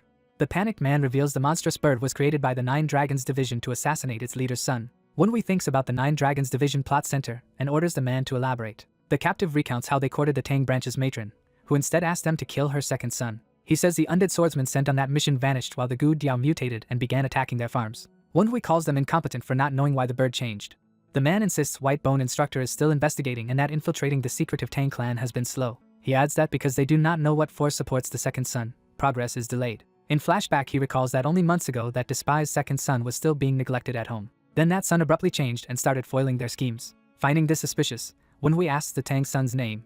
The man stammers that the son is Tang Wenhui. Wenhui realizes this Tang youth is backed by a mythos sorcerer who killed Baek-san. He concludes a powerful sorcerer capable of taking and evolving the Black Bone Valley Gu Diao is assisting Wenhui. Elsewhere 3 Kunlun, 3 birds, appear and announce themselves. They kneel before a purple-robed figure proclaimed as the cult heir. The cult heir thanks them for surviving this long. He asks about the cult leader's condition, wondering if his master is safe. The 3 react fearfully, implying something is wrong. He anxiously asks if something has happened to his master. The birds explain they believed if the heir were alive he would be with the cult leader. Shocked that his master is absent, the heir orders them to explain what happened. They narrate that after the bloodbath in the heir's chambers, their master and his guards vanished before the Rebel 5 mythos arrived. Without both leaders, the revered demon god mythos were expelled from Tianshan and scattered. Members then dispersed across the continent seeking the missing master while avoiding the martial society. 6 years later they finally discovered the secret mark the heir had left at an inn. The 3 Kunlun birds were dispatched to verify that signal. The heir reflects that a true leader should stay near his followers even in chaos. He apologizes to them for lacking the strength to prevent their current plight. The 3 protest tearfully, saying they are only grateful for his return. He admits he is not with his master and has been alone. The 3 silently cry, moved and saddened by his words. Walking away, the heir says he is still weaker than he was 6 years ago. He reasons that if his master were fine, he would not have abandoned his followers, so the worst must be assumed. He looks to the sky, thinking of his missing master. He wonders what his master would want him to do from now on. The Kunlun birds ask what orders he has for them. After pondering, he acknowledges their 6 years of waiting compared with his own few months. He reflects that their long, devoted wait contrasts with his short experience since awakening. Remembering his master's teachings, he recalls that the cult leader must be a divine figure to followers. He pictures his master and realizes that the cult leader must stand so high that others' gazes drop to the ground. He resolves that in his master's absence he must become a guiding beacon for the followers. Even if the role is harsh and lonely, he accepts it. He ignites purple flames, vowing the divine fire of mythos that began in Sichuan will spread to Tianshan. He prays for that fire to burn all their enemies and invokes the revered demon god mythos. The birds and Gu Diao recoil in awe and fear at the spectacle. The Gu Diao and race are equally stunned by the erupting divine power. The heir then declares he will take the 3 Kunlun birds as his own disciples in his master's stead. He proclaims that together they will prepare a throne for the master's eventual return. He asks if they will place their faith in him again so he can do this. The 3 prostrate themselves, begging him to lead them, and he thanks them. He decides his first step is to gather mythos followers scattered across the world and asks who currently leads them. They answer that leadership fell to one of the 5 sword captains, the vampiric spectre. They add that vampiric sect leader Na still lives and that they must rush to inform the spectre of the heir's survival. 2 of them volunteer to return with the news while instructing the 3rd to remain with the cult heir. The heir tells the messengers to report that the new leader of the revered demon god mythos will be waiting in Tang Clan village.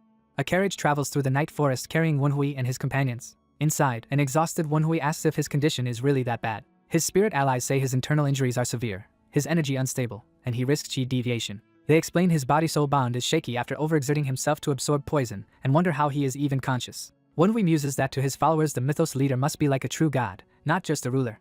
He recalls his master's lesson that followers must look up to a divine leader, and lower their gaze when that being descends. He concludes he must become a reliable beacon for them in his master's absence. Even if that path is lonely, he resolves to walk it, prompting his spirits to quietly address him as cult heir. He now understands a little of the loneliness his master once felt. Deciding the priority is his recovery, he notes his body needs rest while the Gu Diao insists on at least a month.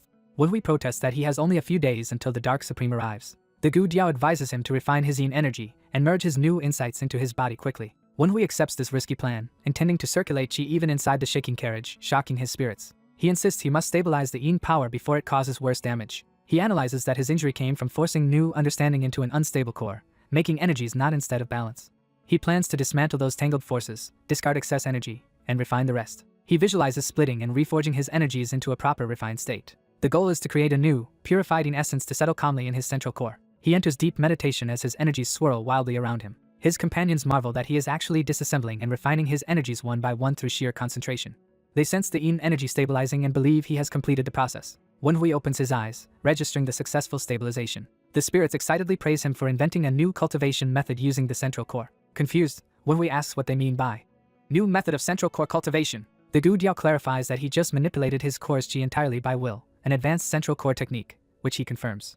The Gu Diao admits that level of control is usually the end goal of central core cultivation, surprising Wenhui. He is told that all his different chi sources and poison energy moved under his command, forming a technique unique to him. Realizing he unconsciously let yin essence flow to rebuild what he dismantled, he asks if that is truly his own method. He reflects that his upper core holds his previous life's Phantom King arts, while his lower core will hold Heavenly Demon Warding Heart arts. Yet he notes those alone are insufficient because his true enemies are Astral Heaven Realm divergents from beyond these lands.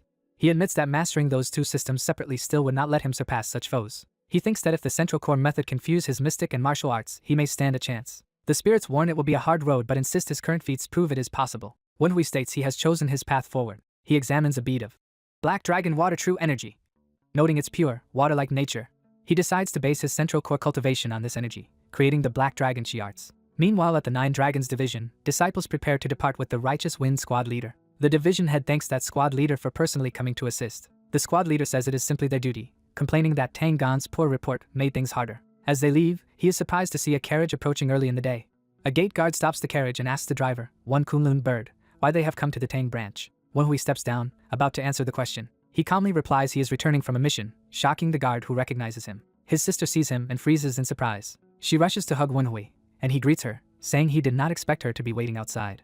She anxiously checks if he is hurt, and he reassures her he is fine. Internally she assumes his mission must have failed since he returned so soon, though she is relieved he is safe, and she tells him he worked hard. Wenhui grins and declares he actually killed a member of the North Sea mythos. In chibi form he smugly presents the sack containing his captive while his sister stares blankly. Off-screen someone exclaims in shock that he already finished the job and come back.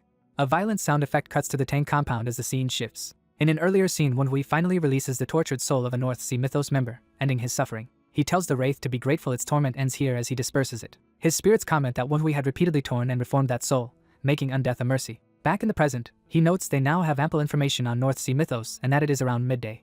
Just then Tang Hosen appears, calling Wenhui, and Wenhui thinks the timing is perfect. Hosen says he heard Wenhui caused a huge commotion. Wenhui retorts that he simply killed a demon cultist and glorified their name. Hosen clarifies he meant Wenhui's beating of the Lion Sect members, which Wenhui had almost forgotten. Wenhui dismisses it as harmless banter and asks if the Lion Blade King himself is really coming to scold him, which Hosen confirms. Hosen states that very Lion Blade King, a regional supreme, is coming specifically to hold Wenhui accountable.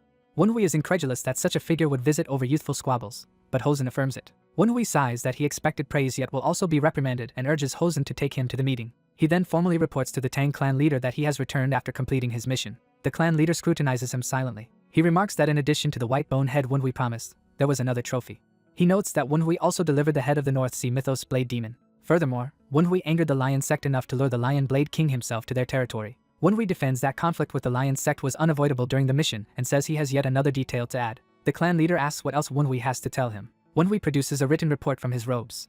He offers the document explaining the North Sea mythos' current plot. Smiling, he asks if this information qualifies him to join the strategic game the clan leader is orchestrating. Later, as they descend into a hidden underground facility, Wenhui wonders if he should have spied on Tang Hosen earlier had he known of this place. He decides it would not have been possible anyway because he was busy tracking Namgung Sanyang and her people. At the bottom, a secret door opens with blinding light as they enter.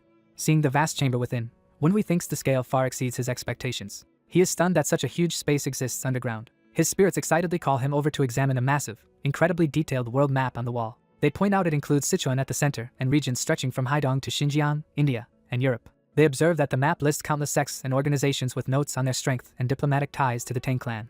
Wenhui reads that it also marks the Tianshan range where the heavenly demon divine cult resides and the towers of the half-transcended. He realizes this map reveals the Tang clan's grand global ambitions. A masked strategist, Tang Gun, appears and remarks how quickly Hosen brought Wenhui here, while Wenhui recognizes where Tang Gun has been hiding. Tang Gun asks how it feels to see the secret Wind Evolution Center. Wenhui repeats the name, understanding that they intend to send their influence, the wind, across the world. He deduces their goal from the global map, concluding they plan to build a worldwide network beyond China. Tang Gun excitedly agrees, dramatically shouting to his lord about Wenhui's potential. He clings to the clan leader, begging that Wenhui be entrusted to him, claiming the youth's head is divinely blessed. Tang Gun raves about Wenhui's intellect, courage, wits, and even supposed morals while Wenhui objects at that last part. Tang Gun declares Wenhui is the perfect raw material and promises that if given 20, or even 10, years with him, he will turn the Sichuan Tang clan into the world's greatest organization. Gon reacts in shock, demanding clarification about what is being proposed. Gon passionately argues that the young master has proven himself a warrior who belongs on the battlefield, not stuck doing clerical work. The masked strategist explains that for the Tang clan, ruthless resolve to achieve goals matters more than combat itself, and martial arts and tactics are only tools toward that end. Gon furiously accuses the strategist of wanting to trap the talented young man indoors like himself despite his martial gifts. The strategist counters that nurturing rulership in a room is how kings are made, since martial training can be done anytime, and that a king's talent grows only by overseeing others, leaving Gon stunned. Their superior curtly orders them to stop arguing. The superior declares that the path Y chooses will be his own, telling them to postpone their struggle over him. The superior praises Y's perceptiveness and begins explaining that this underground place was built by the Tang clan to link together the entire world. He says that in the Jianghu, the Sichuan Tang clan is regarded as a barrier that blocks outside forces. A dark dragon-like image illustrates how the clan prevents external threats from entering the Jianghu.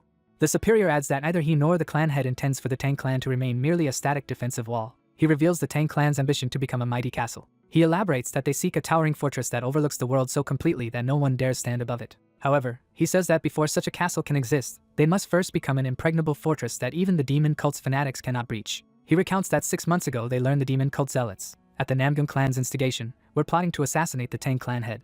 At first they tried to block the plot directly, he says, but the clan head had another idea. In flashback, the clan head argues that merely preventing the attempt would only catch the tail, and that they should instead aim for the body. The clan head volunteers to act as bait in order to lure out the demon cult. Thus they designed a grand demon cult annihilation operation built around the so-called Dark Supreme Assassination Plan. Y summarizes that the assassination will serve as justification to attack the demon cult, letting the Tang clan rally the forces of the Jianghu against it, while privately judging the plan's author Tang Munhyuk reckless for staking his life on it.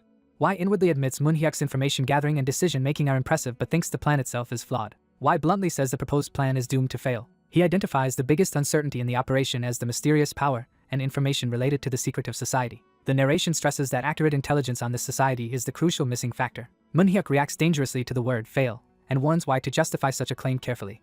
The strategist insists why is underestimating their preparations and says they have arranged thoroughly for the upcoming assault. He lists mechanisms, formations, mystic arts, and detailed guard deployments as parts of their carefully constructed plan. Why acknowledges from the documents that the Wind Evolution Center has gathered excellent intelligence and well-organized resources and orders for the strategy. Why presents additional intelligence he personally obtained. The strategist is astonished to see that Y's data lists the positions and layouts of North Sea Mythos and Black Bone Ghost Valley agents operating in Nine Dragons County. Munhyuk asks how accurate this new information is compared with their own findings. The strategist reports that Y's intel matches roughly 90% of what they discovered, differing only slightly, and that the enemy's scheme falls within their anticipated scenarios. Given that degree of precision, the strategist concludes the leak must have come from inside the demonic cult. Munhyuk confirms with Y that this document represents the complete North Sea Mythos plan, and Y agrees. Munhyuk concludes that Y's information is probably reliable and that Y also admits their strategy itself is excellent. Munhyuk then presses Y to explain what flaw could still cause the plan's failure. Y replies that the problem is simple, saying their estimation of the demonic cult's strength is off. Munhyuk doubts this, arguing that he and the former Tempest Squad have ample experience fighting the North Sea Mythos and have already considered the possibility of their growth. Y counters that even that is insufficient and inwardly marvels at the sophistication of their plan. He judges that by normal standards their operation would guarantee victory even against enemies at the high end of their projected strength. But he notes that the plan assumes ordinary foes, whereas the cult now has abnormal monsters empowered by the society. Y recalls that Whitebone and Bakeson have become much stronger over the past 6 years thanks to that external power. He also remembers deadly society techniques like the soul-restraining fantasy net that are almost impossible to escape once deployed. Likewise, he remembers the heart-corroding ice poison that is extremely taxing to use but incurable once it infects someone. Considering such support from the society, Y concludes that their current plan is far from enough to stop the enhanced cult. Munhyuk restates Y's implication that the Sichuan Tang clan is not yet ready to defeat the demonic cult, based on his observations. He tells Y that if he wants to assert their predictions are wrong, he must provide proof. Munhyuk demands that Y risk his life to prove both that their estimates are flawed and that his own assessment is correct. Munhyuk restrains his power to match the forecast level of an enemy captain and says that if cult captains truly are a stage above that, Y, who slew Bakeson, should still be able to defeat him at that level. He adds that if their predictions are accurate after all, Y will die here to the Tang clan's 1,000 poison hand.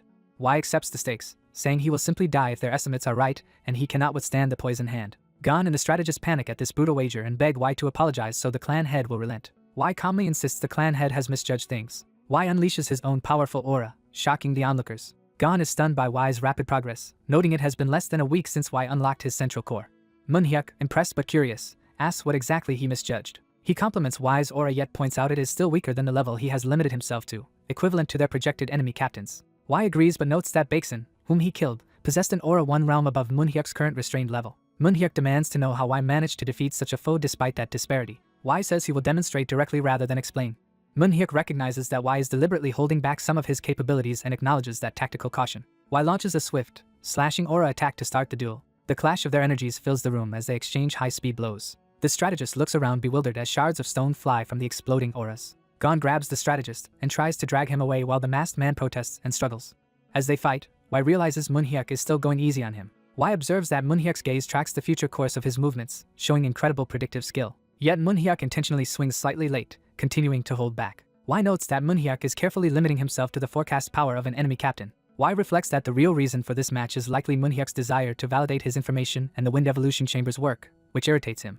Annoyed but determined, Y resolves to fight seriously despite understanding Munhyuk's motive. He launches a ferocious charge using killing techniques he learned from the enemy sword demons. Munhyuk recognizes that Y is using martial arts taken from their adversaries. Munhyuk realizes Y has not merely copied those sword demon moves but fully assimilated them into his own style. Even while acknowledging Y's impressive skills, Munhyuk says they still do not conclusively prove his claim about the cult's strength.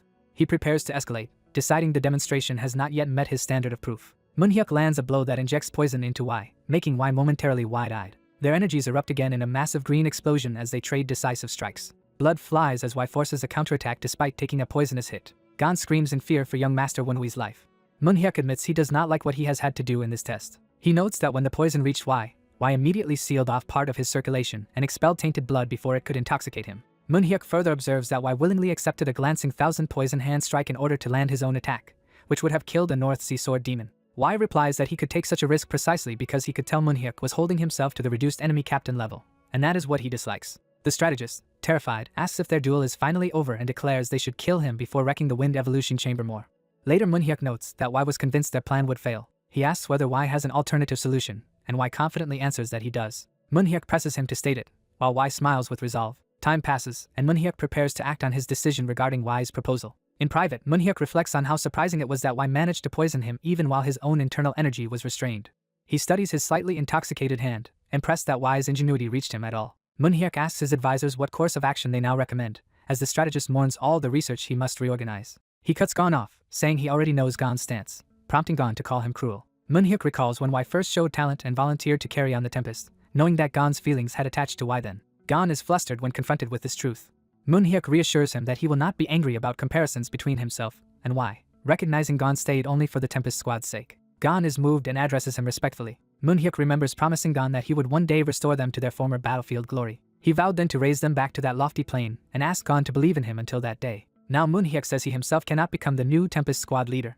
The strategist politely asks to pose a question before hearing Wai's detailed plans. He asks whether Manhyuk intends to name Manhua as his successor, prompting Manhyuk to wonder why he is raising the topic. The strategist advises that if Manhyuk does not yet completely trust Manhua, he should not give him any position of real power. He elaborates that the truly dangerous mistake is entrusting tasks to someone you distrust and says Manhyuk must either exclude Manhua or use him without reservation. He suggests that if Manhyuk doubts Manhua's information, he can simply let Manhua act independently while they defend the clan using their existing preparations.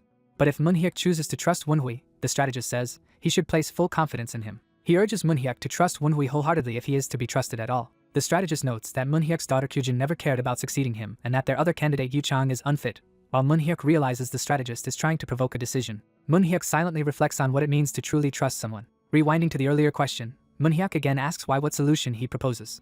Wai smiles and says the answer is simple. He confidently declares that they should place the entire operation under his command. Manhyuk decides and soon after announces that he has reached a conclusion. A public notice is then posted proclaiming that second son Tang Wenhui is now the official clan heir. That evening, Wenhui stands before a lavish celebratory feast in his honor. A servant apologizes that this is only the first course due to limited kitchen stores, which surprises Wenhui. The young servant enthusiastically explains he has sent someone for more ingredients, so they can cook dishes better suited to Wenhui's taste. Wenhui's spirit companions comment that the boy is extremely faithful and loyal to him. Wenhui agrees and pointedly contrasts that loyalty with others who once betrayed him, while the spirits protest they have changed. Wenhui muses that although he only asked Manhyuk to hand over authority for this single matter, Manhyuk went further and granted him the vice branch clan head's responsibilities on the eve of a major event. He mentally lists all the burdens now on his shoulders, from handling Northern Sea Mythos' scheme and guest receptions to dealing with outer clans. Preparing for the coming festival and coordinating everything makes his head ache just thinking about it. Returning to the banquet, Wenhui remarks that the spread before him is a full celebration. His slightly drunk sister Kyujin arrives cheerfully, congratulating him on becoming heir. Wenhui awkwardly but gratefully thanks his sister. Kyujin, already tipsy, complains about his stiff expression, while Wenhui notes she is clearly drunk. She proclaims it is a wonderful day because the family is finally recognizing him. Wenhui adds that it is also the day she'll be freed from the successor role she disliked. She sheepishly admits he has seen through her and laughs. She fondly recalls her martial training days in the Qingqing sect.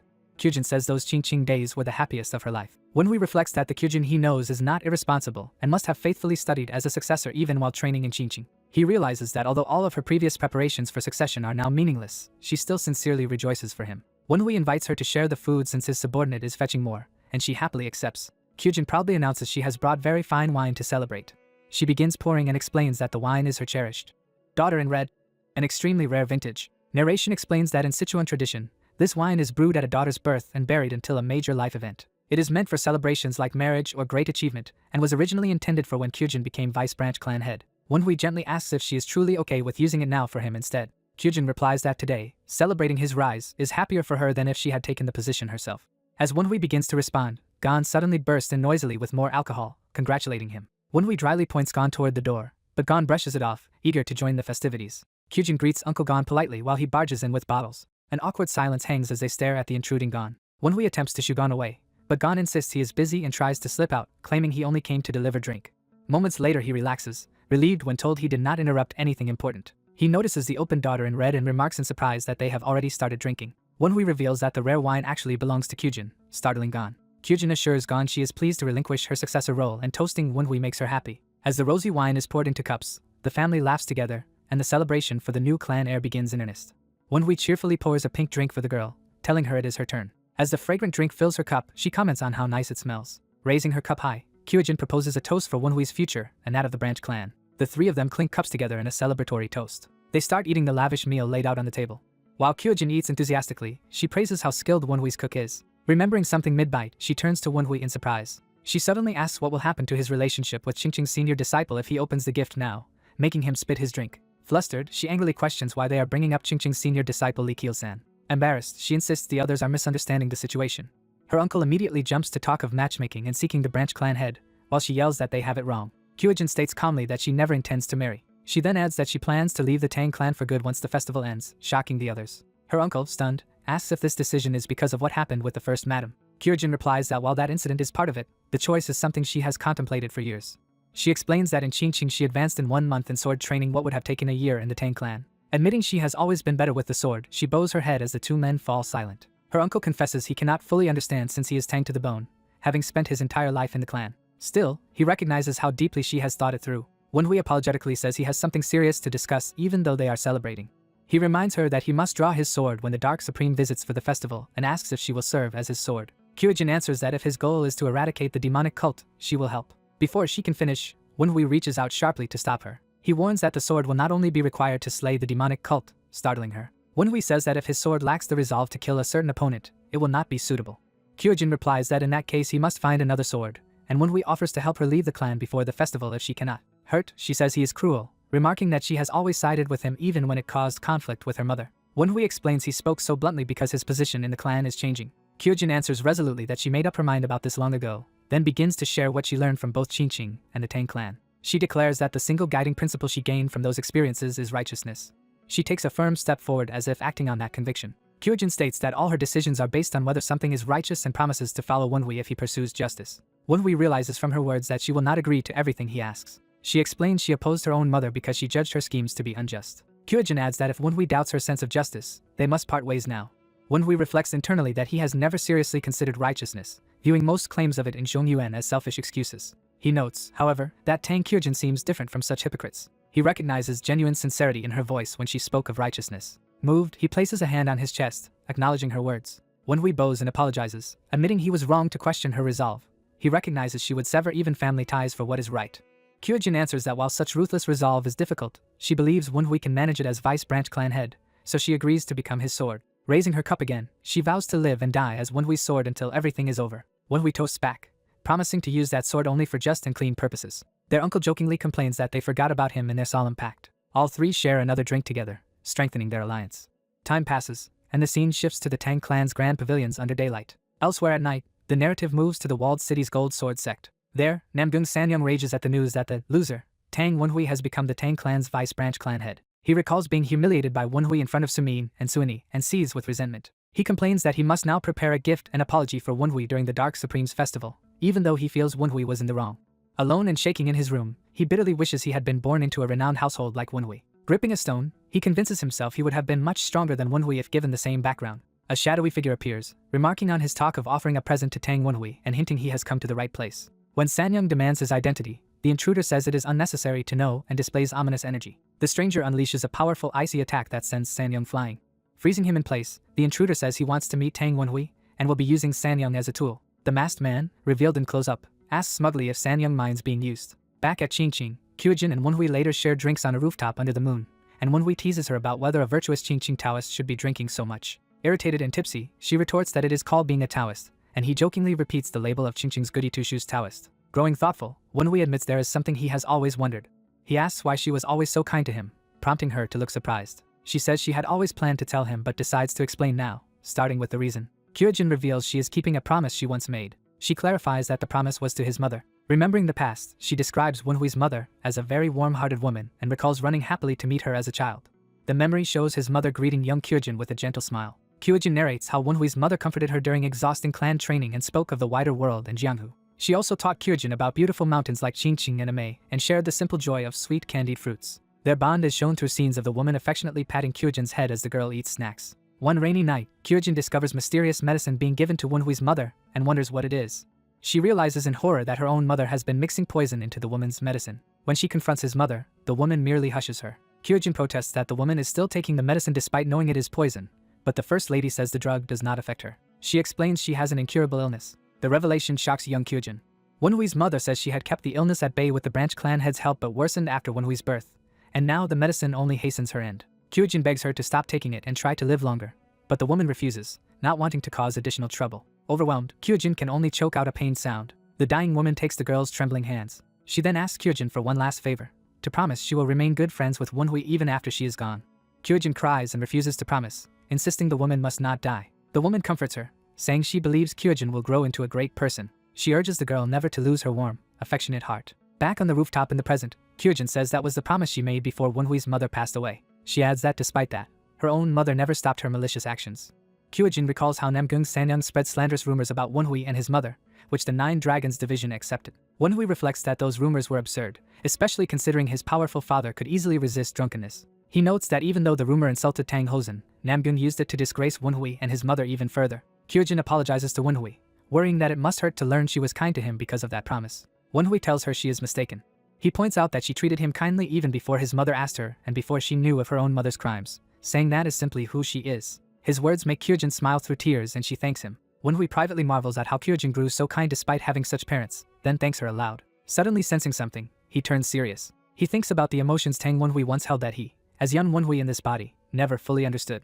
He now recognizes the chasm between Tang Wenhui's original body and his own soul, tied to grief he never experienced as a former orphan. He acknowledges the depth of Tang Wenhui's resentment and despair. A brief image shows the original Wenhui alone in desolation, emphasizing that suffering. Wenhui feels he is finally starting to understand those emotions. Clenching his fist, he steels himself. He tells Kyujin he has something to take care of and excuses himself, and she cheerfully lets him go. As he leaps away, he jokes that if she is still drinking when he returns he will inform her senior disciple, making her shout in embarrassment. Left alone, she sighs and settles back down on the roof. She then grips her sword, readying herself for what is to come. Standing silhouetted against the moon, she draws the blade.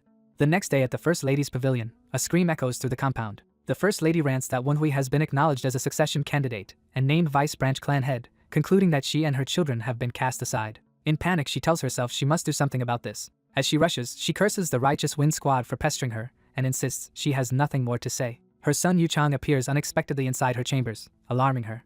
He explains he received permission from his father to visit, which momentarily reassures her. Grabbing him, she urgently tells Yuchang to listen. She insists they are no longer safe with Wenhui as vice branch head and urges Yuchang to escape to her Namgung family. Yuchang replies that the Namgung escorts who accompanied her are all under watch by the Righteous Wind Squad. She admits those allies are compromised but claims there is still hope. She instructs Yuchang to leave a secret mark and message in the Righteous Wind Pavilion's back garden to summon a hidden Namgung contact to the Crimson Pavilion at night. Wenhui, having intercepted the message, crushes the secret token while realizing there is still a Namgung spy she was hiding. Facing his mother, Yuchang calls her name and confesses that he thought at least she trusted him even if she distrusted his aunt. When she tries to shift the topic to urgency, he surges with emotion and slams his hand down, shouting why she involved the demonic cult. Tearfully, he demands to know why she allied with their enemies. She stammers in shock at how he learned this, while Yuchang explains he had wanted to handle both martial arts and clan politics on his own. He yells that accepting Namgung help was just another way to prove himself, and that he wanted to show his worth independently. Yuchang cries that he wanted to win as a Tang rather than by relying on her family. Suddenly, an outside voice declares the conversation finished, interrupting the moment. Wenhui, Kyujin, and the masked overseer enter, Wenhui noting there were still Namgung spies in the Righteous Wind Pavilion and sarcastically saying he is embarrassed he missed them. The First Lady realizes in horror that the overseer and Kyujin are with Wenhui and begins to guess what that means. Yuchang stands silently at Wenhui's side, confirming her fears. She screams that Wenhui forced Yuchang to betray her. Wenhui reminds her of their past conversation, when she promised she would step back and abandon her children's succession rights if he wished. She frantically tells Yuchang not to be fooled. Kyujin coldly tells her mother to stop, saying they have already shown Yuchang proof of her crimes. The First Lady, stunned, calls out her daughter's name. The overseer orders her to save the rest of her explanations for interrogation at the Righteous Wind Pavilion. He adds that she must realize there is nothing more she can do. Hearing that, she mutters in despair that there really is nothing left. She and Wenhui each think to themselves that the situation is now completely over. Kneeling on the floor, the First Lady weakly protests that she cannot accept this outcome. Consumed by rage, she transforms, erupting in blood-red demonic energy and screaming that she rejects it. Her unleashed power blasts outward in a violent surge that engulfs the room. Wenhui feels the aura and recognizes it as demonic energy. Yuchang stares in horror at his mother's transformed state, while Kyujin watches tensely. The spirit companion explains that she is using explosive reverse blood flow demonic arts, a forbidden technique even in the demonic cult. Wenhui recalls that this art multiplies internal energy for a short time. He also knows it makes the user lose sanity, turning everyone nearby into enemies and ultimately killing the practitioner. The narration emphasizes that this is a suicidal last resort technique. Enraged, the First Lady blames Tang Wenhui for all her misfortune. Wenhui counters that the Namgung clan brought the White Bone instructor and their schemes into the Tang clan, so her anger is misplaced. She screams for him to shut up and attacks in a frenzy. With a roar, she hurls a massive wave of demonic energy across the room at him. Wenhui darts past the assault with sword drawn, preparing to end the confrontation. The enraged woman smashes through furniture with a shockwave, sending the man flying back. The man, sweating, realizes the woman has resorted to demonic techniques. Tang Kyujin orders Yu-chan to retreat farther while she advances toward her mother. Kyujin pleads with her mother not to deepen her sins as crimson demonic flames swirl around the older woman. Tang Wenhui observes that convincing the mother is now impossible. Wenhui notes that the mother has completely lost her sanity to demonic energy. The mother, consumed by madness, rants that her disobedient daughter is no longer needed. She screams that she never needed Kyujin and lunges at her in a murderous frenzy. Wenhui grips his sword hilt, preparing to intervene. Kyujin releases a blazing sword strike straight at her charging mother. The mother is blasted back by Kyujin's anti-demonic sword energy, howling in pain. Wenhui's spirits marvel that Kyujin can disperse demonic energy like a true Taoist of Qingqing, and say she is still wasting her efforts. Wenhui reasons that Kyujin must know the explosive reverse blood flow technique harms its user, even if she did not realize it was demonic. He wonders if the mother used such a self-destructive art solely to defeat him. Kyujin rejects that idea internally, denying that her mother's motive was that simple. The mother erupts with another gigantic demonic outburst, screaming as power explodes around her. The red energy whirls violently while Kyujin and others brace themselves against the onslaught. Kyujin, already wounded, bitterly thinks that her mother remained selfish to the very end. She recalls that her mother knew exactly what decision Kyujin would make in this situation. Resolving herself, Kyujin vows to stay true to her own path. A flashback shows a former Taoist of Qingqing focusing her glowing sword, invoking sect techniques. The narration lists renowned masters and leaders who once favored Tang Kyujin during her sword training. In that memory, Kyujin begins a ritual dedicated to eradicating demonic forces. Back in the present, the demonic mother chants about killing while Kyujin stands ready with her sword of light. The mother shrieks to kill and fully gives herself over to murderous frenzy. She dives at Kyujin with monstrous speed, eyes bleeding demonic light. Kyujin plants her foot, ready to receive the attack. She performs a decisive, blinding sword slash as their clash reaches its peak. Kyujin's expression hardens as debris falls in the wake of her attack. She closes her eyes, accepting the grim outcome. Rain pours over the Tang residence, marking the somber aftermath. One of Wenhui's spirits asks if he noticed the look on the mother's face just before she died. Wenhui, holding a box in a quiet room, admits he now feels uneasy about how things ended. He remembers facing the berserk mother as she charged at Kyujin. He recalls her feral expression at the moment of death. He also remembers how, in her last instant, her face strangely looked more like that of a caring mother than ever before. Wenhui reflects that her twisted maternal love for her own children is what drove her to try to kill him and ultimately hurt them instead. Suddenly bathed in blue light, Wenhui's body reacts as his spirits cry out in surprise. The spirits exclaim that his soul and body are finally synchronizing and the gap between them is closing. They conclude that Wenhui's deep resentment has now been resolved. In the hall where it all happened, Wenhui and the others slowly compose themselves and leave. Outside in the rain, the masked overseer proposes announcing that the first lady left with Wenhui to the Namgung clan to recover, and Wenhui quietly thanks him for preserving her honor. Wenhui listens silently, looking out at the rain. Kyujin stands alone inside, swords at her side, staring at the blood-stained floor where her mother died. She turns to the window, lost in thought as rain beats down outside. Narration explains that time passes quickly afterward and that, following Namgung Sanyang's death, all remaining Namgung spies are captured. Kyujin comes to terms with her emotions over her mother's death and begins helping Wenhui with the heavy paperwork of being Vice Branch clan head. As they prepare to receive visitors, narration notes that the Dark Supreme's visit draws near and various allied sects arrive by carriage. Wenhui pulls Kyujin aside, saying there is something important he needs to discuss with her. He awkwardly claims he is too immature for his current position and suggests Kyujin, being more reliable and popular, would be better suited, but she immediately dismisses that as nonsense. Wenhui's spirits secretly watch, delighted by this rare display of vulnerability, and hope to keep observing the pair's growing chemistry. Wenhui, eyes glowing ominously, tells the spirits it is time to recharge the Ray sphere, scaring them into apologizing. Outside, other women cheerfully call out to Kyujin as they arrive. Kyujin greets Yusumin and Sima Suini, happy to see her friends again. Sumin suddenly notices Wenhui in the distance. Wenhui, startled, recognizes the new arrivals while holding one of his spirits in hand. Kyujin is surprised that her friends know Wenhui and asks about it. Wenhui awkwardly remembers their chaotic first meeting at a tea house and apologizes for how he appeared then. Kyujin beams and offers to formally introduce everyone. She introduces Yusumin as the Clear Moon Lady of Ame, whom she befriended at a Mount Shu gathering. She then introduces Sima Suini, known as White Sword Milan of Azure Flower Mountain Manor. Kyujin proudly introduces Wenhui as her younger brother and current Vice Branch clan head of the Nine Dragons division, prompting surprise that she herself is not holding that role. Kyujin confirms that Wenhui took the position, and Sumin jokes that Kyujin always said she did not want the job, so she finally got her wish. The women laugh together while Wenhui and Suini watch from behind. Suini nervously denies anything is wrong when Wenhui asks, slightly flustered by his presence. Sumin playfully teases Suini as a sly little cat, implying she has an interest in Wenhui. Sumin hauls Suini away so Kyujin and Wenhui can continue their duties, saying they will catch up later. Exhausted, Wenhui slumps down, complaining of fatigue, while Kyujin reminds him they still have more paperwork. Kyujin suddenly hears something approaching and looks up in surprise. She spots several unfamiliar carriages rolling down the forest road and wonders who they belong to. As they near, she recognizes them as coming from the Gold Sword sect. A plump man introduces himself as Najim Bey, overseer of the Gold Sword sect, offering greetings on behalf of his leaders. Wenhui politely introduces himself as Vice Branch Clan head Tang Wenhui and welcomes them, hinting that he is puzzled by the amount of cargo they brought. Ji-Bei explains that because Wenhui had refused any gifts during his last visit, their sect leader insisted on sending reparations this time. He reveals a chest overflowing with gold, saying it is both an apology and aid for Wenhui's branch. Ji-Bei begins to say there is more, glancing meaningfully at someone behind him. A terrified young man drops to his knees before Wenhui, loudly apologizing for his past rudeness and begging forgiveness, which reminds Wenhui he is from the Gold Sword sect. Wenhui decides to play along and accept the apology and gift, reassuring the man that he is forgiven. As he does so, Wenhui suddenly senses a strange energy and stiffens. He orders the guests to be led to the pavilion to rest, masking his reaction while an attendant agrees. Internally, Wenhui notes that, for an instant, he detected traces of demonic energy among the newcomers. He realizes that energy belongs to one particular man among them. Wenhui locks eyes with a rugged, bandaged man carrying luggage, recognizing him as the source. In his mind, Wenhui identifies the man as Gu Minchai. Elsewhere, Sumin mentions she saw Suni intently staring at Wenhui as the guests entered. Sumin teases that Suni was obviously staring at Wenhui, while Suni flusteredly denies it. Sumin keeps pressing, asking why Suni insists it is not what she thinks. Embarrassed, Suni admits the reason she stared is that Wenhui carried a distinct sword aura. Sumin is surprised to hear this, since he did not have such an aura previously. Suni explains that his sword presence now feels like that of someone who has trained for many years. Thinking further, Suni senses that his sword aura feels like that of someone who has practiced for a decade or more. She suddenly catches a familiar sword scent on the wind and is startled. Realizing it is the same sword scent she remembers, she dashes off to warn Kyujin and Wenhui. Sumin is dragged along, confused as Suni races toward the others. Suni decides they must reach Kyujin and Wenhui immediately, recognizing the scent as belonging to the swordsman who once fought her father.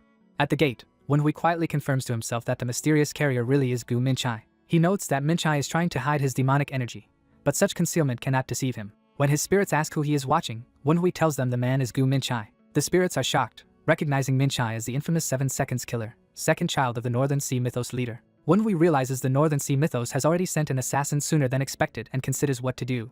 Though eager to tear Minchai apart for his crimes, Wenhui reasons that killing him now would only cause the Northern Sea Mythos to abandon their assassination attempt, reducing the benefit to Wenhui. He therefore decides to let Gu Minchai live a bit longer for strategic reasons. Later, Kyujin confirms that the Gold Sword sect was the last group to arrive, and Wenhui notes that anyone else will not come until morning. Suddenly a powerful force sweeps past them, making Wenhui and Kyujin turn in alarm. Wenhui senses a familiar overwhelming presence and tenses up.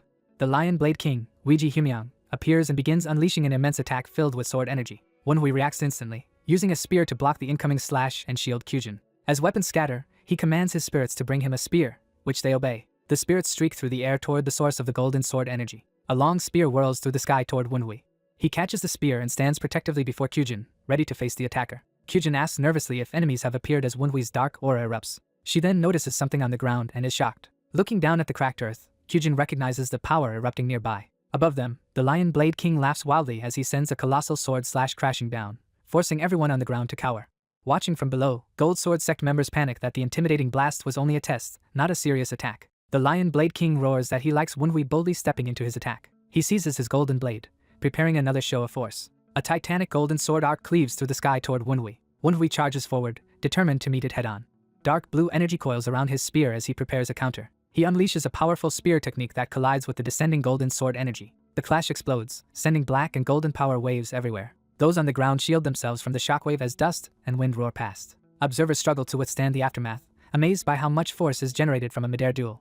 Gold Sword sect members cower, fearing they are under demonic cult attack. Amid the chaos, Gu Minchai moves with the others, his face unreadable. He silently gauges the situation, eyes narrowed. From the Lion Blade King's perspective, he laughs that his light test strike was deflected more easily than expected. Wenhui lands, panting, still holding the spear amidst the swirling dust. He formally introduces himself to the Lion Blade King and offers respectful greetings as Vice Branch Clan head of the Nine Dragons division. The Lion Blade King, now recognized as Grandmaster Weiji Humyang, responds that he has heard of the Tempest Swordsman's talented children. He praises Wenhui's performance, saying it was impressive. He adds that Wenhui is strong enough to match his disciple in a direct duel. Declaring Wenhui worth testing, the Lion Blade King prepares to push him further. Wenhui, feeling his internal injuries worsening from deflecting that single blow, realizes firsthand how terrifying Supreme Peak level masters are. He then senses another powerful aura, the presence of his own father, approaching. Wenhui thinks the Lion Blade King will not back down easily, but expects that he will not have to deal with him personally. Tang Zhan, Wenhui's father and the Tempest Swordsman, appears on the rooftop with elites, saying he would have greeted the visitor himself had he known he would arrive like this. Tang Zhan pointedly asks why the Lion Blade King came without prior notice. Wenhui's spirits exclaim that Tang Zhan's aura is not inferior to the Lion Blade King's and that he has hidden his true strength far more than they imagined. The Lion Blade King remarks that he has heard people call Wenhui the Nine Dragons idiot. He shouts toward Tang Zhan that, despite hiding himself, the Tempest Swordsman's force has only grown stronger. Overhearing, Wenhui thinks he does not care what people call him. Tang Zhan instead focuses on being glad to see the Lion Blade King healthy and suggests they talk inside if the old master's business involves his son. The Lion Blade King laughs and asks if Tang Zhan fears he will harm Wenhui. Tang Zhan explains he merely wants to be discreet, given how many eyes are watching the confrontation. The Lion Blade King relents somewhat, though still bristling with fighting spirit. He grins and declares that he personally is fine with continuing the exchange. Tang Zhan raises his hand, signaling his men to ready their weapons, promising to respond in kind if necessary. The green-eyed man says making Wenhui take the blame for the capital incident would be childish, and warns they would have to kill him first. The bearded elder snaps back that righteous words will not change his mind. Chibi Wenhui panics internally, trying to stop what is about to happen. The two elders glare and clash with their auras as if about to duel. Amid exploding arrows, Wenhui feels like the two are seconds away from fighting a duel. Someone screams in frustration, calling the elders crazy old geezers. The Tempest squad surrounds the gate, while fiery and green chi fill the area, framing the impending battle. The spirit explains that the Tempest squad is even using scattering slaughter bows, showing they came ready for an all-out fight, which surprises Wenhui. The spirit clarifies that those bows fire explosive arrows once used against the divine cult. We see an arrow whose head is fitted with explosives. Chibi Wenhui curses the Tang clan for such insanity. The Lion Elder accuses the Tempest swordsman of breaking the treaty by deploying both the Tempest squad and scattering slaughter bows. The Tempest swordsman coolly replies that the squad belongs to Righteous Wind Pavilion now, and claims the bows never left Nine Dragons County, so they do not violate the treaty. The Lion Elder admits the man is slick with words but says it is a shame he will not accept his excuse. Wenhui reasons there must be a treaty tied to the Tempest squad's dissolution and realizes another group has contracted them. He concludes the real issue is that both sides are manipulating events to justify a battle. The Lion Elder grins, ready to move things toward a fight. He agrees to a confrontation and declares that his true target is the young man who defeated his disciples. He announces he will test whether Wenhui, the Tempest swordsman's son, is worthy to subjugate the lion. The Tempest swordsman steps forward, saying the elder must go through him first. The Lion Elder, eyes blazing, accepts the challenge. Their clashing auras erupt skyward, colliding in a massive explosion of chi. Wenhui sighs, deciding he has no choice but to intervene. He bursts into motion, chi swirling around his feet. Wielding his spear, he surges forward and unleashes a powerful spear technique. He thrusts the spear skyward, sending a towering blue column of energy between the elders to cut through their oppressive chi. Onlookers gasp that, even though the elders had not fully fought yet, Wenhui managed to break their tense chi aura. Another observer marvels that Wenhui has grown far stronger since their encounter in Daoqing County. A Tang archer wonders in shock when Wenhui became this powerful. Other clan members stare in stunned silence at his display. One elder senses the chilling chi Wenhui just released. Wenhui reminds his father that Grandmaster Weiji is technically their guest. His father replies that anyone proving themselves an enemy ceases to be a guest. Wenhui points out that Weiji came specifically for him. He adds that, since the elder came for him, he should decide whether to treat Weiji as a guest. The Lion Elder chuckles darkly at this attitude. Then he bursts into loud laughter, saying the Tempest swordsman has quite the bold son who dares to treat him as a guest. The Tempest swordsman can only remain silent at his son's boldness. Wenhui and his father land side by side after suppressing their chi. The Tempest swordsman privately warns his son that the Lion Elder never knows when to stop and asks if he is sure, and Wenhui says he will do his best. After a pause, the father agrees to let him handle it. He then dispels his earlier hostility with a gesture. The Lion Elder asks if treating him as a guest means Wenhui accepts being tested, and Wenhui answers yes. Wenhui explains that due to an internal injury suffered during special training in Daoqing, he is currently not in peak condition for such a test. The Lion Elder inspects him and agrees the injury is quite serious. Enraged, he turns on his own defeated disciples, berating them for losing to someone in this state. He physically scolds them, shouting that they are fools, and they stammer apologies. He realizes Wenhui just wants time to recover and asks how many days he needs. Wenhui admits he does. When Wenhui tries to ask for 10 days, the elder counters that Tang medicinal skill makes 3 enough, and Wenhui haggles for at least 5. The elder compromises at 4 days, and Wenhui agrees to be ready then. Wenhui warns that if the elder causes trouble within those 4 days, something will happen, and the elder casually agrees. Wenhui offers to escort Grandmaster Weiji inside the compound. As they walk, Wenhui quietly asks Master Mu for a favor, despite the late hour. He asks Mu to check when the item he ordered will be completed, and Mu agrees. Wenhui then politely invites Grandmaster Weiji farther inside. As they enter, the other disciples react nervously to the Lion Elder's presence. 2 women bow respectfully as the group passes. Wenhui promises to have food prepared for the elder, who laughs heartily and says this is proper treatment for a guest. Watching them leave, one girl looks puzzled by the sudden camaraderie. Later that night, Kyujin talks with her friends, saying watching the martial masters was a rare opportunity rather than frightening. One girl is relieved that Grandmaster Weiji showed no interest in her, and Kyujin gives an awkward agreement. Kyujin thinks back, noting that it was actually the Lion Sect's disciples who threatened to clear Heaven's Sword Emperor's daughter, and that Wenhui simply got involved. Yet the Lion Blade King ignored the princess entirely, making her wonder if he cares nothing for the Sword Emperor. She calls to Kyujin, who answers. She asks Kyujin what sword techniques Wenhui uses, only to learn that he has never learned swordsmanship. Shocked, she insists that cannot be true. Kyujin recalls that Uncle Gon once asked him something similar, and her friend identifies Tengon, the fierce Wind Knight. Kyujin says Tengon is currently teaching Wenhui martial arts. In a flashback, Tangon had asked Kyujin if she had ever taught Wenhui swordsmanship or given him related manuals while watching the boy practice alone. Kyujin had replied that Wenhui used to dislike martial arts yet somehow learned the 12 beats of the violent tiger on his own, wondering if the rumors about his hidden background were true. Tangon then asked why she was curious, and she explained she had taken Wenhui to Liu Ban's foundry at Righteous Wind Pavilion. There he ordered a custom sword, which astonished her. Tangon told her that Wenhui had also requested training in spear and blunt weapons, but ordering a sword made him think Wenhui already had some sword technique in mind. Back in the present, the girl reflects in alarm that he ordered a sword despite never formally learning any sword art. Kyujin confirms that is what Tangon said, and the girl declares she cannot hold back anymore. In chibi form she grabs Kyujin and begs to talk to Wenhui herself, startling Kyujin. Kyujin reluctantly agrees to talk to him, and the girl thanks her fervently. Another friend whispers to Kyujin that this girl has been staring at Wenhui all day, and Kyujin reacts with surprise as they watch her walk ahead. The gossiping friend insists that the girl, usually only interested in plants and swords, was clearly watching Wenhui in a special way. She privately adds that the girl would make a good wife and notes she is the only daughter of a famous, male-dominated family. Then she leans in, about to add a qualifying. But Kyujin gives her a flat stare, causing the other woman to trail off awkwardly. In chibi style, Kyujin and the gossiping friend pity the confused girl as if she were a tragic case. Later, Kyujin greets unexpected night visitors at the gate, wondering who has arrived so late. She is stunned to recognize the newcomer as grandfather Chugyung. Chugyung brusquely asks where the second child is and is led toward the white pavilion. Overhearing, the girl wonders if this smith personally forged Wenhui's ordered sword and asks who he is. Another woman answers that this is Tang Chugyung, the master who made her own sword and the owner of Liu Ban's foundry. Excited, the girl proposes they secretly follow him to see what sort of sword technique Wenhui will use. At the white pavilion, Wenhui respectfully greets Chugyung, surprised the master came in person. Chugyung angrily blames Wenhui for sending someone to rush him, while Wenhui protests he only wanted an update as the due date approached. The smith snaps at him to shut up but admits that his presence means the work is finished. He reveals a glowing box, handing it to Wenhui. Inside lies the completed weapon, described as the sword Wenhui had ordered. We see the sleek, black-sheathed weapon resting on white cloth as Chugyung presents it. In a flashback, the smith remarks that designing this weapon was one of the most interesting projects he has had in a long time. Examining the blueprint, he notes that Wenhui managed to grasp the essence of Tang clan martial arts and combine it all into a single weapon. He muses that although it is designed to function primarily as a sword, he wonders whether Hosen's son will be able to handle it. Under the moon outside his forge, Chugyung admits he is very curious about that. Back in the present, Wenhui holds the weapon and reacts wordlessly to its feel. He studies it under the moonlight and asks Chugyung what he thinks, then wonders aloud at its quality. Smiling, he says the finished weapon is even better than he expected. Chugyung proudly agrees, satisfied with his work. Wenhui realizes the weapon resembles a folding fan that functions as both sword and hidden weapon launcher, exactly what he had envisioned. He is most impressed by the weapon's perfect weight balance compared to ordinary metal fans. He recalls that with normal fans, weight is all in the handle for speed, while here thrown blades whirl around him as he moves.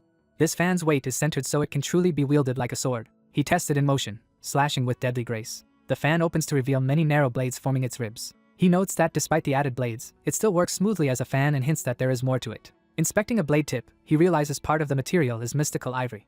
Chugyung praises his sharp eye and reveals he used the tusk of a rare black mythical elephant, a material normally reserved for sorcery artifacts. The spirit companions add that the handle is ancient 500-year-old iron heart rosewood, further shocking them. In chibi form, Chugyung begins explaining the bottom strings as Wenhui thinks the smith used all kinds of exorbitantly rare materials. Wenhui stares at the glittering fan, wondering what on earth this man has created. Chugyung coughs and says the materials matter less than the weapon's special functions.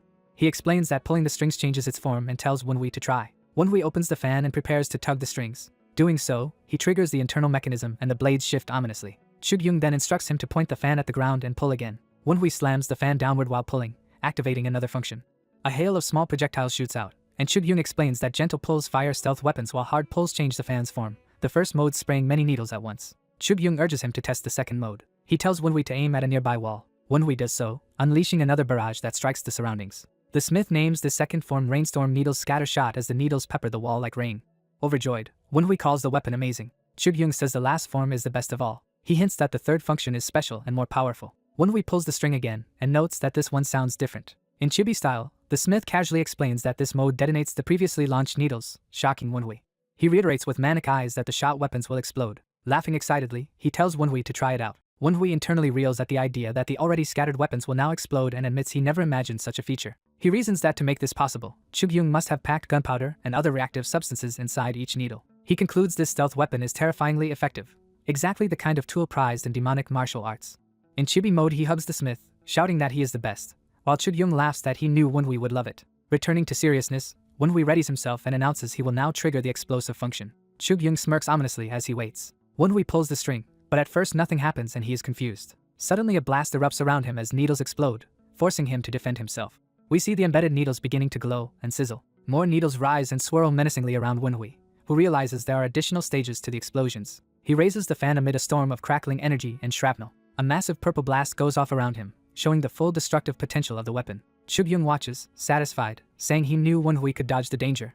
Panting, Wenhui demands to know what that terrifying effect just was. He then sees countless needles hanging in the air before him and notes in disbelief that the deflected needles are now floating. Chugyung finally admits he did not design the sword alone and that the collaborator who helped him wanted to test Wenhui through this weapon. Wenhui calls that collaborator a sly man, and Chugyung chuckles in agreement. The last image shows the empowered needles crackling with purple energy, emphasizing the deadly power built into Wenhui's new sword fan.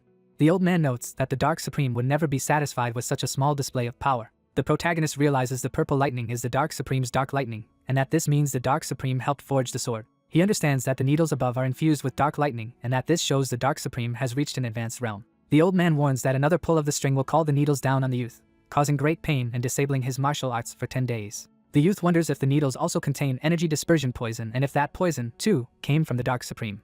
He judges that even his venom dragon cultivation cannot fully counter the poison and that being hit once would leave him unable to stop the Northern Sea mythos during the festival. The old man casually suggests the youth can simply step away if he doubts his ability to deflect all the needles. The youth asks what will happen to the sword if he leaves, and the old man praises him for catching on. The old man explains that if the youth waits too long or fails to deflect the dark lightning, the explanation finishes with the revelation that the sword itself will explode.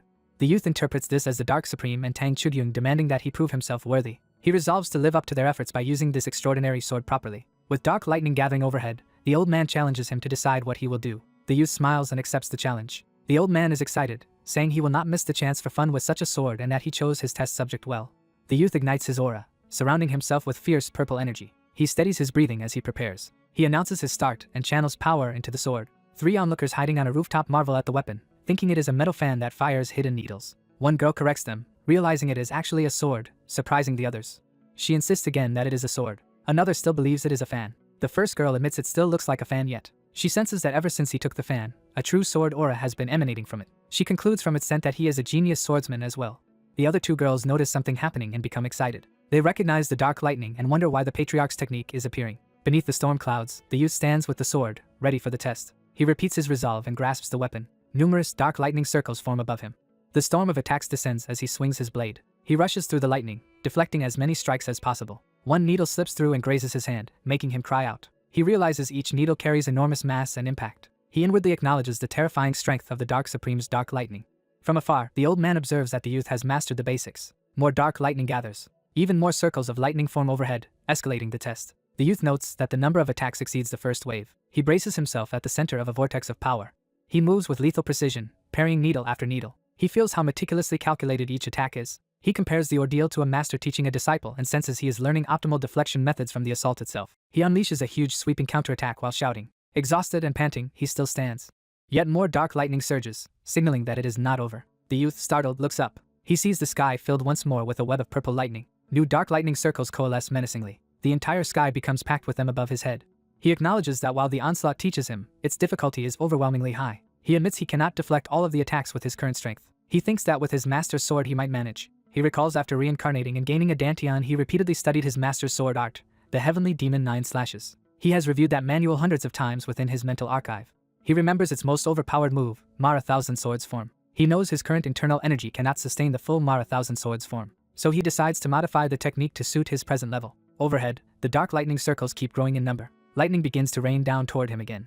He plans to use his Tempest technique to supply the required number of slashes. He will also combine it with the Black Dragon Chi Art's cold energy to saturate the area. He spins, forming intersecting arcs of energy. He charges forward inside a blue-white ring of power. A grid of slashes rises to meet the descending lightning. He pushes himself to make his sword net more thorough. He urges himself to move faster. He strives to emulate his master's Mara, invoking Tempest Dance, Sword Tempest Mara. His modified technique forms a lattice that stops the rain of needles, causing massive impacts. The explosion of clashing energies engulfs the area. Smoke and dust obscure the courtyard as a lone silhouette emerges. The youth states calmly that he has passed the test. He proclaims that the sword now belongs to him. Later, the old man gives him a box of explosive needles along with the formula for the explosives. The youth thanks the old man for both the weapon and the instruction, but the old man says the Dark Supreme deserves credit for the teaching. The youth replies that the Dark Supreme only helped because the old man agreed to forge the sword. The old man, intrigued, asks if he truly thinks that and requests permission to pose a question. He explains that Tempest can only be wielded by someone bearing remorse, and observes that the youth seems to carry more remorse than most. He wonders aloud why someone so young, who should know little of the world, is burdened with such regret. The youth brushes it off as overthinking when he reflects on his own remorse. The old man accepts that the youth does not wish to explain, acknowledging that everyone has their own pain. He then asks if he may name the fan sword, and the youth agrees. The old man says the youth's previous movements resembled a tornado and suggests the name Calamitous Wind Fan. The youth looks at the weapon, stunned by the name. He repeats the name Calamitous Wind Fan, mulling it over. Smiling, he thanks the old man for giving the weapon such a fitting name. Alone later, he thinks of Calamitous Wind rather than Tempest as the path he should follow. Standing in the snow, he smiles quietly, seeming at peace with this path. As he looks toward a sect complex in the mountains, he wonders if that is truly the road he must walk. The scene shifts to an inn where a server reacts in surprise to the arrival of the old man.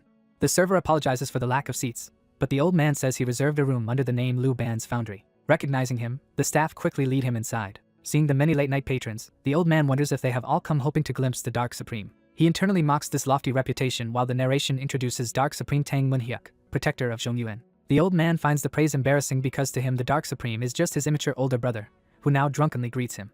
Tang Munhyuk complains he has been overworked and asks how the youth was. The old man wants his brother's opinion despite having watched the test himself. Tang Munhyuk predicts the youth will grow from Tempest into Calamitous Wind and might even shake the martial alliance. He then asks what his brother thinks will happen once the youth endures all the hardships of that storm. The brother answers confidently that the youth will not tire. He explains that seeing the youth in person reveals a violent yet sorrowful calamitous wind born from deep resentment. Meanwhile, the youth reflects that behind that violent wind, his own heart was crying miserably. Back at the table, Tang Munhyuk orders another bottle of alcohol. His brother remarks that the youth alone is worthy of inheriting the Tempest squad. Tang Munhyuk agrees, listing the youth's talents, determination, insight, skills, and character, and notes he is Hosen's son, making him the ideal candidate. He adds that the only flaw is the youth's lack of social skills. He worries that if the youth's calamitous wind outstrips everyone else's, he may end up standing alone. Yet he suggests that by making him squad leader he might instead carve a path for others. The brother says he would appoint him leader if he were the sole option. Shocked, he asks if there is another candidate. Tang Munhyuk reveals he is also considering the famed Qingqing divine sword, Li Keelsan. His brother explodes, protesting the idea of choosing a senior disciple of another sect as Tempest squad leader. Tang Munhyuk points out that Li Keelsan is widely regarded as the strongest sword in the world. He reasons it is wiser to recruit such a talent to their side and to stir healthy competition within the Tang clan through that appointment. Calling him a sly old snake, the brother admits he understands the plan. He then laments that such plotting leaves Wunhui with few ways to flourish, asking if there is any chance for him. Tang Munhyuk says there is one way. When pressed, he declares that the squad leader position will ultimately be his own. His brother is startled by this implication. Tang Munhyuk explains that if Wunhui becomes the eye of a storm that absorbs all winds, he will not need to worry about fitting in. Others will simply revolve around him. Watching him drink, the brother admits that although Tang Munhyuk is childish, he truly thinks like a leader. Suddenly Tang Munhyuk senses something off in his drink. His brother reveals he laced the drink with a paralysis poison capable of felling a bull, praising Tang Munhyuk for noticing. Tang Munhyuk complains that poisoning him is going too far, while his brother laughs that he expected the poison to at least slur his speech. Tang Munhyuk retorts that the real surprise is that his brother failed to spot the poison right away. The brother asks who supplied him with such a toxin. Realizing the answer, Tang Munhyuk starts to say it. The brother admits he ran into someone on his way here, prompting Tang Munhyuk to angrily accuse him of betraying him. At that moment, a group of figures dramatically enters the restaurant. Powerful force sweeps through the hall, knocking patrons from their seats. Tang Munhyuk recognizes the disturbance as an ambush. The shockwave sends him crashing while the blacksmith remains standing. Tang Munhyuk refuses to let himself be captured in such a state. A calm voice from the newcomers tells him the place is surrounded and urges him to surrender. The leader remarks that their schedule has already been badly delayed because of his outing. A woman steps forward from the group and addresses Tang Munhyuk as grandfather. Elsewhere, the rooftop girls gush over the Tang clan's Tempest dance, saying they have never seen such a sword technique. One girl agrees, then suddenly hesitates. She realizes what they witnessed was not actually Tempest dance nor even a Tang clan martial art, and wonders where Wunhui learned it. The others are startled to hear it does not belong to the Tang clan.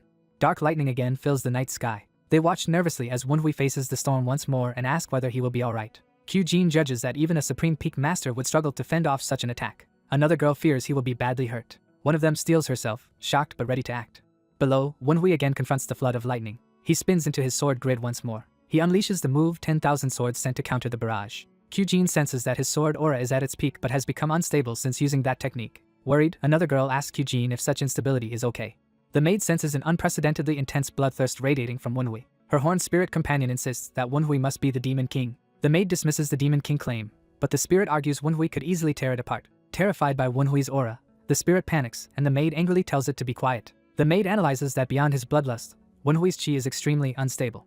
Wunhui's spirits report that the three girls are still spying on him, which he finds troublesome. One spirit remarks the girls forgot they were spying because they were engrossed in his divine cult sword technique. Wunhui reflects that although his move is based on demonic arts, he mixed in Venom Dragon and Tempest Dance so others should not notice. He recognizes the real issue is the backlash from using the Mara power without the heavenly demon cultivation method. He concludes Tempest Dance carried Mara successfully, but his venom dragon cultivation cannot bear the Mara's thousand swords form.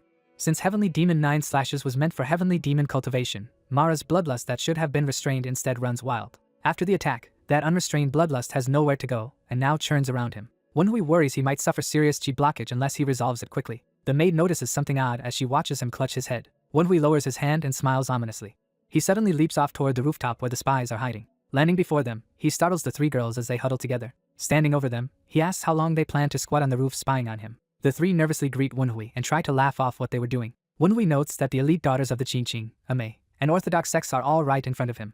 He decides that these three are ideal for helping him suppress Mara's bloodthirst. Meeting them in the courtyard, he proposes a duel. The three are surprised he wants to fight all of them. He confirms and says it will be their payment for watching his training. The maid admits spying on him was wrong.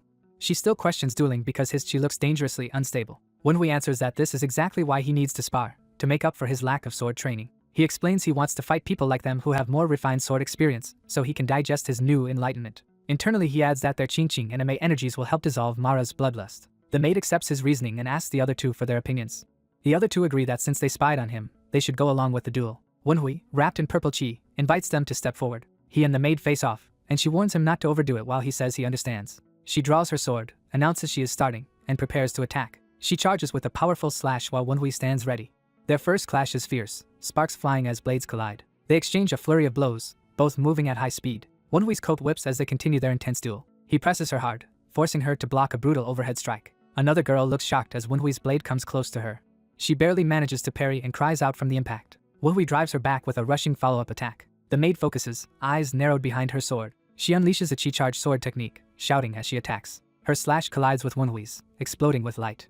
The other two spectators remark that this was supposed to be training, yet they are fighting as if it is life or death. The maid charges again, legs and sword moving in a rapid assault. Wenhui blocks and counters in a continuous series of sharp clashes. She thinks in disbelief that although she knew Wenhui was improving quickly, this level is far beyond what he was 2 weeks ago. She notes that his current strength is on a completely different level, and something more is happening.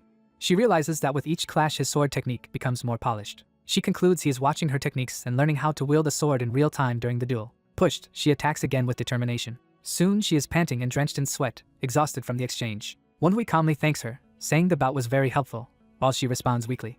Turning to the others, he immediately calls for the next challenger. The Ame girl complains she would have refused if she had known the duel would be so intense, but steps up saying she looks forward to it. Accepting the promise, she draws her special sword. She announces that she will begin the next match herself. She launches a bright, sweeping sword energy attack toward Wenhui. Wenhui braces himself as her blade and energy rush in. She follows with multiple rapid chi slashes, surrounding him. Wenhui groans as her blows land, feeling their impact. His spirits warn that the Ame sect's Buddhist anti-demonic energy directly counters his demonic power and ask if he is all right. Wenhui says he knows this and that it is exactly why he requested this duel. He observes that Mara's bloodlust has not yet fully become demonic energy, so the Buddhist power will not cause internal injuries. However, he can feel his energy draining significantly each time their swords collide. He reasons that if Taoist energy is already opposite his own, Buddhist energy is an even harsher counter. Accepting this, he resolves that he must adapt to it now. Their next clash unleashes a huge burst of purple energy across the courtyard.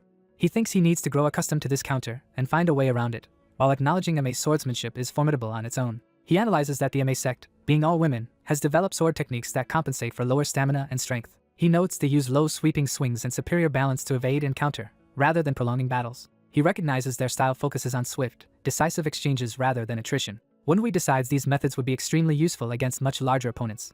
As she moves in again, he carefully reads and adapts to her footwork. Their swords trace golden arcs while they exchange more heavy blows. Wenhui steps into her attack, pushing through the golden energy. He brings his weapon to her throat, ending the duel with his blade at her neck. The scene pulls back, showing Wenhui having decisively beaten her. She collapses in chibi form, declaring she is tired and done. Wenhui thanks Amin for the duel, and she jokes that he is too obsessive and women will not like that. The last girl walks forward thinking Wenhui is interesting. She reflects that Wenhui was not born particularly talented, unlike Kyujin, and is average compared with other disciples. Yet despite that, he learned Kyujin and Samin's sword techniques simply by watching them. She realizes he made those techniques his own at a speed even naturally gifted people could not match. She concludes he can do this because his comprehension of the sword is extraordinarily high. Still, she wonders how his understanding can be so advanced when his physical sword skills lag behind. As she stares at Wenhui's aura, she reacts in surprise. She senses that his sword aura, his so-called sword scent, has changed. She tells him he is controlling it incorrectly. She explains that over-manipulating it will damage his sword scent and that he should instead balance releasing and drawing it in. Wenhui repeats the unfamiliar term in confusion. Embarrassed, she asks him to forget what she just said. Wenhui recalls reading in the divine cult about a Sima clan ability to perceive talent, and wonders if this sword scent is that ability. He thinks of the clear heaven sword emperor, a master on par with his own teacher, and decides he cannot ignore this possible ability. He asks her to elaborate on how to balance letting swords sent in and out. She blushes and asks if she can give a more detailed explanation. Rushing to Sumin, she insists the explanation must be easy to understand. Sumin, in chibi form, tells her simply to explain it in an easy way. The girl enthusiastically compares swords sent to a consumable item that can be used up. She adds that once exhausted it never fully recovers, but if left unused it deepens and becomes more potent when imbued into the sword. Watching this, Sumin holds her head and calls her companion a hopeless nerd. The girl smiles dreamily, clearly delighted to be teaching. Manhua stares blankly, thinking he has no idea what she is talking about.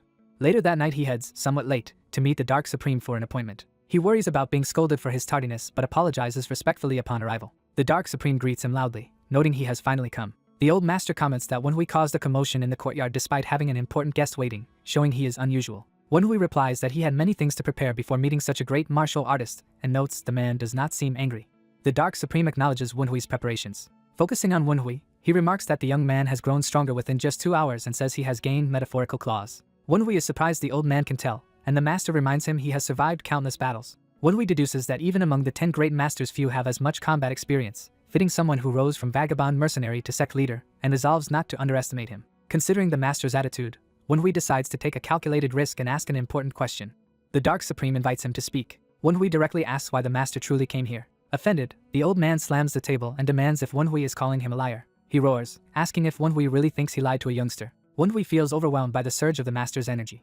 The Dark Supreme finds Manhua's boldness interesting and assumes the youth has a reason to doubt him. He says that depending on Manhua's explanation, he might move up the test and fight him immediately instead of in 4 days. Manhua's spirits panic that the man is too dangerous, but Manhua steels himself and agrees to explain his reasoning. He points out that a Grand Mirim master appearing unannounced at 9 Dragons Division right before a major festival is too suspicious. He argues that the master should know the consequences of such timing and that if he came only for Lion Sect honor, he would have chosen another time, so there must be another motive.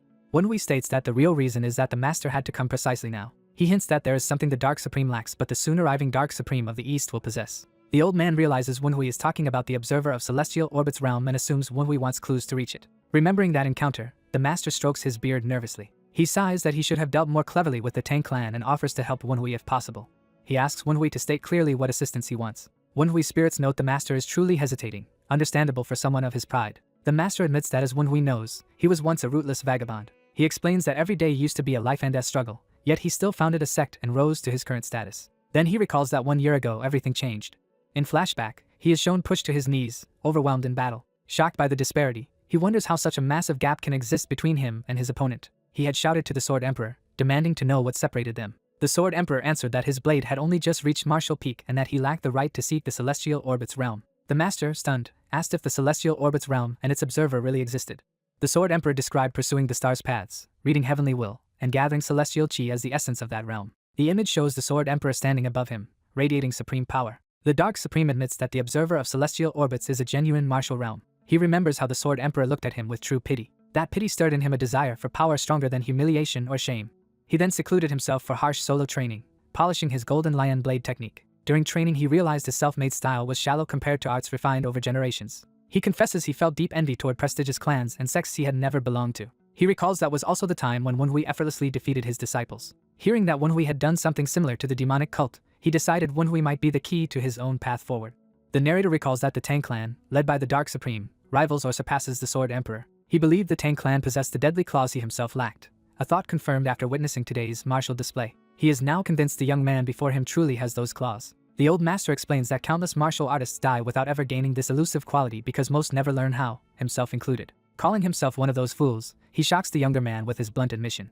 The young man, surprised by such candor, comments that he did not expect the elder to be so honest. The old master reveals that this is why he has come, asking the young man to help him obtain the claws. The young man thinks it remarkable that a supreme master humbly admits his shortcomings to someone far younger and asks for help, showing no concern for pride. The narrator admires the elder's pure, unfiltered desire for strength. Finding such desire rare, the young man agrees to help him in his quest.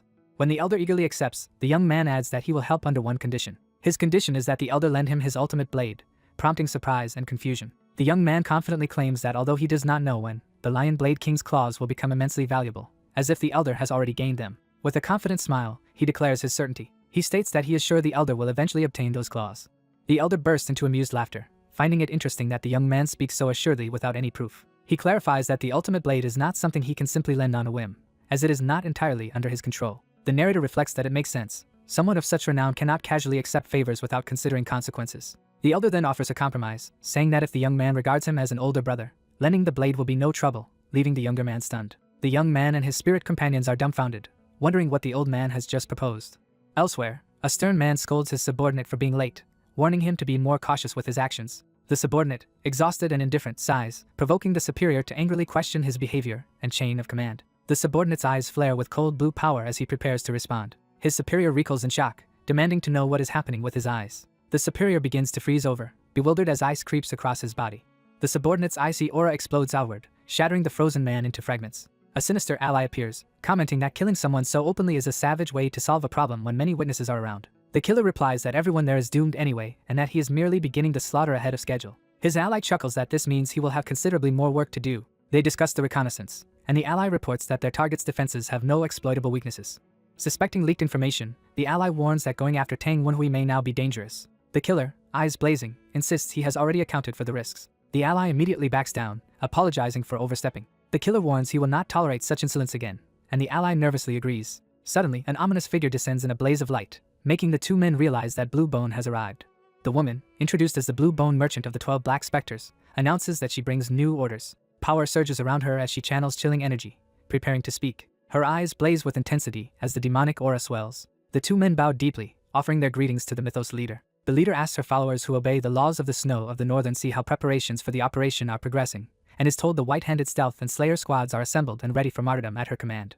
She declares that she is granting them the divine mission to begin the first chapter of a holy war, which they eagerly accept. She adds that, as the leader of the laws of snow, she intends to send a special gift to an old enemy she has not met for decades. Her command is to behead one of the Tempest Swordsman's sons and display the head publicly, regardless of how many followers die in the attempt. The killer confidently replies that they can and will carry out that order. The Mythos leader replies that she looks forward to seeing the results.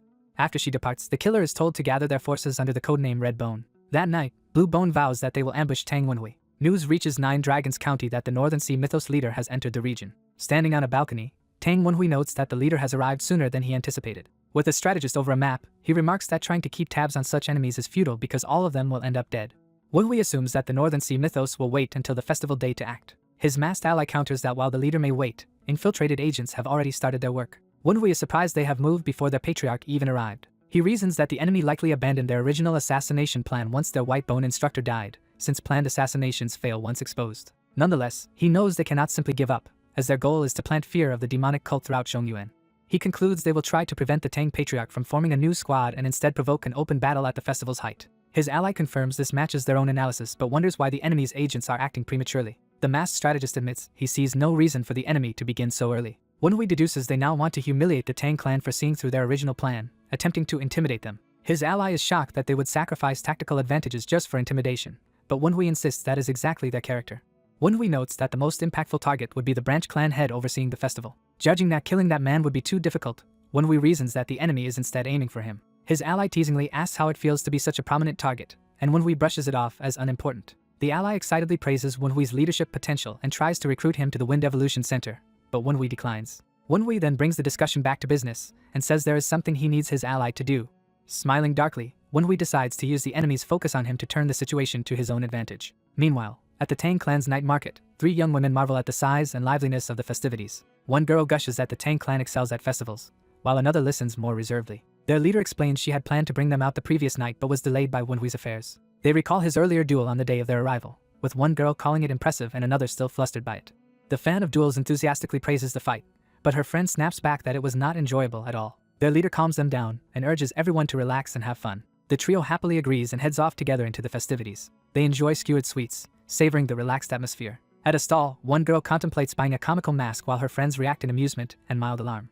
Watching her companions at ease, the leader quietly wishes that her own siblings could spend carefree time together like this as well. She thinks specifically of her brother Yuchan and wonders how he is doing as he sits elsewhere with a box, looking troubled. Back at the market, one friend urges Kyujin to follow her to another attraction, and Kyujin agrees. Suddenly, sinister dark energy surges into the alley, surrounding the 3 women. The leader senses an ominous energy and tenses in alarm.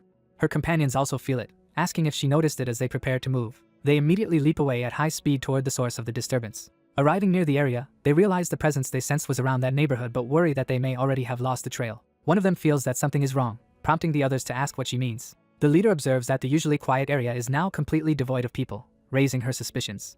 She concludes that the emptiness is unnatural for this location and realizes they have walked into a trap. She urgently orders everyone to escape at once, and her friends agree. Before they can flee, powerful icy attacks rain down from above, shocking them. The women counterattack, cutting down several hooded assailants despite the flurry of snow-like energy. The leader fights fiercely, unleashing her own blade technique against the encroaching power. Yet the enemies respond with even greater waves of freezing energy. She recognizes the chilling demonic aura as the same blade demon of the Northern Sea mythos that Wunhui had once fought. The killer steps forward from the darkness, acknowledging their skill as befitting future leaders of Sichuan near him. His face half lit by cold blue light, he prepares to unleash more of his ice power. He smirks that they have easily blocked his men's attacks. The leader gauges his aura and concludes in horror that he is at least at the supreme peak level. The killer tells her there is no reason to be nervous. He muses that the Amei-sect's anti-demonic sword techniques will be troublesome, meaning he must handle them carefully. He decides to eliminate the Amei swordswoman first, moving in on her as she cries out in fear. She musters all her strength and screams, unleashing a desperate technique. Even so, the killer blasts through her defense and strikes her brutally. A shockwave explodes outward, flinging all three women away. One companion shouts in denial as she witnesses what is happening. The killer remarks that capturing the Nine Dragons clan's daughter and the Clear Heaven Sword Emperor's daughter will suffice, making the injured girl realize he knows exactly who they are. The two surviving women attack from both sides, swords raised high. Unfazed, the killer prepares to counter their simultaneous strikes. He casually repels their assault with icy force, sending them flying again. The leader cries out in disbelief at his overwhelming power. Her companion is struck hard and cries out in pain. The killer closes in once more, swinging a devastating attack that slams into them amid a shower of icy shards. The aftermath shows the women lying badly injured on the ground while the killer stands untouched. One of the women, barely conscious, screams the names of her fallen friends, Sumin and Kyujin. The killer approaches her slowly as she tries to rise. She weakly demands to know what he intends to do with her captured friends. He silences her with a vicious kick, knocking her back down. Looming over her, he orders her to tell the Nine Dragons clan that if they want the two captured women returned. He finishes the message. Tang Wunhui must come alone to face him. The killer departs with the captives, leaving the battered woman slumped in the alley. She gasps their names, Sumin and Kyujin, in despair. Bleeding and barely conscious, she struggles to move. Realizing she is still alive, she steels herself despite the pain. She pulls out a signal whistle with trembling hands. Using the whistle, she sends out a desperate alarm across the city. Exhausted, she slumps back but keeps clutching the whistle as blood drips from her lips. Meanwhile, Wunhui, holding a Northern Sea mythos token in his war room, vows he will not forgive his ally if their plan fails, as the ally calls his name. The injured woman, far away, whispers Wunhui's name as her vision fades. Later at Azure Pavilion's guest room, Wunhui rushes in to find her lying on a bed surrounded by healers. He asks about her condition and learns she suffers from serious external injuries and severe ice poison. He is told that thanks to using the Great Closed Pulse method she has stopped the poison from spreading, but her state is still critical. The Tang healers admit they have no means to cure this particular type of ice poison.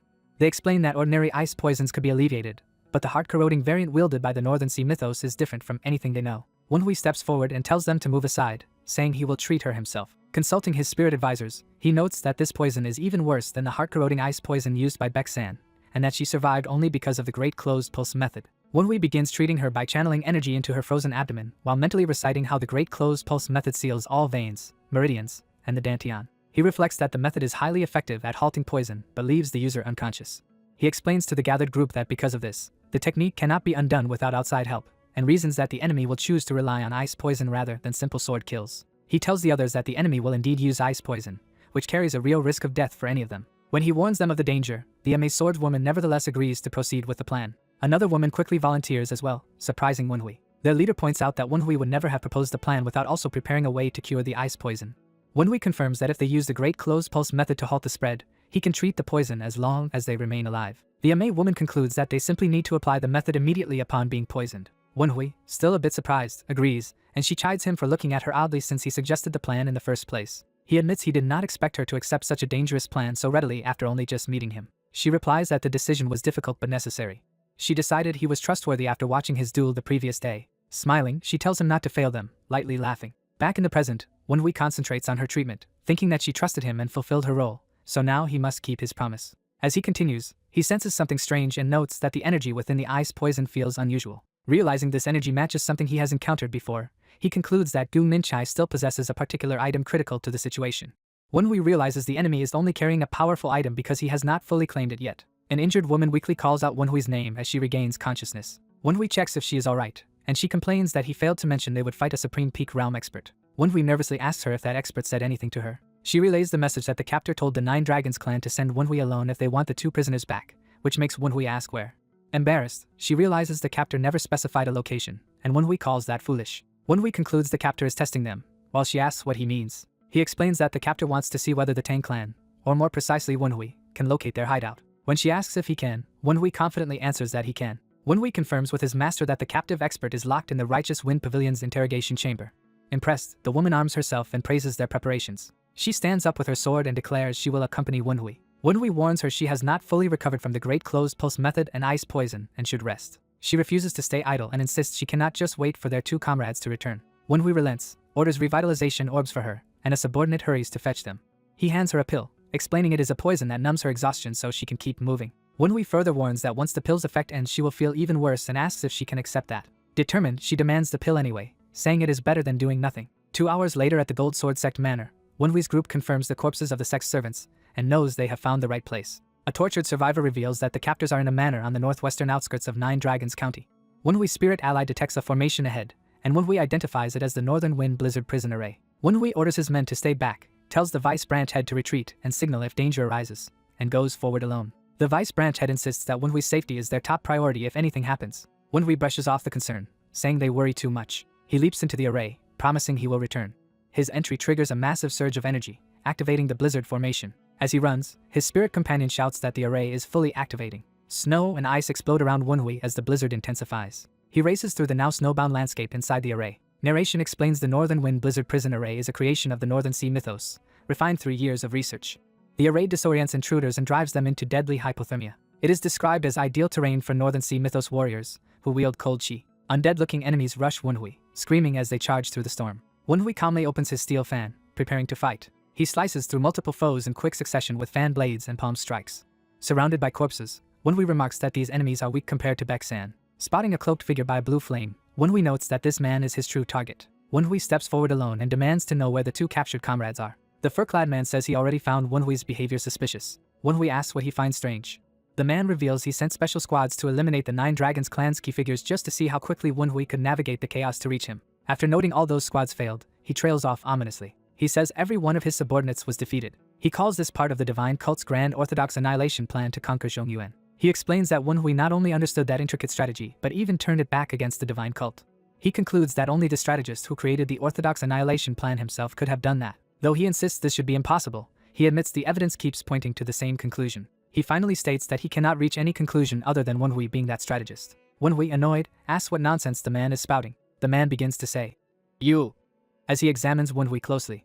He then violently declares that Wenhui is really Yun Wenhui. Wenhui says nothing, silently reacting. The enemy smirks as if satisfied with his deduction. Wenhui casually admits the guess is correct. Elsewhere, a young woman wakes groggily in a dim storage-like room, realizing where she is. A shadowy figure tells her she has finally awoken. Recognizing him, she stammers that he is Na Jinbei of the Gold Sword sect. He laments that she woke up and looks toward her with feigned annoyance. Pulling off his disguise, the man notes he is still using a false appearance. The captive woman senses a terrifying aura like that of the demon-wheeled Jianshi, and realizes he is a powerful Jianshi user. He praises her perceptiveness, saying he expected no less from a Qingqing disciple. He introduces himself as the Red Bone Terror and master of the Black Bone Ghost Valley. Paralyzed by his sorcery, she realizes she cannot move her body. The Red Bone Terror confirms that this immobilizing state is his sorcery at work. As he reaches for her, she furiously curses him as a demonic martial artist, while he complains about her loudness. He roughly grabs her face, saying she should behave more like her quieter companion. The other captive, Suni, lies unconscious while her friend calls her name in panic. The Red Bone Terror remarks that Suni has been silent since waking. He grips her head and mockingly asks how nice that must be. Suddenly he senses something above as part of the structure trembles. Looking up, he realizes the blizzard array outside has been activated. He concludes that Tang Wenhui has arrived to rescue them. He taunts the captives, asking if they feel hopeful now that their rescuer is near. Grinning, he promises that once everything is over he will turn both women into live Jianshi. He leaves them lying helplessly on the floor of the cluttered room. The two women quietly ask each other if they are alright, still shaken. One notes that the enemy's security is extremely tight and suspects more foes and formations around them. She adds that she cannot move because of the sorcery and that the ice poison is steadily spreading through her body. Her companion mutters that the situation looks very bad. Worried, she asks if Q-Jin thinks Sumin is safe. Q-Jin reassures her that Wenhui likely ensured Sumin's safety, though she still hopes so anxiously. They decide to wait as Wenhui instructed, relying on a backup plan if things go wrong. Back in the blizzard, the fur-clad enemy finally addresses Wenhui by name, acknowledging he is indeed Yun Wenhui. Wenhui gives his current identity, calling himself Tang Wenhui. The enemy insists he is Yun Wenhui, but Wenhui plays dumb and denies understanding. Drawing his icy sword, the enemy tells him to stop pretending ignorance. He unleashes a massive cold slash of sword energy. Wenhui braces himself as freezing winds roar around them. Wenhui internally identifies the weapon as the demonic blade life-stealing sword. He recalls it as a Northern Sea mythos treasure forged from many thousand-year ice crystals, brimming with concentrated yin energy.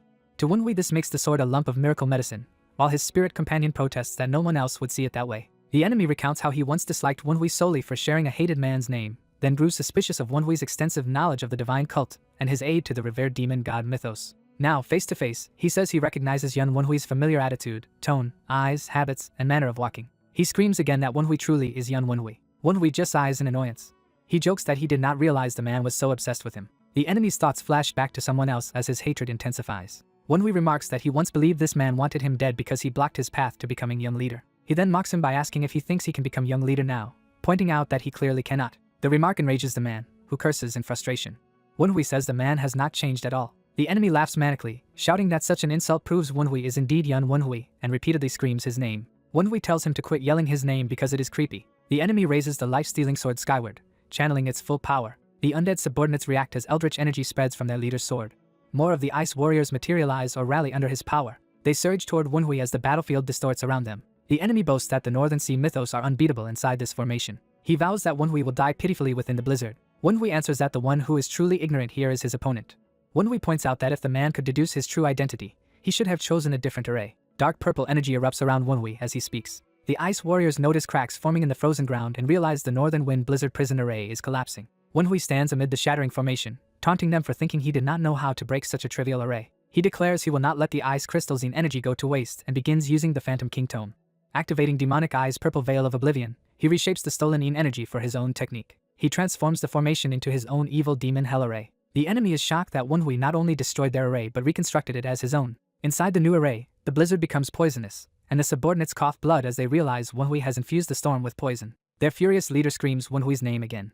Wunhui complains once more about hearing his name and beckons his foe to fight. A subordinate warns that their young master's health will deteriorate under the poisonous storm and orders everyone to attack Wunhui. Wunhui counters with a devastating fan attack that sends enemies flying. He calls them stupid for charging and cuts them down amid their screams. He notes their attacks work well only when vision is obscured by a normal blizzard, implying his array negates that advantage. Now empowered, he says he can see them clearly and prepares a finishing strike. The enemy recognizes the energy as belonging to the divine sword Heavenly Demon. Wunhui unleashes Mara Thousand Swords form, Mara Sword Tempest, summoning a towering storm of blades. The swirling sword tempest descends on the enemies from above. The blades tear through the Northern Sea Mythos warriors, shredding them. Their leader is struck and cries out in agony. His pained expression shows the force of the blow. As the tempest subsides, blood and debris litter the snowy ground while the wounded leader stands alone. Wunhui looms amid blood-slick snow, fan open and eyes glowing ominously. The leader trembles with rage and frustration. He roars and launches another desperate attack at Wunhui. Their weapons clash in a fierce head-on collision. Energy surges between them as the leader again screams Wunhui's name. Struggling against Wunhui's power, he demands to know how Wunhui regained his internal energy. Wunhui answers that, regardless, he is far stronger than his opponent. He drives the man back with overwhelming force. Advancing through the storm, Wunhui sarcastically asks if finally fighting him like this makes the enemy happy. The enraged leader snarls and prepares another charge. He dives toward Wunhui from above for a final clash. Cloaked in blue energy, he swings his sword down. Their blades and powers collide again in a blinding impact. Wunhui counters the attack with cold, focused intensity. The two exchange brutal close-range blows as the fight peaks. Wunhui's eyes narrow, fully engaged in the deadly struggle. He surges forward with another powerful strike, shouting as he presses the attack. The battle resumes with the fur-clad man lunging at his opponent in a blur of motion. He reacts in shock and anger as the clash begins. His enemy, a younger man in blue, twists his body and prepares a powerful strike. The younger man's attack detonates in a burst of energy against the older fighter. He plummets down toward the foe, sword drawn, while the other calmly readies a sheathed weapon. The younger man dives straight at him as the older fighter watches from below. The fur-clad man shouts that he will not allow it, and smashes his opponent to the ground. The younger man is hurled into a massive spike of ice that erupts from the ground. Another combatant uses a fan to vault and spin through the air. He flicks his fan, releasing small hidden weapons. The fur-clad man realizes in alarm that the fan user is raining concealed weapons down on him. He speeds forward, deflecting the incoming projectiles with rapid movements. Several of the needles pierce him, drawing blood across his torso. Wounded but standing, he staggers and growls in pain. He notices the spreading toxins and accuses his enemy of poisoning the weapons. The fan wielder smugly asks how his technique called soul-shattering sand tastes while pressing the attack. A storm of purple energy and projectiles whirls around them as the fan user wonders in frustration why he is not winning. He thinks that his martial arts should be far superior and questions why he still cannot defeat this opponent. The younger man grins confidently inside the vortex of energy, startling his foe. The fan user believes the former young leader is underestimating him and resents being compared to past masters. He assumes his opponent sees him as slow and barely at early supreme peak, which fuels his rage. Enraged, he charges, shouting that the other must not see him as a worthy opponent. The fur-clad man activates an icy sword, its blade sheathed in crystalline frost. He roars and launches himself with the frozen weapon toward the younger man. His face contorts in fury as the frozen power surges, amplifying his strike. Blood sprays as the icy sword tears into the fan user. Shocked, the fan user gasps in disbelief at being struck. The clash explodes into a blinding sphere of light between them. The explosion sends a massive wave of icy power outward. Shards and debris are blasted through the air as the storm rages. The icy sword spins through the air after being thrown. It slams into the ground, discharging another surge of cold energy. The younger man, now composed, asks if his foe understands why he did not use the evil ghost war robe from the start. Smiling, he remarks that it would probably take the other man longer to understand his reasoning. Reeling and bleeding heavily, the fur-clad man coughs and wonders what just happened. He realizes his opponent lured him into unleashing a large attack and questions the purpose behind it. The younger man acknowledges that the fur-clad man at least grasped that part of the plan while dark energy gathers around his weapon. The berserk fur-clad man charges again, ice power raging. The younger man notes that he deceived his enemy into thinking he had already shown his fastest speed. He then cuts the fur-clad man in a brutal pass, leaving him bloodied.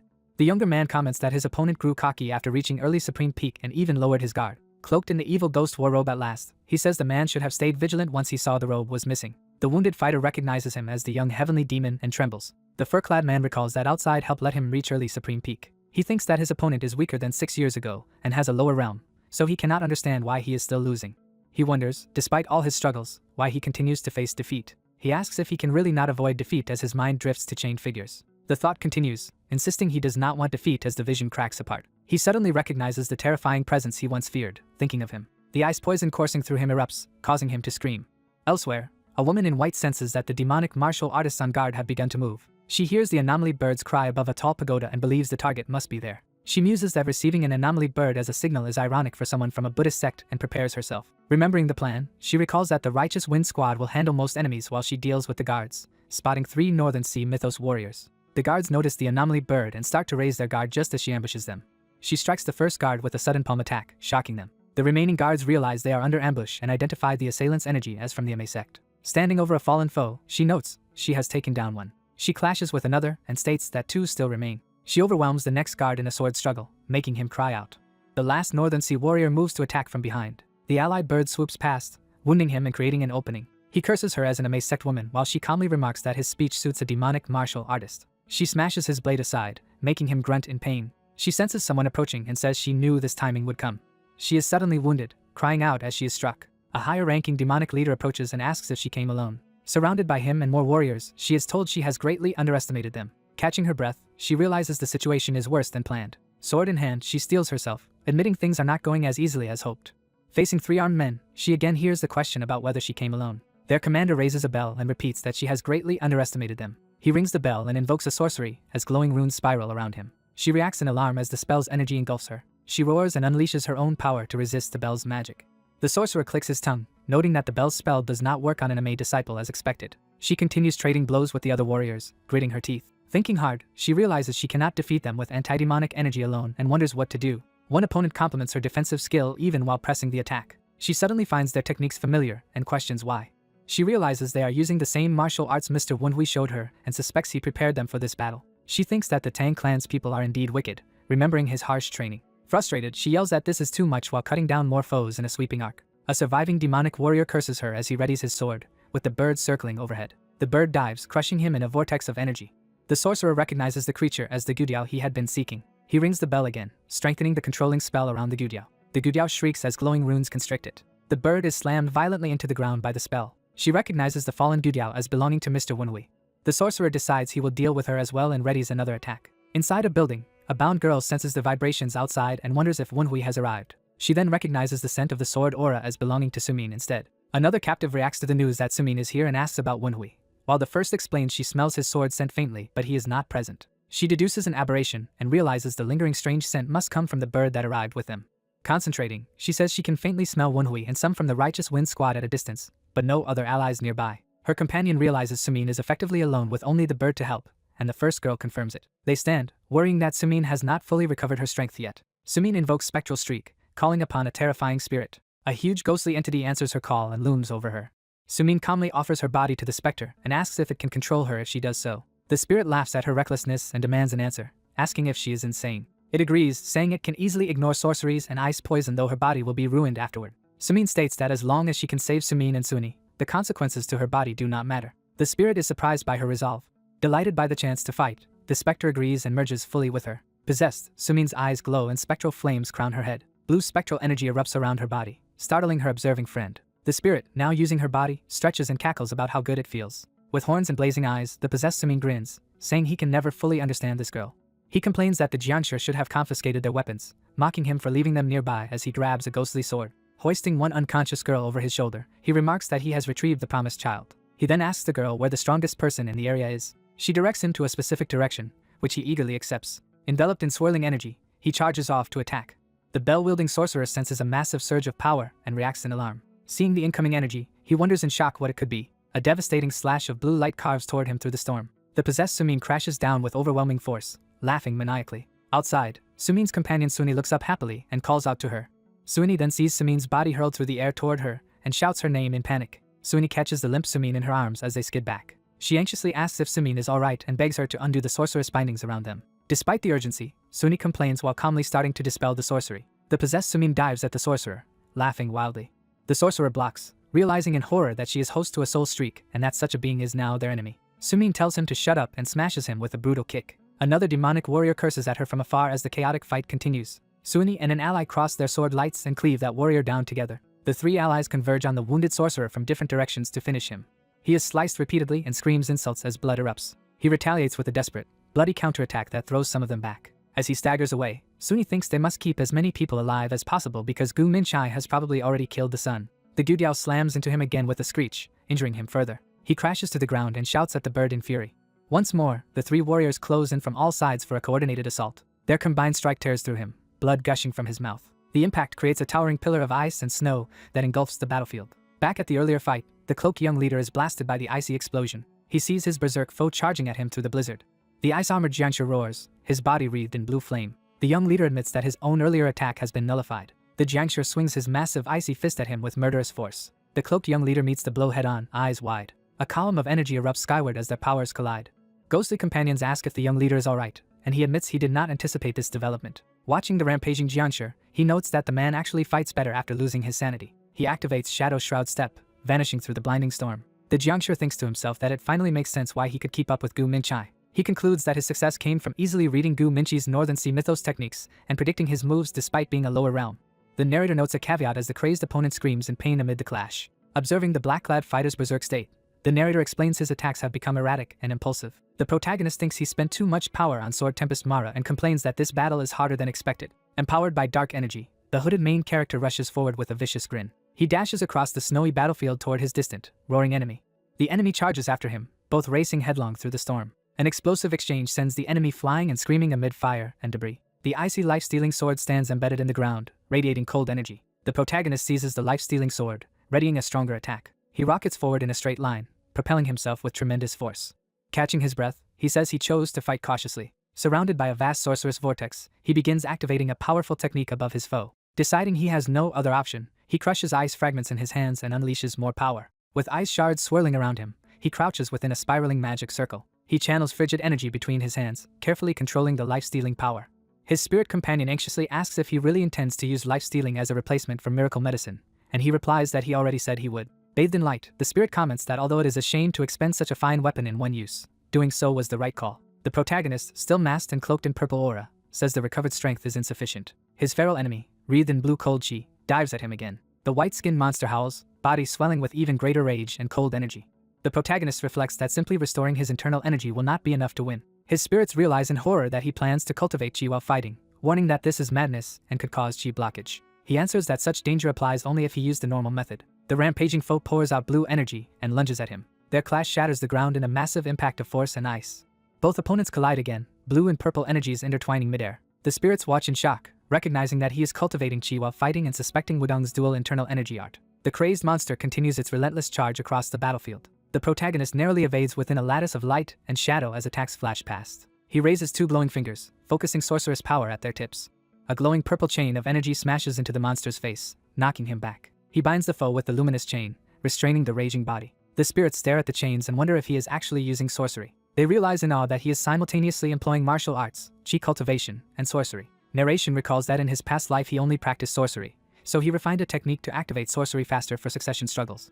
The Wudong dual internal energy art is explained as a method that splits the user's personality to enable two parallel thought processes. The narration adds that while this doubles thinking speed, it heavily strains the upper dantian and can cause severe harm if misused. Because his upper dantian was abnormally large, he considered enduring more than double the load. By repeatedly stacking the dual internal energy art, he theorized he could further divide his mind into many parts. This evolved technique would let him quickly control multiple divisions of thought, granting true parallel cognition.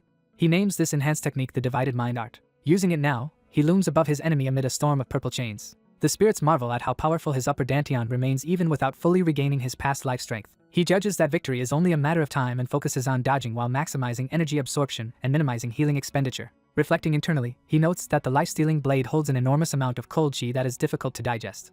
He then realizes his foe, fighting in front of him, is an excellent model for how to manage cold chi. He observes that the maddened beast is attacking with raw cold chi and considers this the perfect textbook to study. The monster roars as purple chains and blue energy clash violently against its body. It screams in torment, cold flames erupting more fiercely around it. The protagonist taunts the roaring creature, telling it to display every martial art it knows.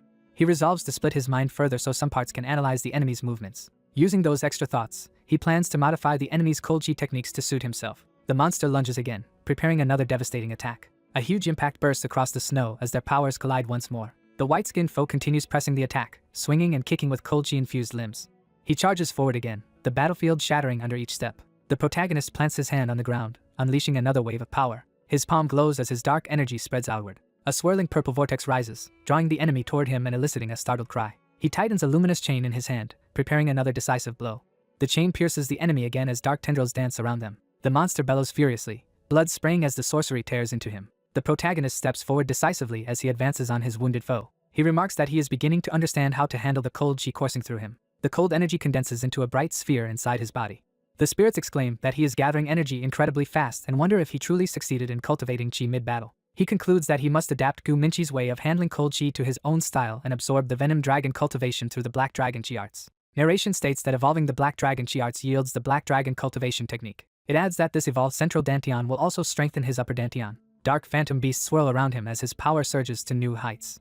Purple lightning-like energy erupts upward as he unleashes this overwhelming aura. His eyes glow intensely, signaling the transformation taking hold. His entire appearance shifts to white hair and demonic markings, radiating immense power. The spirits excitedly note that his hair now resembles that of his past life self. They are stunned by the spectral and demonic chi emanating from him. They also sense the crushing aura that now surrounds his transformed body. One spirit identifies him as the incarnation of Mara. The crazed enemy falters and cries out in fear at this new form. The protagonist descends, his demonic aura towering while the enemy stares up in terror. He unfurls his bladed fan, readying another deadly attack.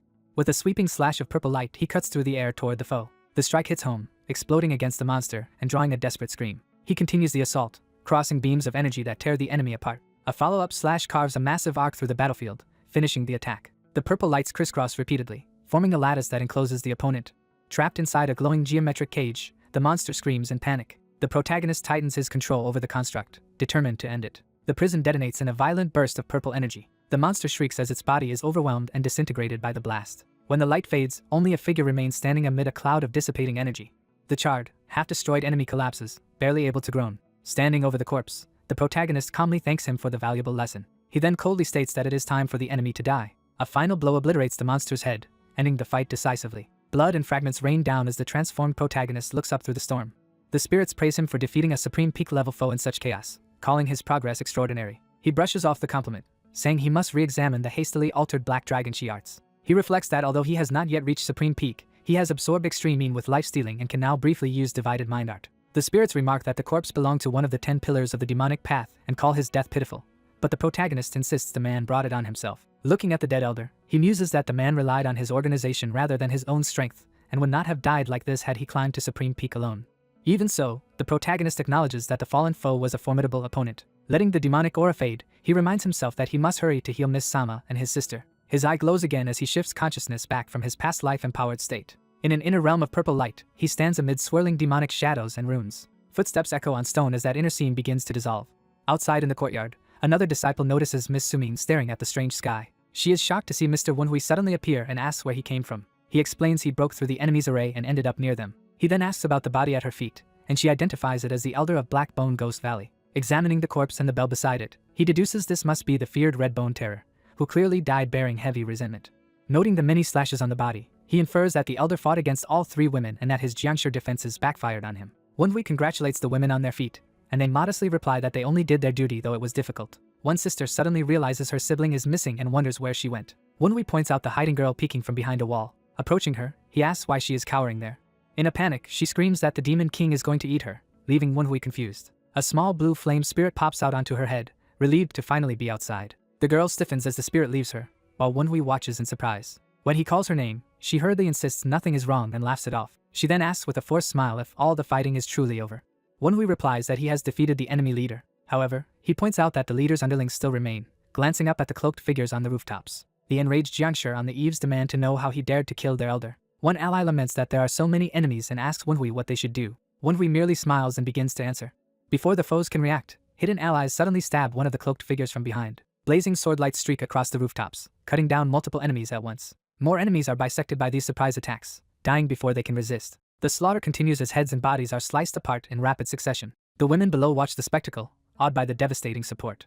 Reinforcements from their sect land around Wenhui, ready to fight. Their vice branch clan head rushes over and asks if he is unharmed. Wenhui jokingly asks what took them so long to arrive. The vice head replies that Wenhui himself had ordered them to stay out of the array, so they waited outside and ambushed the enemies from behind. Wenhui retorts that they still could have helped rescue his sister, but the vice head insists they were monitoring her situation too. He recalls that the women never seemed in danger and that the red bone terror screams had actually reassured him. The three women, shown in chibi form, laugh nervously and admit they now feel embarrassed about how wild the fight became. The vice head then asks if everything truly ended well. Wenhui confidently answers yes. He starts to mention the enemy's corpse, only to stop mid-sentence as he senses something. His eyes widen in alarm at a sudden ominous presence. He turns to see a tall, bandage-wrapped figure in white robes standing calmly amid scattered limbs. Time seems to freeze as the newcomer stands on a field of crystalline ice in which several people are trapped. Wenhui and others are shown encased in ice, demonstrating the newcomer's overwhelming power. Snapping back to awareness, Wenhui stares in shock at the true threat that has appeared. The allied warriors around him suddenly collapse or clutch their heads as the chilling aura washes over them. The women struggle to stand, asking what just hit them. Wenhui realizes that merely sensing this newcomer's extreme cold she feels like being frozen to death. The narration identifies the man as Guraxiong, leader of the Northern Sea mythos and the fearsome Northern Sea Blade Demon. Recognizing the danger, the vice head urgently orders the Righteous Wind Squad into their 7th formation. Tang warriors sprint urgently through the compound. One subordinate orders the vice branch clan head to flee home while they stay behind to delay the enemy. The eerie elder laments the cruelty of war but insists the soldiers should at least help a parent reclaim their child's corpse. The charging Tang men are suddenly struck down and cry out in pain. The spirits around Wenhui note that the enemy's Yin energy has grown to rival a top 10 martial master, suspecting outside help and that he can now perceive celestial orbits. Wenhui realizes Gu Minchai was merely bait and that Minchi's father never truly cared about him. He condemns the father for letting his son die despite being close enough to save him. Wenhui deduces the enemy wanted to probe Tang's defenses and gauge their knowledge before moving against the Dark Supreme. He identifies the attacker as Northern Sea mythos leader Guraxiong and judges him utterly insane. A blurred figure blitzes forward with terrifying speed. The Tang vice head recoils in shock as Guraxiong appears in front of them in an instant. The vice head attacks with a desperate punch. Someone yells for him to stop mid-strike. The rescued man reasons aloud that Guraxiong spared him on purpose, so no one should provoke him further. Guraxiong addresses Wenhui, calling him the young leader of the Tempest Squad and the 9 Dragons. Wenhui formally introduces himself as Tang Wenhui, heir of the 9 Dragons branch clan, and politely greets the Northern Sea mythos leader. Guraxiong stares at him and accuses him of being deceitful. He analyzes Wenhui's temperament, saying he appears calm yet seethes with rage, prompting Wenhui to ask if they have met. Wenhui answers this is their first meeting, so Guraxiong asks why he resents him, and Wenhui simply states he is Tang clan. Wenhui explains that any Tang would be angry when an outsider like Guraxiong intrudes on their territory. Guraxiong dismisses that explanation, claiming Wenhui's emotion is far more savage and raw than simple clan anger. Guraxiong mockingly asks if he perhaps killed Wenhui's family to inspire such hatred. Internally, Wenhui thinks Guraxiong could never understand, as someone who treats his own son like a disposable tool. Remembering his missing master, the betrayal of the divine cult, and the slaughtered followers, Wenhui admits he wants to tear Guraxiong apart. He forces himself to endure that rage for the sake of the followers he still needs to save. Outwardly he says he has not killed Guraxiong yet, though he cannot promise about the future. Guraxiong, stepping forward, questions why an outsider is so interested in their affairs. The vice branch head recognizes Wenhui's voice with surprise. Wenhui confirms to himself that Gu Minchai was never the real threat. He reflects that Minchai was manageable, but the arrival of the Northern Sea mythos leader changes everything. Wenhui knew the Tang Patriarch would not simply watch without acting. The Dark Supreme appears wreathed in green power, telling Wenhui to handle what he must and then leave. He orders Guraxiong to finish his business quickly and depart. Tang disciples see the blazing aura and shout to their clan head as he confronts Guraxiong. Observers recognize the aura as belonging to the Tang Patriarch, the Dark Supreme, one of the top 10 martial masters alongside their own father. A massive blast of power erupts between the two masters. The Dark Supreme lands heavily, bracing himself as shockwaves roll across the courtyard. He strides toward Guraxiong and Wenhui, remarking on who has come. Guraxiong greets his old acquaintance, the Tang clan leader, claiming it has been a long time. The Dark Supreme replies that while it has indeed been long, he is far from pleased to see Guraxiong. Guraxiong feigns hurt, saying he traveled far to meet him, while the Dark Supreme replies that taking Guraxiong's head would please many people. Wenhui's spirits comment that both men talk about killing each other without changing expression, concluding they are equally deranged. Wenhui observes that one of the two masters is exploiting the assassination plot for profit. He notes the other master knows this but remains indifferent. The Dark Supreme asks Gu Raxiong if he truly thinks he can take his head. He summons numerous thin blades or needles with his green chi, radiating lethal intent. Gu Raxiong laughs and insists there is no reason he could not kill him. Gu Raxiong calmly floats amid the surging energies, ready to clash. Their powers collide violently, blasting the surrounding Tang warriors backward. The Vice Head and Wenhui stagger under the overwhelming pressure radiating from the two Grand Masters. The two stand opposite each other, fully unleashing their respective auras. Gu Raxiong unexpectedly turns his back and starts to leave, prompting the Dark Supreme to ask if he is departing already. Gu Raxiong answers there is no reason to stay since he has already obtained what he wanted. The Dark Supreme reacts in confusion, demanding to know what he means. Gu Raxiong promises to visit again soon and hints he will bring a special gift next time. The Dark Supreme coldly replies that he will be waiting. As Gu Raxiong's presence fades, the Patriarch tells his people to look forward to the enemy's next move. With the crushing aura gone, Tang members collapse or gasp in relief. Wenhui's group bows and thanks the Patriarch, who calls all Tang his children. Wenhui says he only did his duty but starts to mention something else, drawing a questioning look from the clan head. Wenhui suddenly feels something off and his eye widens in alarm. The Dark Supreme stumbles, overcome by a hidden internal injury. Wenhui rushes forward to support him. The Patriarch diagnoses Wenhui instead, saying the young man's internal wound is severe and praising his endurance. Turning back to Gu Raxiong's departure, he notes that the man claimed to have gotten what he wanted. The Dark Supreme decides he must begin preparations for whatever scheme is coming. Meanwhile, night carriages depart the Tang estate, carrying people away. Inside one carriage, a woman looks out the window as they ride through the night. Three young women sit silently in the carriage, shaken by the recent events. One recalls promising to become Wenhui's sword yet regrets that she was unable to help. The three girls look at each other, sharing quiet resolve. One of them begins to speak to Sumin and Suini, hesitating. The girl finally declares that she wants to become stronger. Her companions trade a surprised glance. Then they smile, clearly sharing her determination. The three friends bump fists, vowing together to become stronger. Their carriage rolls out of the Tang compound under the night sky. Morning light reveals Wenhui's room, now calm and orderly. Wenhui wakes in bed, looking contemplative after surviving the ordeal. His spirit companions panic around him and ask if he is alright. He rises abruptly from bed, his hair swishing. The spirits explain that the Dark Supreme personally healed his injuries. Wenhui turns and someone asks if he is awake. He sees the Tang Patriarch seated with a black-clad woman behind him, who notes Wenhui's good recovery. Wenhui offers formal greetings and thanks the Patriarch for treating him, admitting he does not know how to repay the favor. The Patriarch chuckles that no repayment is needed, calling any Tang his child. Wenhui still feels indebted, prompting the woman to react in embarrassment. The three sit facing one another in awkward silence. Wenhui internally wonders who the unfamiliar woman is. The Patriarch starts to introduce her as Yuan, saying she had long wanted to meet Wenhui, but she protests loudly and roughhouses him in embarrassment. She turns on Wenhui, saying that besides, he would not remember her anyway. She mutters that he cannot remember her, while Wenhui and the spirits look confused and the spirits scold him for wasting his handsome face and not understanding women. Wenhui, baffled, wonders what he did wrong. The Patriarch changes the subject with a gruff. Anyway, as he leaves, he advises Wenhui not to overexert himself for a while. Wenhui calls after the woman, thanking her as well. The door closes behind them. Ignoring orders to rest, Wenhui stands up carefully. His spirits ask what he intends to do now. Wenhui sits to meditate, saying he must prepare for tomorrow's duel.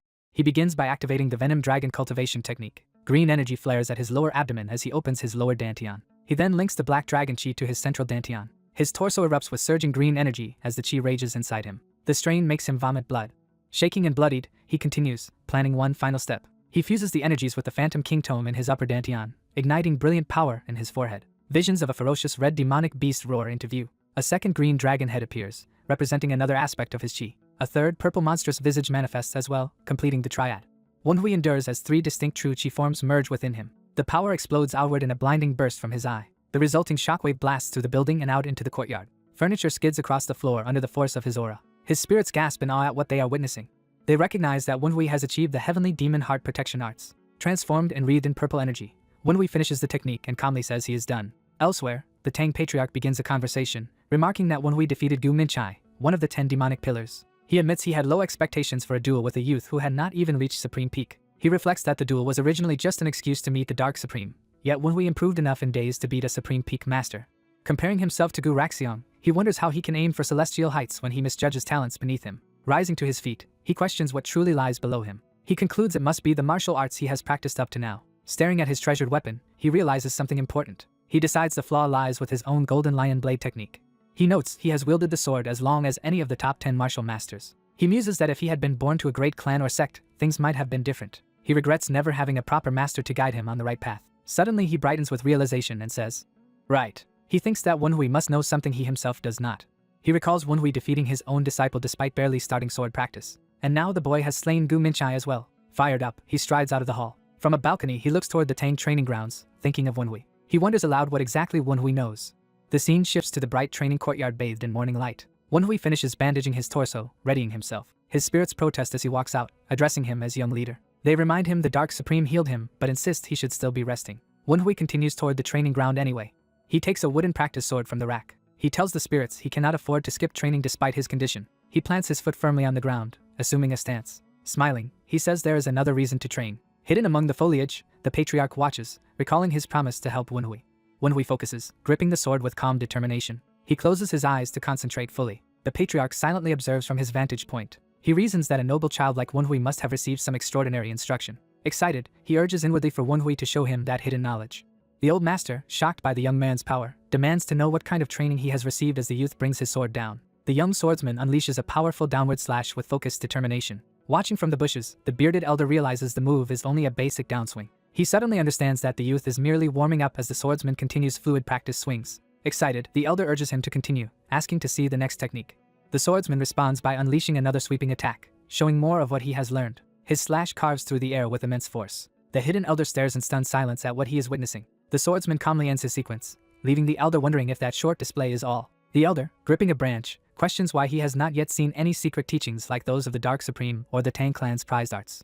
Frustrated, he cannot understand why the youth keeps repeating such simple sword basics. Concluding that the demonstration was a waste of time, he suspects the youth's earlier confidence was all an act. Yet he keeps watching intently, not fully able to dismiss what he saw. As the youth continues practicing, the elder senses something changing and remains on guard. He notices that, despite the intensity, the young swordsman actually seems to be enjoying himself. The scene shifts to a bustling city of pavilions and people going about their day. Crowds gather in a courtyard, buzzing as if something important is about to happen. A young woman in the crowd notices someone and reacts in surprise. She and another disciple excitedly call out to a senior they spot ahead of them. The senior disciple turns, hearing them call to him. He asks the group of women if something is happening, wondering if a major duel is taking place. One woman replies that the duel is not between the clan head and the Blade King. She explains that the challenger is actually Tang Wenhui, the vice branch clan head. Wenhui and the imposing elder warrior face each other in the arena. The elder, armed with a massive blade, approaches Wenhui as the duel begins in earnest. Wenhui introduces himself formally as vice branch clan head of the Nine Dragons clan and expresses hope for a good duel. The elder introduces himself as Weiji Humyang, leader of the Lion sect, warning Wenhui to be prepared. Humyang notices that Wenhui's blade looks different than expected. He asks about the fan-shaped weapon Wenhui used before, but Wenhui dismisses the question. Wenhui asserts that the weapon itself is not what truly matters. His spectral companions panic about his risky stance, but another spirit tells them not to question his decisions. Humyang, offended, demands what Wenhui means by belittling the importance of weapons. Enraged, he shouts that a pampered child from a famed clan cannot understand people like him. He charges Wenhui with a blazing attack, his weapon wreathed in fire. Observers recoil from the killing intent radiating from the clash. One senior worries the duel is going too far and prepares to intervene. Another elder stops him, telling him to keep watching. That elder insists they see what Wenhui can really do before stepping in. Wenhui calmly replies that whether he is from a renowned clan or a vagabond makes no difference. He explains that his origins are irrelevant compared to what he does with his skills. In a flash, Wenhui's strike slices off the end of Humyang's braided hair, shocking him. The spirits remark that Wenhui is being ruthless and ask how he will handle the consequences. Humyang slams his heavy blade into the ground, cracking the arena floor. He declares he is done tolerating Wenhui's attitude and will fight seriously. Humyang walks to the weapon rack, intent on choosing another sword.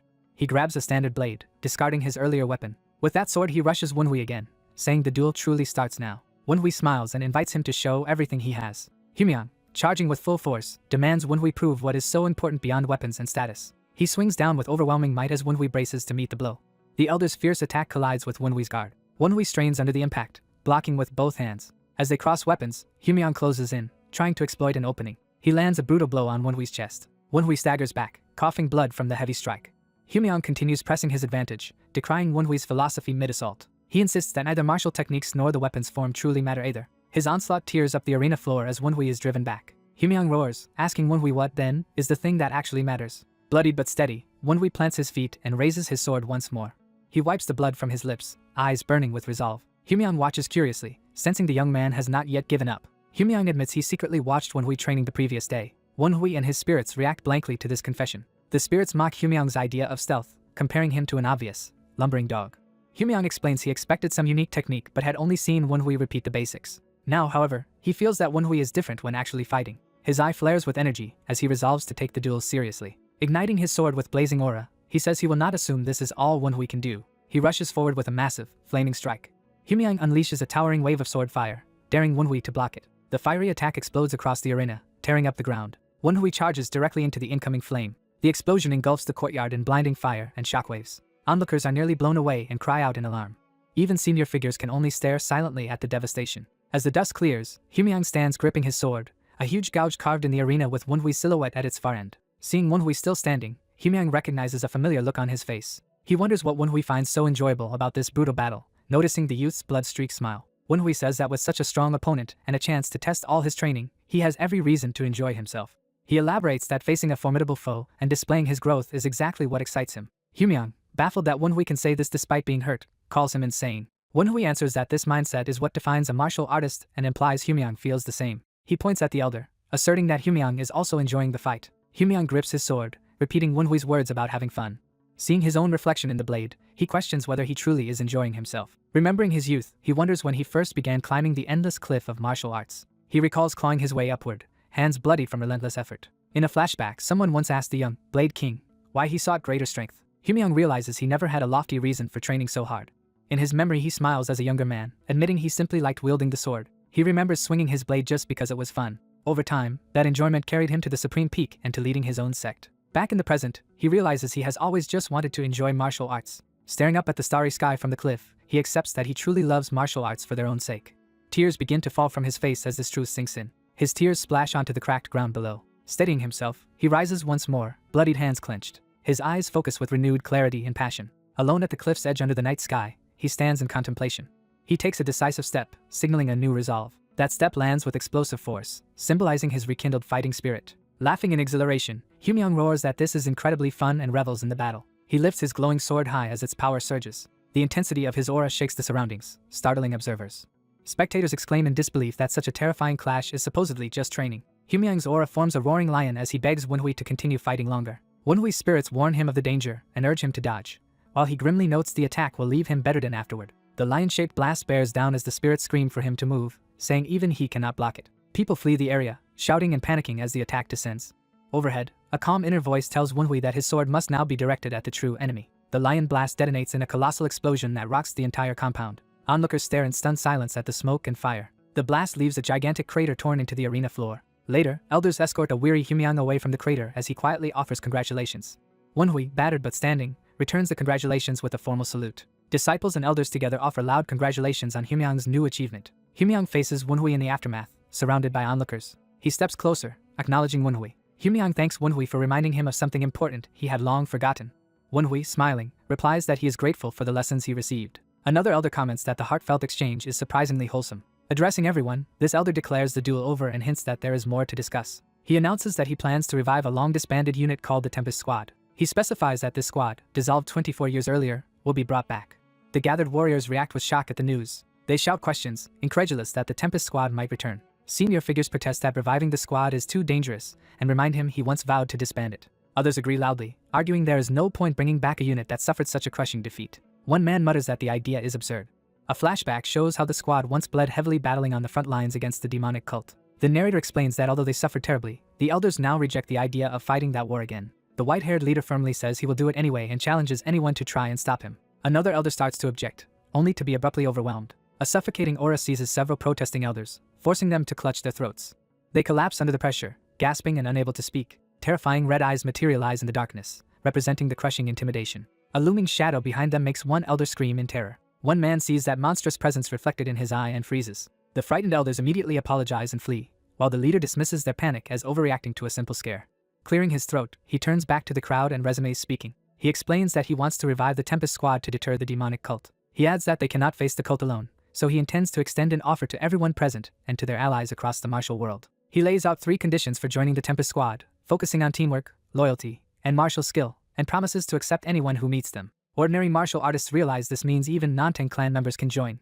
The leader formally opens recruitment to all who wish to enter the Tempest Squad, and the crowd erupts in excitement. Wenhui, exhausted and bloodstained, descends the steps, quietly processing everything. Someone calls out his name, drawing his attention. His companions approach, praising how well he fought and how quickly he is advancing by dueling such a master. Later, Wenhui boasts playfully about how great he is, while his friends sigh and brush off his self-praise. Tang Wenhui turns toward the approaching clean disciple, curious. The man greets him politely, introducing himself as Li Qiusan of the Qingqing sect. Hearing the name Li Qiusan, Wenhui silently notes it. A female disciple looks at Wenhui in confusion as he approaches her. Wenhui stares at her, and she nervously asks why he is looking at her that way. Grinning eerily, Wenhui laughs and insists her assumption is wrong. Wenhui formally introduces himself as Tang Wenhui of the Nine Dragons Division and says he has heard much about Keel-san. Keel-san, surprised, asks if that is true. Wenhui claims the girl often says she has much to learn from Keel-san and calls it an honor to meet him. Keel-san happily praises the girl while she protests in embarrassment. The girl suddenly senses something ominous from Wenhui as green and blue auras flare. Wenhui's spirit companions realize Keel-san bears a soul streak. The spirits are shocked that Qing has at least 2 people with soul streaks, and Wenhui muses there could be more. Wenhui narrows his eyes, focusing intently. He observes Keel-san's bright, powerful energy and recalls that this man will be called the best swordsman in the future. Intrigued, Wenhui finds Keel-san interesting and understands his future reputation. The girl complains about being hit on the head while Wenhui remembers something. Wenhui starts to mention that the girl said Keel-san often goes out with other women, causing her to tackle him screaming. She furiously throttles him, shouting that she never said such a thing, while Keel-san laughs. 2 women watch the chaotic scene in stunned silence. Observing Wenhui and the girl argue, they comment that the pair unexpectedly seem to get along well. As the group laughs together, someone new walks toward them. The newcomer calls out to young Master Wenhui, catching his attention. The man informs Wenhui that the patriarch wishes to see him. The scene shifts to night over the Grand Tang estate. Wenhui meets the white-bearded Tang patriarch in a courtyard. Wenhui says he heard the patriarch wanted to see him, and the old man confirms it. The patriarch suddenly releases a terrifying red aura. Empowered by killing intent, he announces that the questioning begins. He warns Wenhui to answer carefully, while Wenhui wonders if his identity has been exposed. The spirits panic, calling the patriarch a monster and urging Wenhui to run as he recalls this man was not present during the Gu Minchai incident. The patriarch addresses Wenhui by his full Tang title, making him realize he cannot avoid confrontation. Wenhui prepares to draw his sword, thinking he has no choice. Instead of attacking, the patriarch proudly shows a drawing of his granddaughter and asks Wenhui if she is beautiful, leading Wenhui to think he is just a doting grandfather. Wenhui agrees she is beautiful, and the patriarch happily says he knew Wenhui would think so. The patriarch immediately declares he will not give her to Wenhui, while Wenhui protests that he never asked for her, and the old man praises that answer. Wenhui wonders what the patriarch really wants, but the old man postpones the topic for later. The patriarch recalls that when Wenhui first stepped onto the duel stage, he thought Wenhui resembled the demonic martial artists of Heavenly Mountain. He admits Wenhui is clearly talented. However, he stresses that mindset and balanced martial arts are more important than raw power. He explains that without balance, great martial strength only causes chi blockage. Demonstrating with lightning-like energy, he says such imbalance will ultimately obstruct one's chi. He reminisces about a similarly gifted disciple from 17 years ago whom he enjoyed teaching. That disciple was later rumored to suffer from severe chi blockage. Wenhui asks who this person is, and the patriarch says everyone should know him. Wenhui anxiously wonders if it could be someone he knows. The patriarch continues that the demons of Heavenly Mountain called that disciple the Divine Sword Heavenly Demon. Back in his room, Wenhui silently reflects while tying his hair. A flashback shows young Wenhui walking with his white-haired master. The master tells child Wenhui he once visited Qinghai Lake long before meeting him. The master explains he could not enjoy its beauty, prompting Wenhui to ask why. The master says he had been badly injured, both physically and mentally. At that time he was raiding mountain bandits. He draws his swords to face the bandits. He massacres the cruel bandits, describing them as extremely terrible people. But then he was gravely wounded by an unexpected monstrous foe. He barely escaped and collapsed near water, feeling death close by. Someone's footsteps approach his dying body. The master recalls that despite his condition, he met a person there he could never forget. The narrative shifts to a cave where the injured master awakens. A man tells him he is awake, and the master realizes where he is. The man chides him for sleeping outside, revealing himself as the Dark Supreme.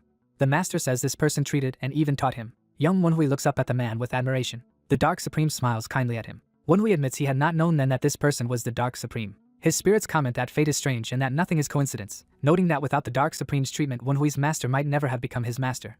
Wenhui smiles, saying that if he finds his master someday, he would like to share a drink with both his master and the Dark Supreme. Motivated, he jumps up, deciding he must do something to make that happen. He summons Gu Minchi's soul, vowing to find his master quickly and calling the spirit forth. A fearsome demonic visage answers his call. The giant spectral gate begins to open under the spirit's power. The gate cracks apart, releasing light. Inside, chained cultists of the Northern Sea mythos stand together. One chained figure orders the others to clear a path because he must speak with Wenhui. The guardians react to his command.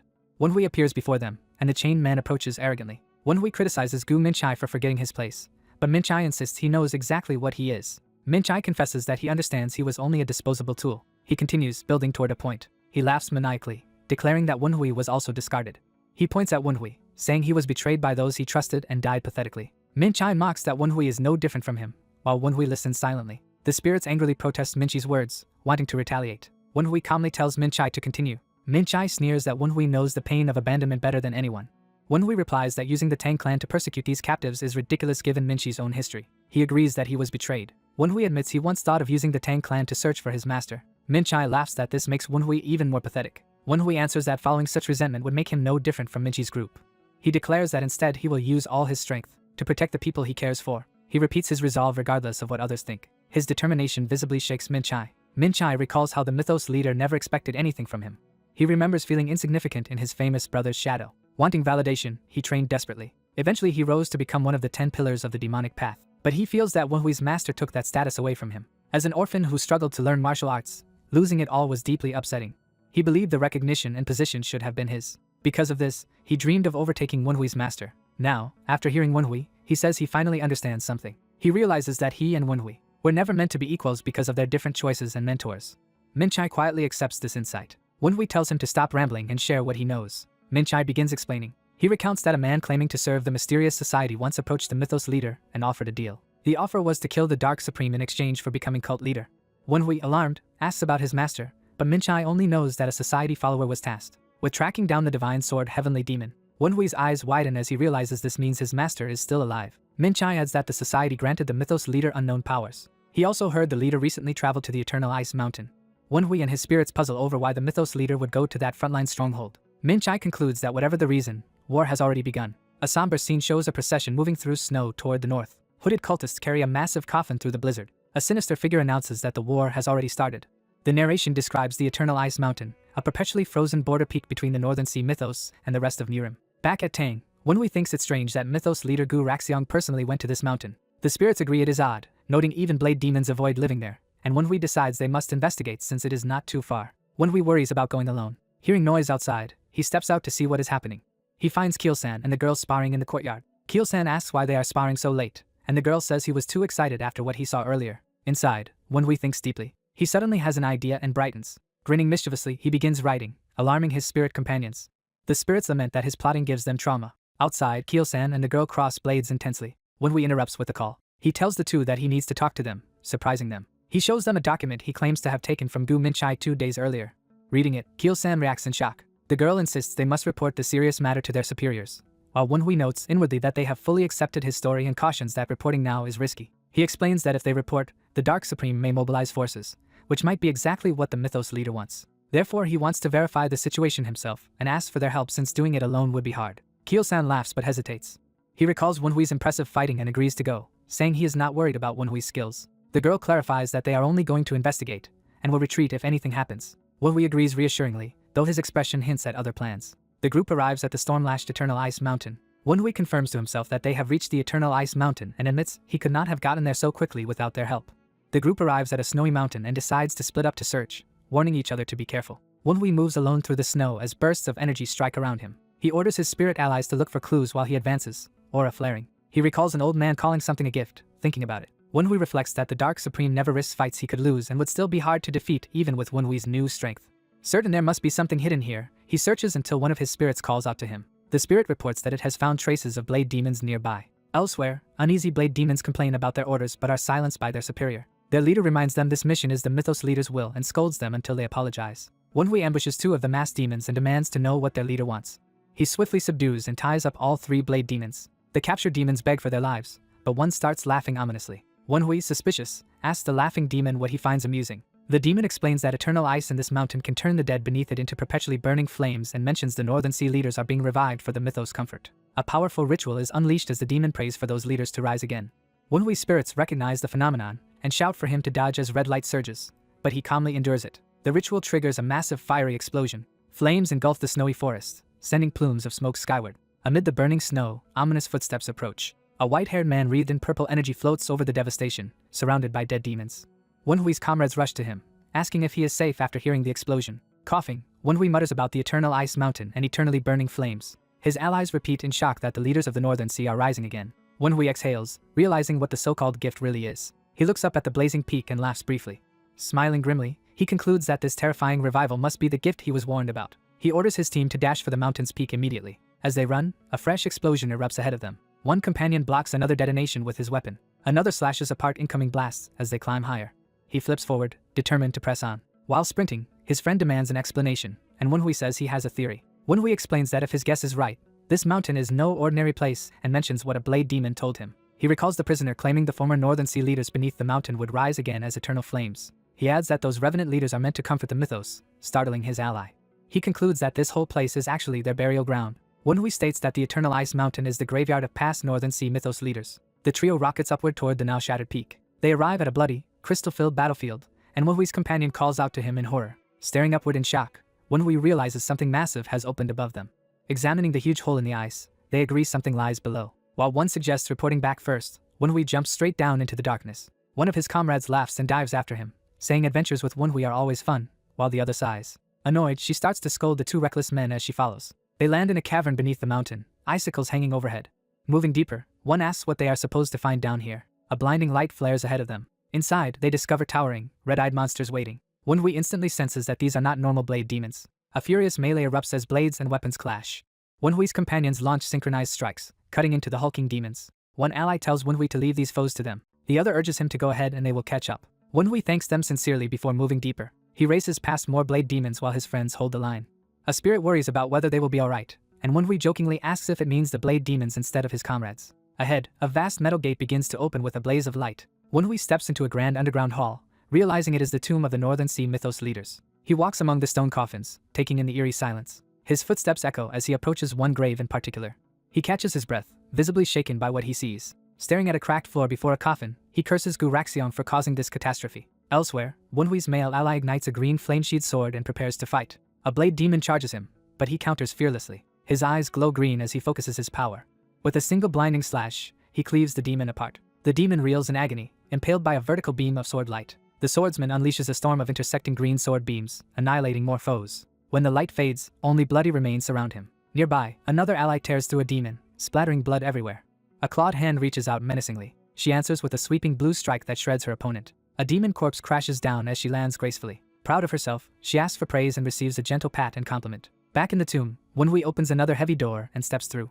His spirits ask what he plans to do now that the mythos leaders are being resurrected, but he stays silent, thinking. Rejoining his two comrades, he is greeted with relief. They sense his grim mood, and Wenhui says there is no time. They must hurry to the Nine Dragons clan and he will explain on the way. Time passes and the scene shifts to the Nine Dragons clan's headquarters at sunrise. The clan patriarch listens to their full report and asks if it is all true.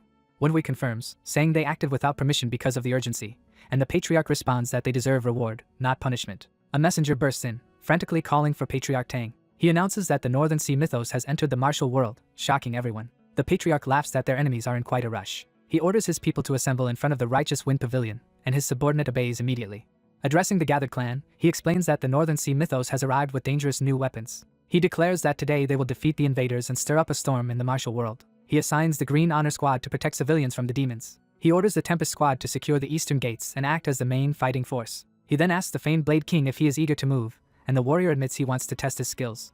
The patriarch entrusts the defense of the western gate to the Blade King. He tells the young elites, including Wenhui, that they are the future pillars of the clan and must not die. A sudden phenomenon lights up the sky above the clan grounds. Seeing it, the patriarch decides to personally greet their unwelcome guests. Outside the gates, a tall figure and his followers approach while carrying large coffins.